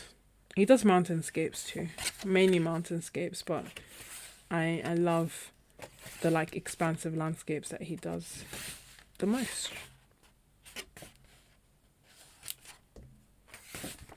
So this book I completed in 2 months. I was quite literally like, paint, keep painting. 2 months. And it's an A4 book, so it's quite big for me.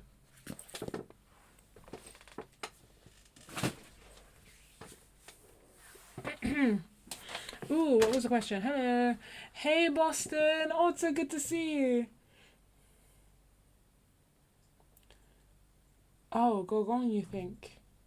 What one of my paintings?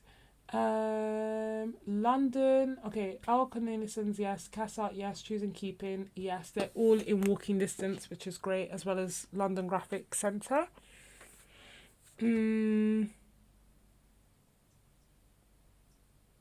Oh yeah, okay. Basically what Derba just said is where I would recommend.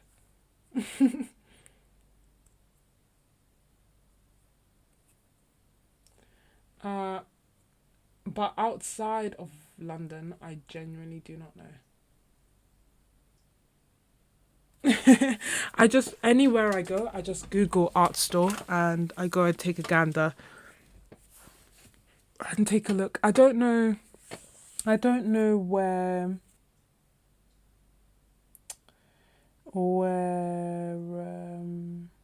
Bromley's is. I don't know if that's near the places you're going, but they might also be good. Thank you so much, Shannon and Broom.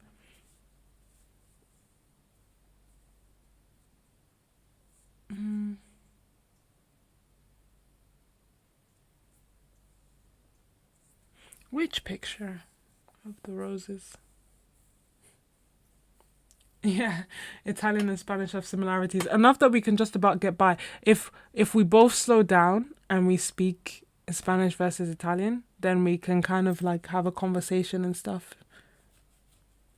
Which is cute. Like, I like it. I think it's sweet, you know, that we're making the effort. Because we could literally be like, oh, we don't speak each other's languages and call it a day. But we're like, no, we're going to keep talking. It's really nice. I really like his artwork. Oh, yeah, of course. Of course, Bernadette. Oh, Bernadette. Oh, my goodness. It's so good to see you. Yeah, I realized when I saw your surname, I was like, oh my goodness. The sketchbook right there. Do you mean this one? Or do you mean this one? Oh, maybe this one. Like this rose?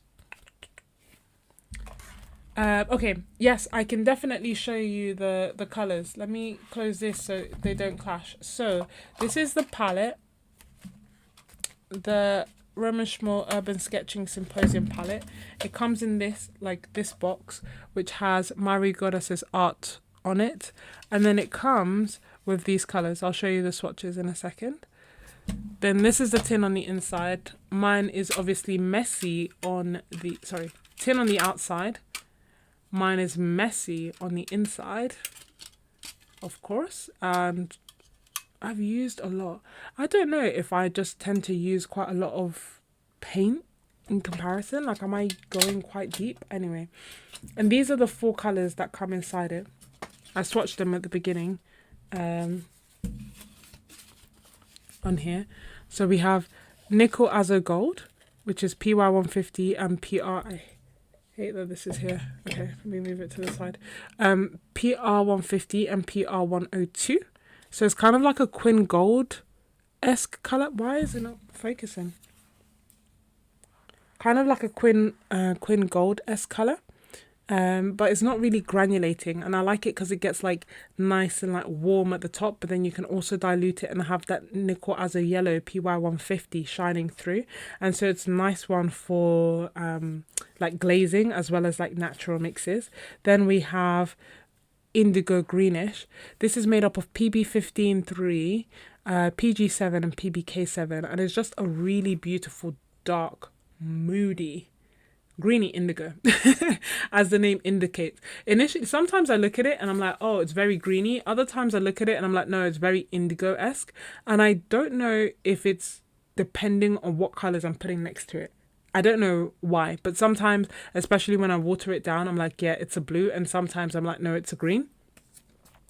And then I have the Aquarius Violet. This is made up of PB29, PV19, and PR255.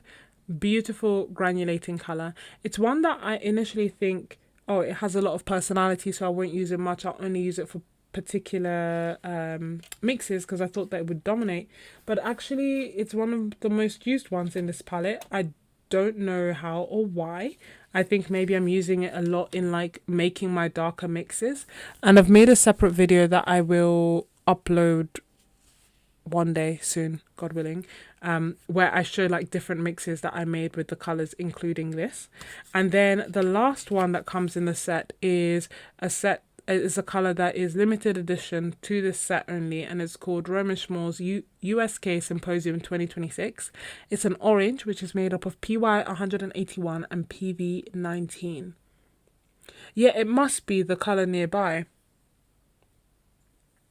Yeah, the A4 sketchbook I finished in 2. Oh,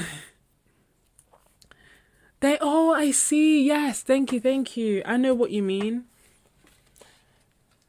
I'll show in a second. I know what you mean. Let me admit and say that the first 2 or 3 pages of that sketchbook I actually started like 2 years ago, and then I didn't pick up the sketchbook again, and then I did, and I finished it super quick. The other color, which doesn't come in this set but I have mentioned and included, is July 2026 by Roman Szmal, which is their limited edition color. Now, I've seen pigment information like around, but I can't remember what it is, so I haven't written it down as of yet. But as you can see, it's like a pinky color that has like a blue granulating mix inside it. So to me, it's kind of like a more muted, toned down version of Roman Szmal's Mineral Pink. And these are the colors. And then what I did at the symposium was 2 things. One was a painting. Yeah, so I did this painting using just the 4 colors that come in the tin. Yeah. Thank you, Durwood. So July 2026 is PV19, PR254, and PB29. That makes sense. So this I did as a limited painting study, just using the 4 colors and kind of seeing if it could work like a standalone palette for anything, and it can. It's not like they're not primaries, although this and this maybe ish. They're not like fully primaries, so it's not like I can mix and make any color, but I actually quite liked the limited palette on its own. And then for this one, I used the 5 colors, so the 4 colors that come in the palette plus July 2026. And I did this. Oh my, the sun is rising. I did this for Roman Szmal demo that I did at the symposium with my friend Setius.Art, which was really lovely.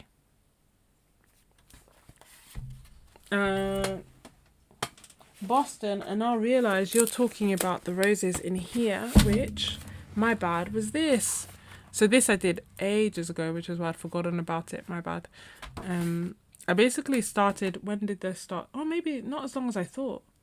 So I started this sketchbook in May of 2025 in Richmond Park, and I created this artwork. It's actually a video for my members called Do I Even Like Painting Outside? Anyway, so I did that, and then I painted this. It leans into one of the discussions that we were having earlier about liking to try different styles, different techniques, different approaches, because this is just watercolor. I love this, just soft, just watercolor. Then this is watercolor, but then I start introducing line. This is line on a background. This is line and watercolor, and this is just like making a flower out of negative space. It's fun. It's fun to experiment. It's really, really fun. And so then I did nothing for, not nothing, but I swatched out, and then I didn't use it for a year. And then I was like, ugh, I have so many sketchbooks. I need to start finishing them. And it was January, and I thought to myself, oh, let me just, I thought, to be honest, I wasn't sure I would like the paper, because I find moleskin paper very temperamental. Sometimes it is fantastic, and sometimes it is dreadful, depending on when it's made and where it's made, and so I've stopped buying them. But I told myself, you know what, it's fine. It's going to be my low pressure sketchbook, and I'm just going to use it to do like fun Zooms and fun sessions. And that's what I did. And I had fun. I feel like you can tell when I have fun because as I make a lot of art when I'm having fun.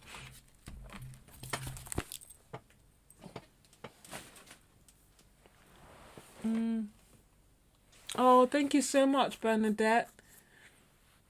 Did you see that you like oh no, you haven't seen, have I made a video about like the goodie bag, and you're in it, but I do need to make a video about the second retreat.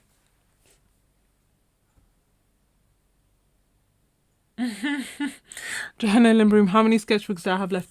I realized that I could paint every day, and I would still have enough sketchbooks for like the next 8 years. That it's wild. Wild. So I am getting through them, but I also have a lot. I think I have a lot. However many you think I have, double the number. Feel free to make a guess. Actually, feel free to make guesses, and maybe one day I will sit down, one day soon, because I think I have to move again soon. I don't want to think about it before I start crying on the live stream.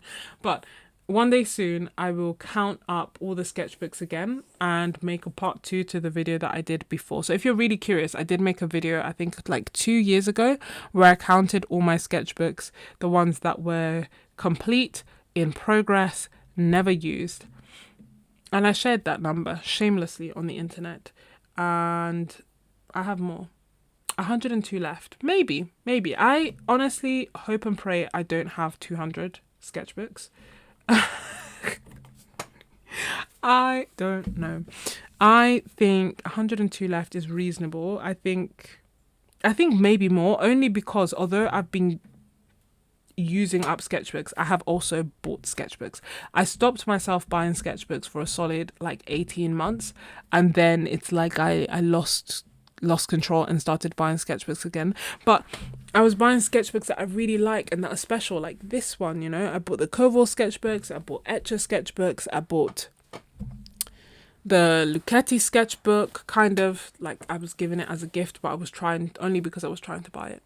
50 sketchbooks is my guess. I promise you it's definitely more than 50. Like it must be triple figures, which I know is crazy. It's crazy. I could literally I mean, yeah. What can you do? Hey, at least, you know what? At least I I feel motivated to keep on painting. You know, the old me would have felt very, very, very, very precious about using this. It's a handmade sketchbook with 100% cotton watercolor paper. It has nice like faux leather cover. It is one of a kind. I can't, you know, it is literally, it's numbered 5,390. I can't get this exact sketchbook again, because I don't even think he's still making sketchbooks, but obviously he experiments with different sizes, different formats, different papers. I can't get this one again. The old me would have been way too precious to use this. And to be honest, it took me a year to use it. But the old me would have been very precious, would have been very cautious, would have been very thoughtful about each and every single piece of art that I make in it. And while I can't say that I was just like nonchalant, because I wasn't, I was very much excited to paint in this. and I was eager to paint. I didn't come to this sketchbook thinking, oh no, what if I mess it up? Or, oh no, let me practice first, or, which is how I would have felt before. Instead, I was like eager, excited, like, yay, I can't wait. More painting. Yay, the paper behaves nicely. Yay, I can layer. Yay, it lays flat. Like, I was living my best life, and I am really grateful to have that mindset, and I hope that it continues. And it's I've been working my way through my sketchbooks. I've been enjoying. This is like the little one that I took to Bologna, and it's a Royal Talent sketchbook, so I've never been overly precious about these ones. They've always been my low pressure sketchbooks, but I've also been inviting the opportunity to like create more and to like be free. So like I made the notes that you have suggested, by the way, if anyone wants to make suggestions. People have said I should write a book, and they were making suggestions of what the book topic should be. So I've written that in my sketchbook. The old me would be like, no, I can't write in my sketchbook. It's only for art. I did this painting, which I really liked, of the boat that I shared with you. I wrote down, it's not a journal, but I did write down like my time in Bologna so that I would be able to remember all the good memories. I sat in a park and I sketched people. I went to see a lighthouse, and I sketched that at Heartland Point and painted it, and then painted the boat again, painted my messy desk, drew my messy desk, and then tried to paint people, draw people. I know I haven't started my Lucchetti. I must admit, hey Jude, I'm not that brave yet. And so I do still feel precious about some of them, but I feel like I'm getting there. Do you know what I mean? Like I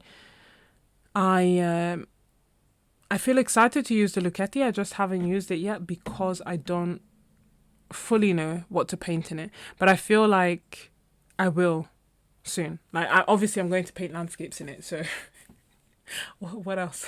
To me, that's what's going to make the most sense for me. So I will approach that. I just don't know when. But yeah, I don't know why I randomly decided to take this sketchbook with me, the Koval one. But I also liked it because it's not massive. It's B5, but it's not heavy, and it's not like massively big and bulky, even though it's hardcover. I really liked it. I should maybe message him and tell him how much I liked it, because like, I don't know, I bought it and then said nothing and then didn't use it for a year. which gives the impression like, right, is something wrong? But no, the more I like something, the more precious I get, and the longer it takes me to use it. Like,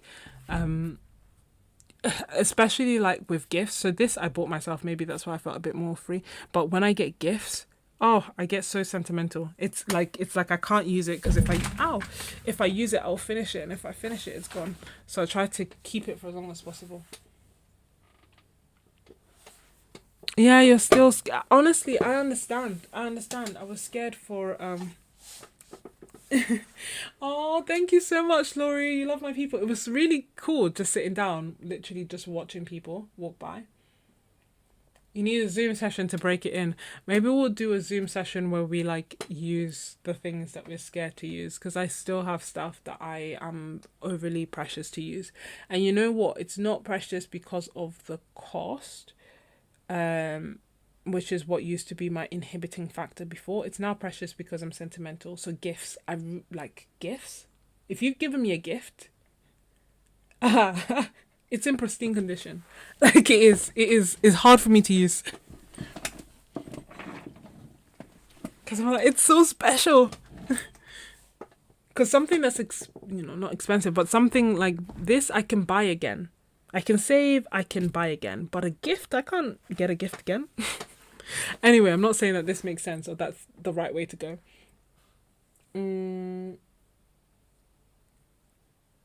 But Agent XP, I'm saying what helped me using the paper was the crushing feeling of having that paper go bad.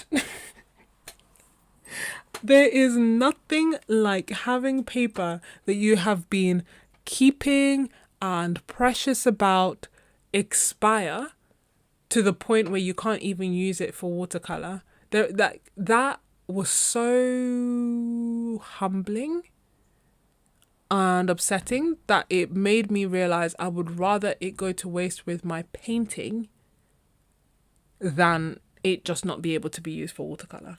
And you know, you can resize it, you can do other things. Like, yeah, I'm not going to do that. I'm not.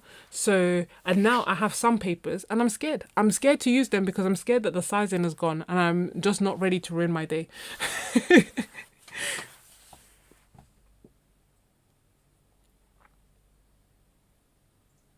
Oh yeah, it would be cool to give a field sketchbook back. You know what? I have given one sketchbook as a gift in the past, and I am very, very, you know, a lot of the time you guys are like, why don't you just sell your art? And no, that makes sense, but I'm very, very attached to my artwork. Very, very, very attached to my artwork, and I know that can't be the case forever. Especially like if I think about it, I did like what, I don't know, 100 paintings. No, I've done like, what month are we in? July. I've done like 150 to 200 paintings this year. So in my head, I know that realistically, I can't hold on to all my paintings. It's not feasible. So I'm going to need to sell them and gift them, and that's a good thing. That is a very good thing. Yes, I guess that's where it ends. But I am also very attached to them. But I do love, so I did give a sketchbook as a gift, and that's because that person was very special and I really wanted, the kind of gifts that I like to give feel like they have to cost me something, as in like not just money. Do you know what I mean? Like I give gifts that I either want myself, or that they are meaningful, or that I know really mean something special to the person. And I can't think of a gift that's more personal than my art, but obviously I wouldn't want to give it to someone who doesn't like my art. Yeah, definitely Boston, get on it. Now apparently, oh, I know, Boston. I know that's the other that's the other thing, right? Sometimes okay, watercolor paper can go bad. So all watercolor paper is treated with what is called sizing, which is almost like a glue or a paste. And there's two types of sizing. There's some that is inside the paper, so it's actually made into the mold of the paper, and there's some that's on the surface of the paper.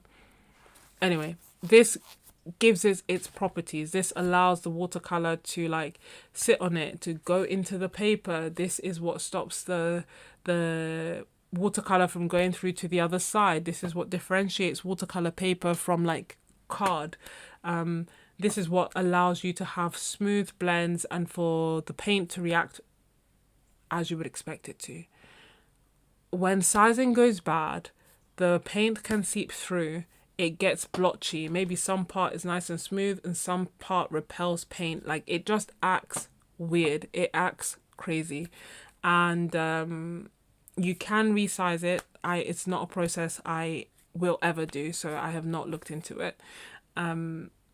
And it can work with other medias. So maybe you can use acrylic on it, or you can use gouache on it, or you can use pencil on it, because it is still paper. It just doesn't work well with watercolor anymore, which is painful, right? Because the whole point is that we were saving it for watercolor to then not be able to use it for watercolor. It's like, how could you do this to me? And so yes, that can happen. The ways to avoid that happening or reduce it happening are basically like stability. Like you want your paper to be in dry conditions. You want to avoid humidity. You want to avoid like big changes in like temperature. So if it's in a garage, for example, not good, because like that doesn't have much insulation. It'll get hot, cold, hot, cold, hot, cold, hot, cold, humid, hot, cold, humid, hot, cold, and that will speed up how quickly the paper degrades. If it's like somewhere locked, if it's somewhere where it's in plastic, the temperatures are somewhat stable, then it should be fine and it will last a lot longer.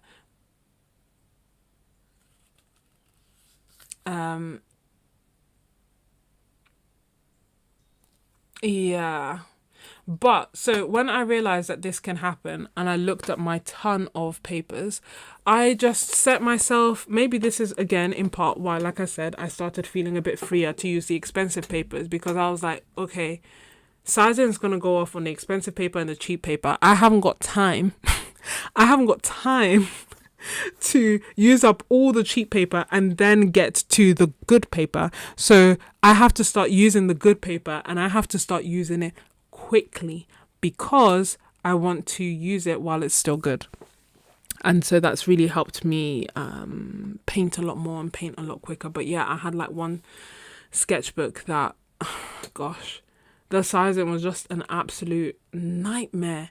And I kept fighting with it and trying because I just couldn't let it go. And I was like, and then, yeah. And I had another one that the sizing hadn't completely gone, but it was going. And I could tell it was going because the paper wasn't behaving how it should. So it wasn't as bad as like seeping through, but the blends weren't smooth and I couldn't layer. I could not layer on that paper. And I was like, I can normally layer and I can't layer on this. I would do one layer. If I do a second layer, that layer's lifting. It was horrible. And I was fighting with it. And I mean, I persevered because at the end of the day, it's my money. I bought it. I need it. And I needed to use it. But it was a wake up call. Like, actually, I need to use it because I would rather it have swatches.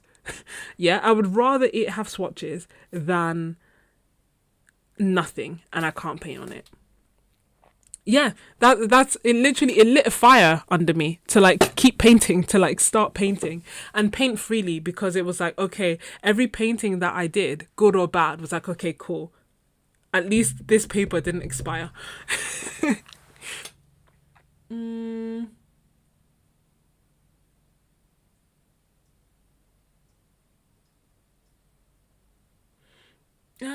I don't know. Can that happen?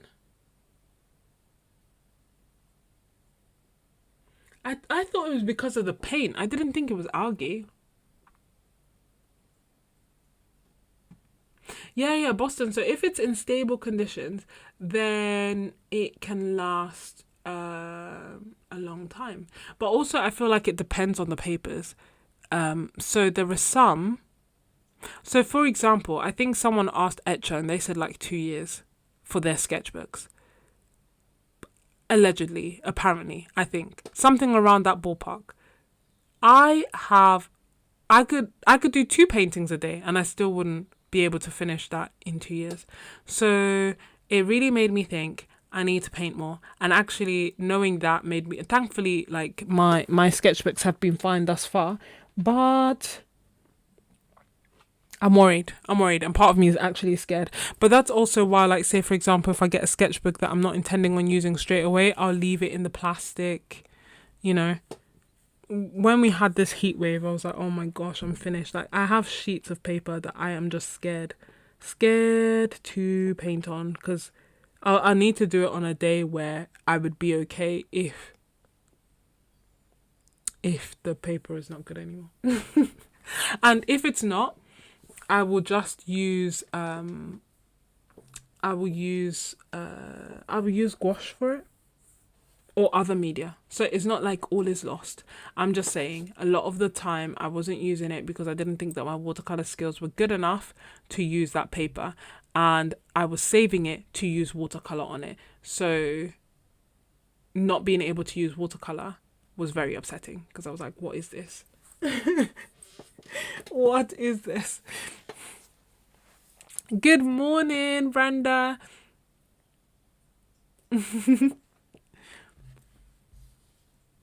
How? Oh my goodness. I'm just trying my best.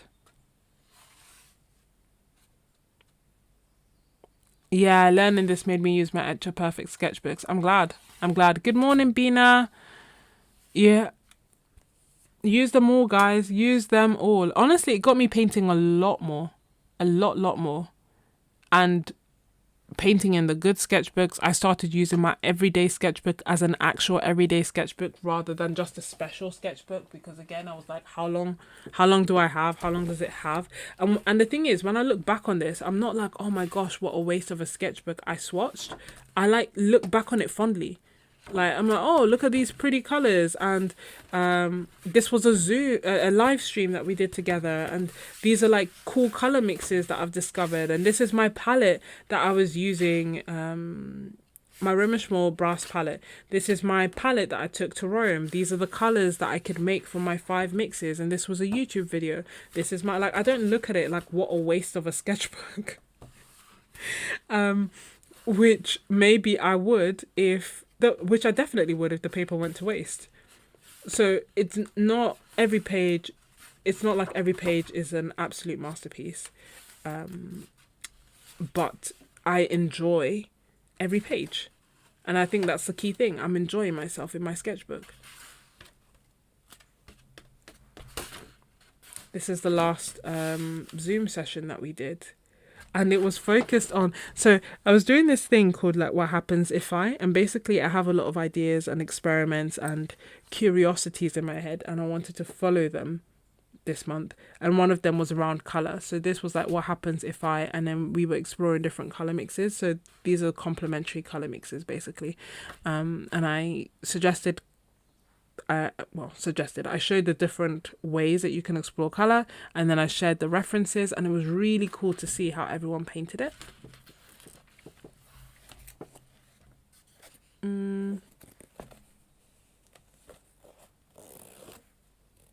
I love Fabriano too. Fabriano Artistico, not the just the one that's just called Fabriano, the cellulose. I don't use. But the Artistico, I love. That's what's in this sketchbook, actually. Which was a pleasure to use. A true pleasure. Which is, yeah. I feel like the other sketchbook that I was using, the other paper that went bad on me was Fabriano. It was painful.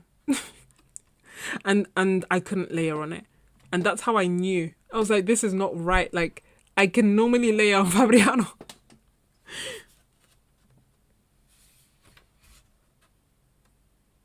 We are Wildflower. There's no way you went to sleep and woke up again, right? Oh, okay. So the sun is rising. How do you know if watercolor paper has gone bad on it? Unfortunately, the only way to know is to paint on it. And usually, what happens is as you're paint, and this is the other thing. It's not like it goes bad and it's like the whole page is bad. Typically what happens when it goes bad, it starts going bad on the edges first, or a certain part, like a certain block. So it might be that you start painting and you do a smooth wash and it's all smooth apart from like this area here. And it doesn't matter how much you paint on it, it doesn't react the same way as the rest of the paper. Or it might be like the edge here. I've had sizing go bad on like my Moleskine sketchbook, and with that one, the paint just seeped through onto the other end. So like I did the painting and it was a bit weird as I was doing, like the paper felt a bit soggy. And when I turned around, watercolor had seeped through on the edges, almost as if it was an alcohol marker, which obviously it wasn't.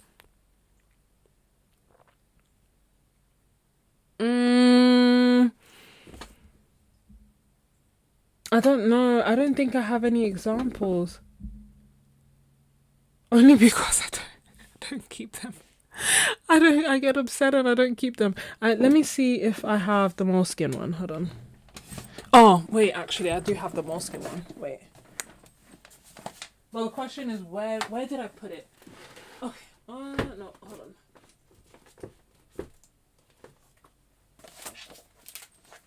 Is it this one? Oh, okay. Yeah, I have an example. I have a soul-crushing example, which is so annoying. This is the sketchbook that stopped me buying Moleskines. So this was September 2021, right? I unwrapped this. I was like, yes, eager to go. And what I wanted to do was, as the title indicates, 100 flowers. And I wanted to paint it in this beautiful sketchbook. And I started and I was like, okay, this feels a bit weird, but fine. I'm going to keep going. And then we got to this. Can you see that it looks like the paint is being repelled? Can you see that?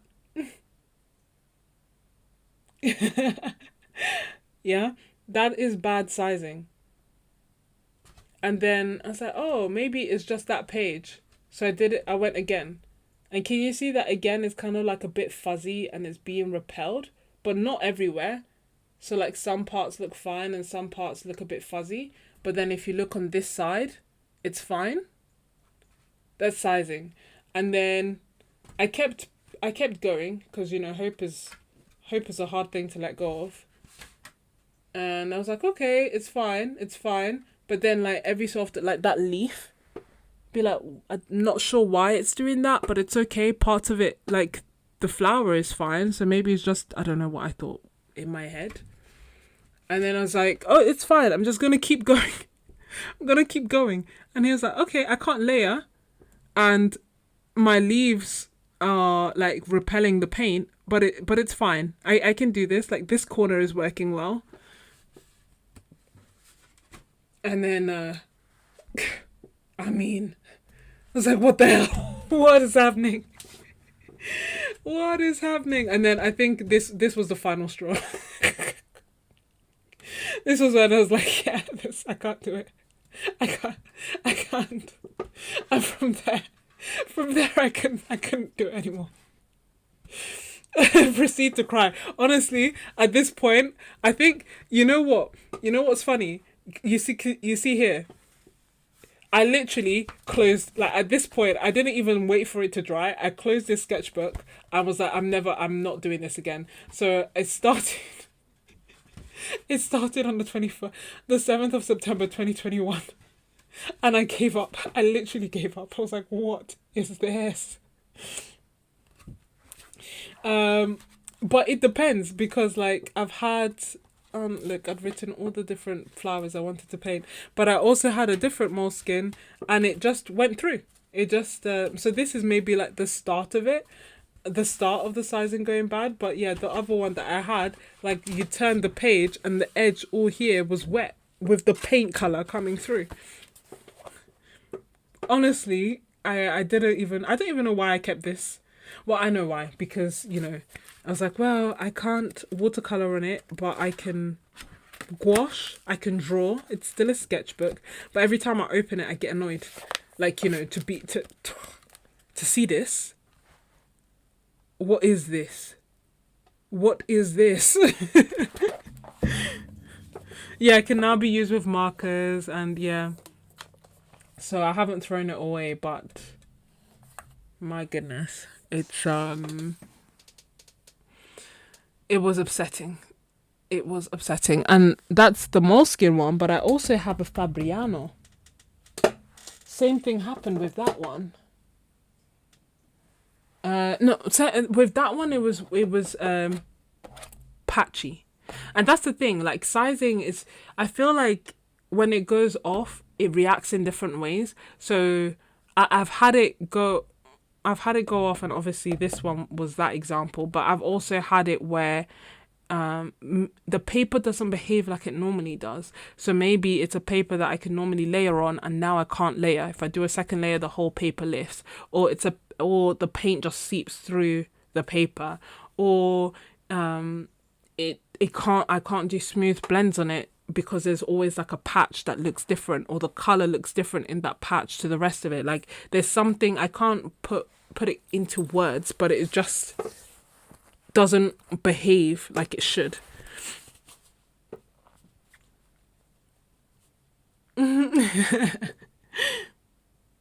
Bye, Bina.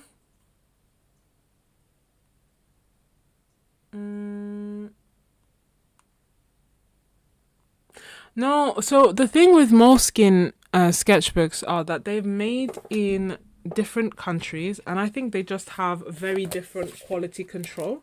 So some sketchbooks that I've had by moleskin have been really nice. Not amazing, not the best, but quite nice. And then like each one has like different quality control stickers inside, and I think that, I don't know where the yellow represents, but obviously trash is the conclusion. So the I think they have different quality control, and so some sketchbooks are fine, some sketchbooks are not, but you don't know which sketchbook is going to be fine and which one is not until you open it and you try it, because it's like, you know, you just don't know. So it's not to say that all their watercolor sketchbooks are great and all their normal sketchbooks are not. It's literally like they differ from sketchbook to sketchbook, from watercolor sketchbook to watercolor sketchbook. One is going to be great, one is going to be rubbish, and you have no idea which one is which. And my thing is, if these were maybe like £5 sketchbooks, if they were like £6 sketchbooks and we're talking like Royal Talents kind of price, then maybe that's a gamble I could take once or twice. You know, if most of the time the sketchbooks were fine, but £25 and this is, and £20 and this is what I'm getting, and I have no idea, and I can't, who am I returning it to? Like, what am I supposed to say to Moleskine? Like, what is this? I feel like if they're an artist they will understand, but if they're not, they'll be like, well, it's watercolor paper and you did watercolor, that's thing. So they're just too pricey for me to be playing those games. It doesn't make sense. It's like 25% cotton. What am I doing? No. Hey, Vladika BB. Yeah, we've been here for a while. Oddly enough, I don't feel sleepy.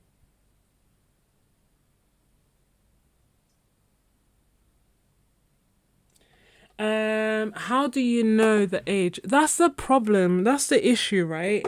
You don't know how old the paper you have is. And that's why, like, say for example, if a shop is doing like a really big paper sale, I am hesitant to bulk buy a lot of paper, because I don't know if that paper is 1 year old or 10 years old. I don't know if that paper is fine or not fine. And so, like, say for example, last year, I did it again this year, so it's probably going to be my next sketchbook. But last year, I bought this Etcher sketchbook. It's not in the format that I like because I prefer portrait, and it's a bigger format that I'm used to. But I bought it because it was 40% off. So I was like, excusez-moi, 40% off? Don't mind if I do. So I think I got it for like £18, basically. And normally in the UK, the best we get is a 15% discount. So when I saw 40%, I bought it. But I was like, I don't know how old this sketchbook is. Bearing in mind, I am an Etcher ambassador. If you use the code Sketches10, you get 10% off. And they are my favourite sketchbooks. That being said, I was like, I don't know how old this sketchbook is. And thus, I'm going to use it quickly. Quickly was my aim. So I, like, as soon as I did a, because I bought it with other supplies. So as soon as I bought it, I did a live stream where I swatched out all my supplies and I got into it immediately, expeditiously, because I was like, I need to finish this quickly because I don't want it to go bad. I don't know if it would go bad. Maybe it's a brand new sketchbook, as in like made fresh off the press from the manufacturers, and there was no need for me to do that. But because I didn't know, whenever I'm buying like heavily reduced sketchbooks, I just make it my aim to work through them quickly so that I'm not disappointed. And as you can see, like, it was completely fine. Like, it reacted to, this is watercolor, to the watercolor beautifully. This is gouache, then I drew on it. This is a video for my membership where we kind of explored encyclopedia style sketchbook spreads. Anyway, more swatches. Here I was trying to create my Bologna palette last year and like picking out different colours and seeing how different supplies work together. Then these are the colours that I settled on, and these are the supplies that I bought. Anyway, I do get to some art, I promise.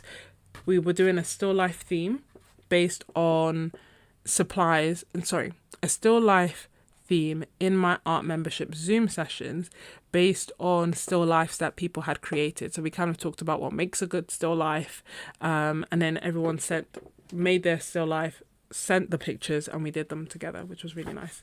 Then more swatching. Then this is from like an art retreat. More swatching, more painting, more painting, more painting, more painting, more. Oh, I hated this painting, so we keep going. Loved this painting. This, when I was painting this, I was sat on a harbour, and it was windy. I put my book to the side, and this is a thick sketchbook. Like you can see, it's A4, which is letter size. It's hard, a hard back. It's heavy. It's hefty. It was so windy that the wind literally just took my sketchbook and flew it off into the harbour. And I saw it fly off like a bird when I was doing this painting. And I didn't even look down because I wasn't prepared to see like my sketchbook floating in water, which is possibly what could have happened. So instead I was just like, I'm just going to go down to the harbour and see. And thankfully the sea was out, so it happened to have landed like this. Right, so it didn't land face down, it didn't land in water or in a puddle, it just happened to land in a little patch of sand on a corner like this and stand. So I was like, oh, thank goodness. So,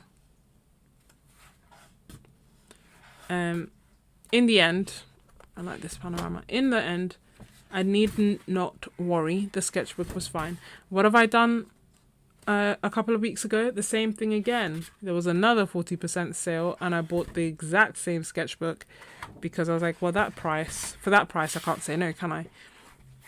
And again, I'm going to have to work through it quite quickly because I worry. So yeah, there's no way to know how long a sketchbook or a block is, or when it was manufactured, or if it's going to go bad. And so I think the best advice is really and truly to buy as you go along, as opposed to like bulk buying. And if you have bulk bought, keeping them in nice steady conditions that aren't humid, having them sealed in plastic, so those could help. Okay, if you want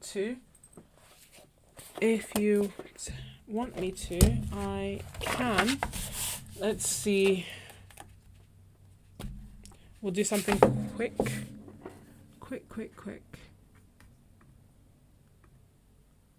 I mean, we could do swatches, but I feel like I don't know if the swatches will. These are all pictures I took in Toulouse, by the way. Look at, okay, maybe I'll do swatches. I feel like I'm not mentally ready to do anything super complicated. Although this is quite cool. No.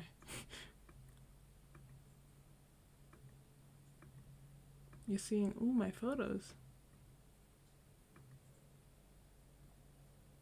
Maybe we'll do that one. Something like that. So we see. I want to go across both pages because I don't know which page will be fine for like in general and which page would not be. So let's put some color down. We're gonna be very loose because our aim isn't to do a nice complete painting, but rather to see, does it work with gouache? Well, actually, maybe I should keep it as a floral, no? Keep the theme going. I've changed my mind. I'll do a floral, although I don't really like gouache florals. But to keep in sync with my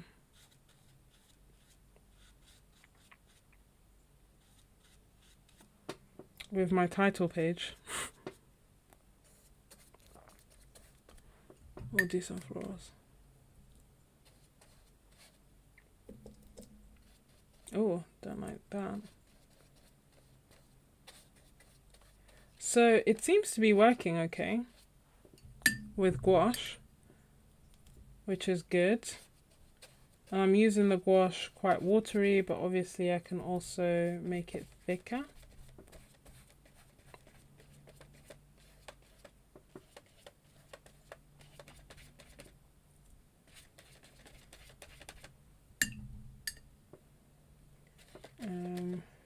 Maybe I should take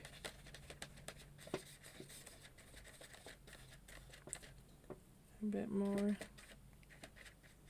I'm literally not thinking about composition or anything. Please do not judge this painting. There is zero thought process going into this, I just want to get color down on every part of the paper so that we can have a rough idea on if it can handle gouache. I think the answer is yes. I think you will agree. But I am adding more just so that we can be sure, because as we saw, so I think like when I get really watery, there are parts that are like being repelled a little bit, like here. But if I then make it a bit thicker, it's fine.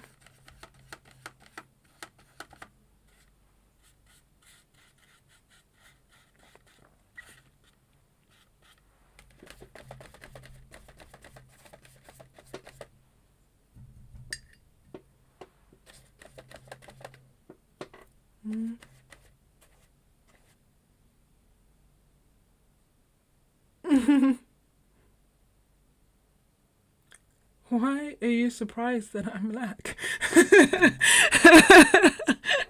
Are you talking to me?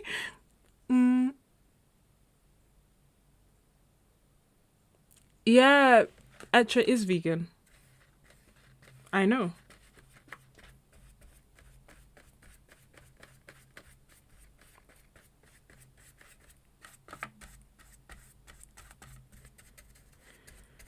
Which means no gelatin in their paper.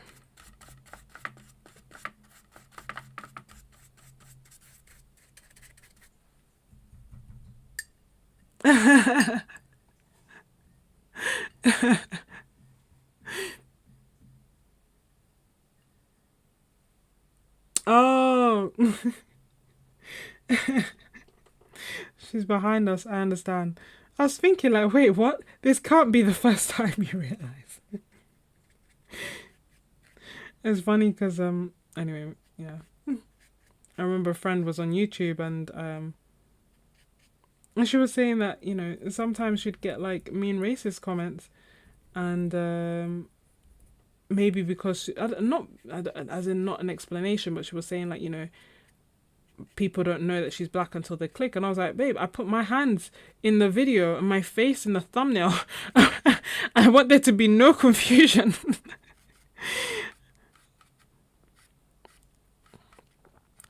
It's like everybody knows.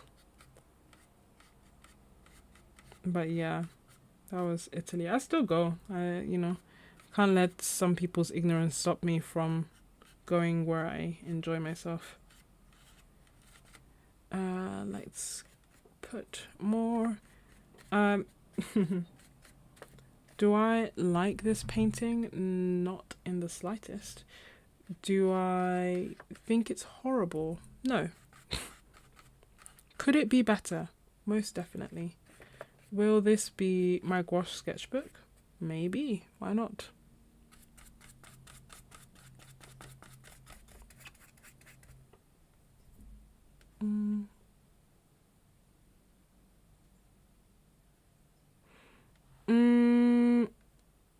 It may be the some people don't like the smell of the gelatin, and I think that some people with pets find that their pets try to eat some papers more than others, and I feel like they eat ash. But I don't have pets, and I don't know if it's cats or dogs or both. But I've heard people mention that they have to hide their good paper from their pets. And I think they can smell it.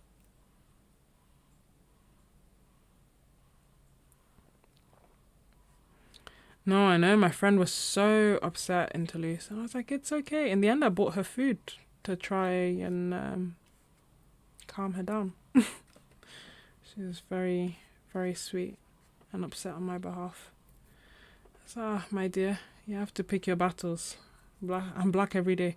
I can't pick every battle. I'll be exhausted.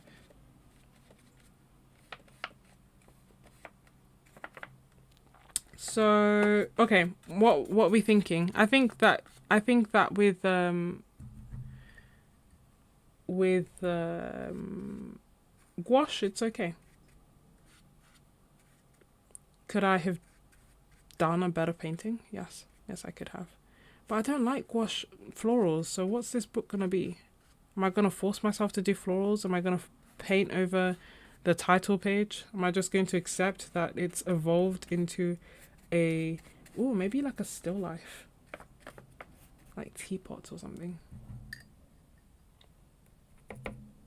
Why don't I like painting florals in gouache? Is that not interesting that I love gouache thoroughly and yet I don't like painting florals with them? I don't know why. And I there was a time that I kept trying, privately obviously, to like it, because I was like, well, I love flowers, I love painting flowers, and I love gouache, ergo I should love painting gouache flowers. But I just did not, and I kept trying to figure out, is it the style, is it that I need, I don't know. Maybe I'll explore it further, to be honest. Maybe I just didn't give it enough time. Because maybe I didn't give it enough time, because normally my flowers are very, very quick. And with gouache, my gouache paintings are a little bit slower because I have to build up. And maybe I just didn't build it up enough.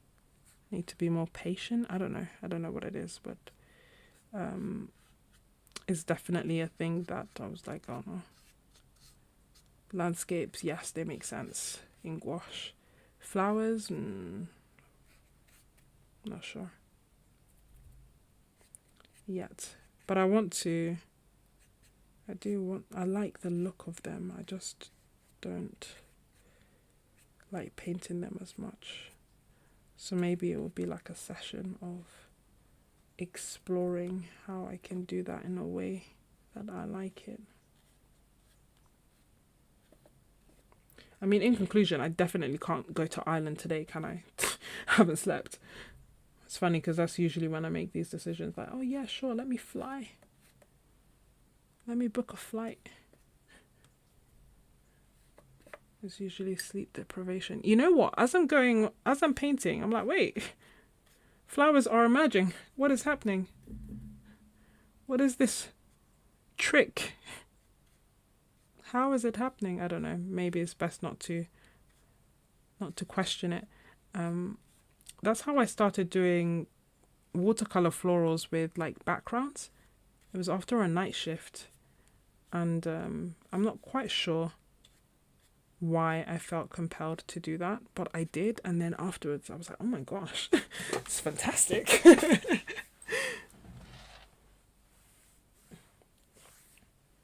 My artist smells like money. Accurate description. Mine is still unused, which is wild. Wild.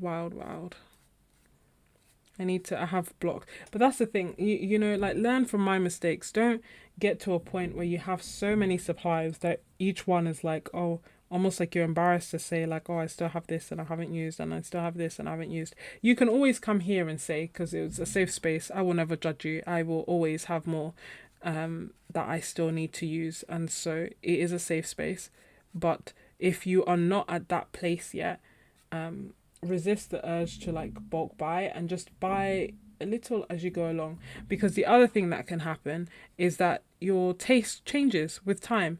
And so there are some things that I bought in bulk, and now I don't even, like, you know, I don't enjoy painting on cellulose paper as much as I enjoy 100% cotton. But I bought so much cellulose paper that I have committed myself to using it for the next few years, or giving it away, or whatnot. Do you see what I mean?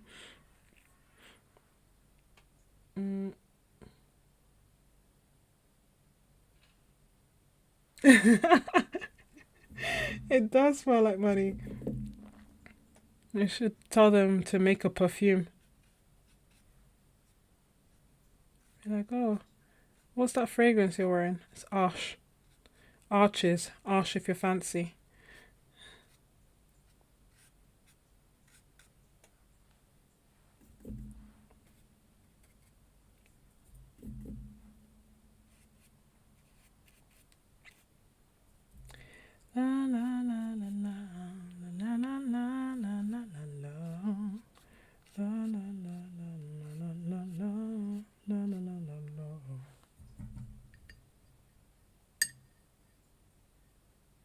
Yeah, there are art groups. 100% cotton girly. I honestly, I get it. I get it. It just took me a long time to appreciate that. But yeah, I have started, like, I have donated art supplies, gifted art supplies. It's a gift that keeps on giving. Although part of me is always like, oh my gosh, I spent so much money on it. I should use it.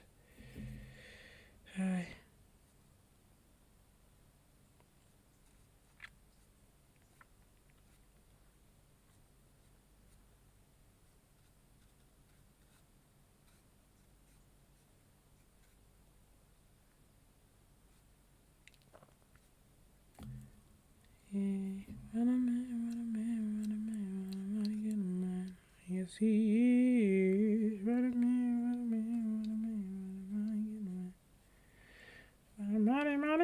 man. So, so the conclusion is that it works for gouache. Well, at least this page. I don't know how many pages we should do to be, 100% sure, but obviously, in light of the fact that this stream has been going on, I am scared to ask the time. Sometimes what I'll do is go to bed without looking at the time, because then I feel like, oh, if I don't look at the time, then, and I set and I wake up when my alarm goes off, I don't know if I've slept 2 hours, 3 hours, or 8. And so I can kind of trick myself into thinking that actually I did get a decent amount of sleep. But if I know for a fact the time, then I know for a fact that I didn't sleep enough. And then I'm like, oh, I'm just going to be more tired than is reasonable. How true this is, I'm not sure. But, if you want to know my tricks, that's one of them. Dreadful trick. Just get enough sleep. I'm not sure which parts I like and which parts I don't, but I feel like what it needs is contrast. So slightly dark areas. And it's so funny that I can, what is this? I'm literally this was supposed to be or going to be a swatch page just to see if it reacts. And I'm like, no, I need to, despite the fact that this sketchbook is already contaminated with nonsense.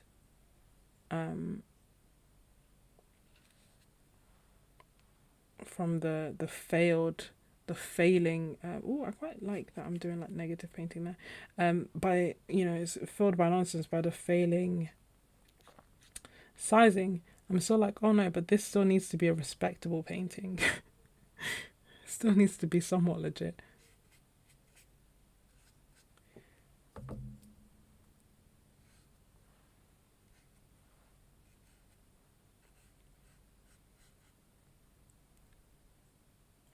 Okay, I'm resisting the urge to make the whole background dark. That is what I'm currently, what you're witnessing. Because I wanted some contrast and I feel like I got it.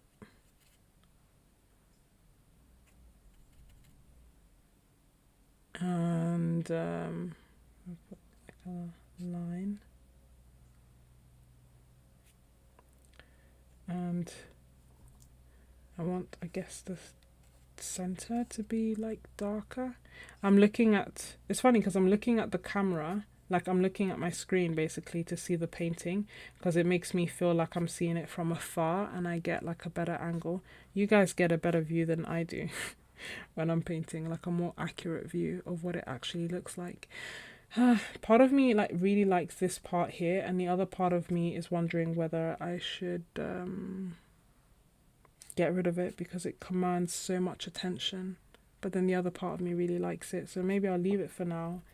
At the end of the day, this was just a test piece, and I feel like we've got a lot from this page. We've realized this sketchbook is not completely lost, and we've realized that if I give it longer than 5 minutes, I can actually paint florals in gouache. So, you know, it's a good day.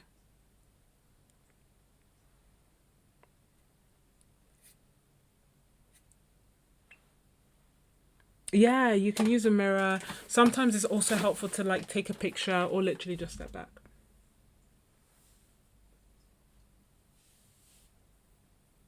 The sun is still shining. Yeah. I mean, the younger me would be like, okay, is there any point going to sleep? But now I know better, so I know that I will go to sleep. I just won't necessarily sleep very long, I hope, because there's a whole day to be had. Thank you, Durward, and thank you for the suggestion to try it out. So, in conclusion, gouache worked. I don't know if all gouache will work on all pages, but it hasn't gone through on the other page. It's like warped, which is fine, but it hasn't seeped through, so that's good. Did it seep through on this page? No, this ugly page is still intact. So there's that. I quite like it. My goodness. Maybe, I don't know if in the, you know, in the cold light of day I'll be like, what is this? I don't feel like it's 100% finished and has all the details and well refined, but actually it's not bad for like, you know, a quick painting.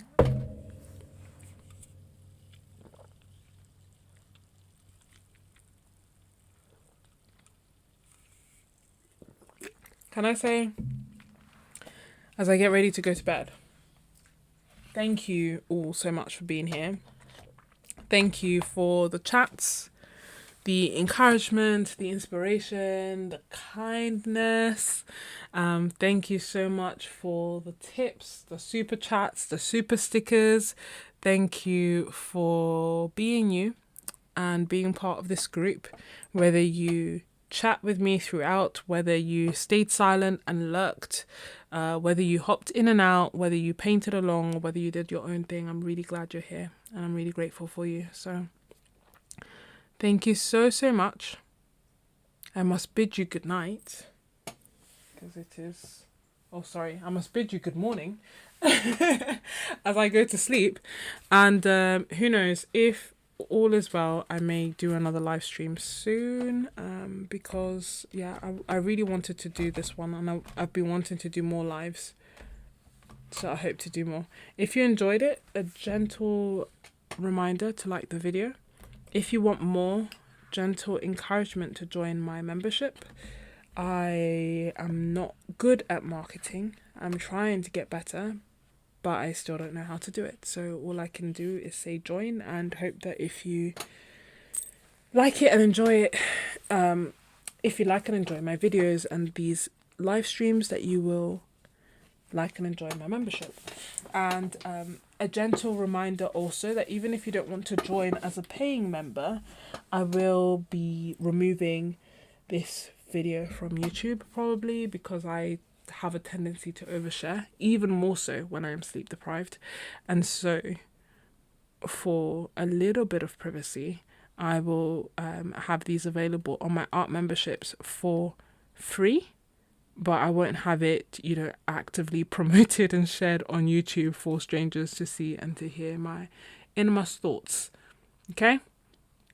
Cool. So join. I've left the description in the description. I've left the links to my membership in the descriptions. And I hope you have a wonderful day. And if we don't catch up later, a wonderful week ahead. Thank you so much. Good night and bye.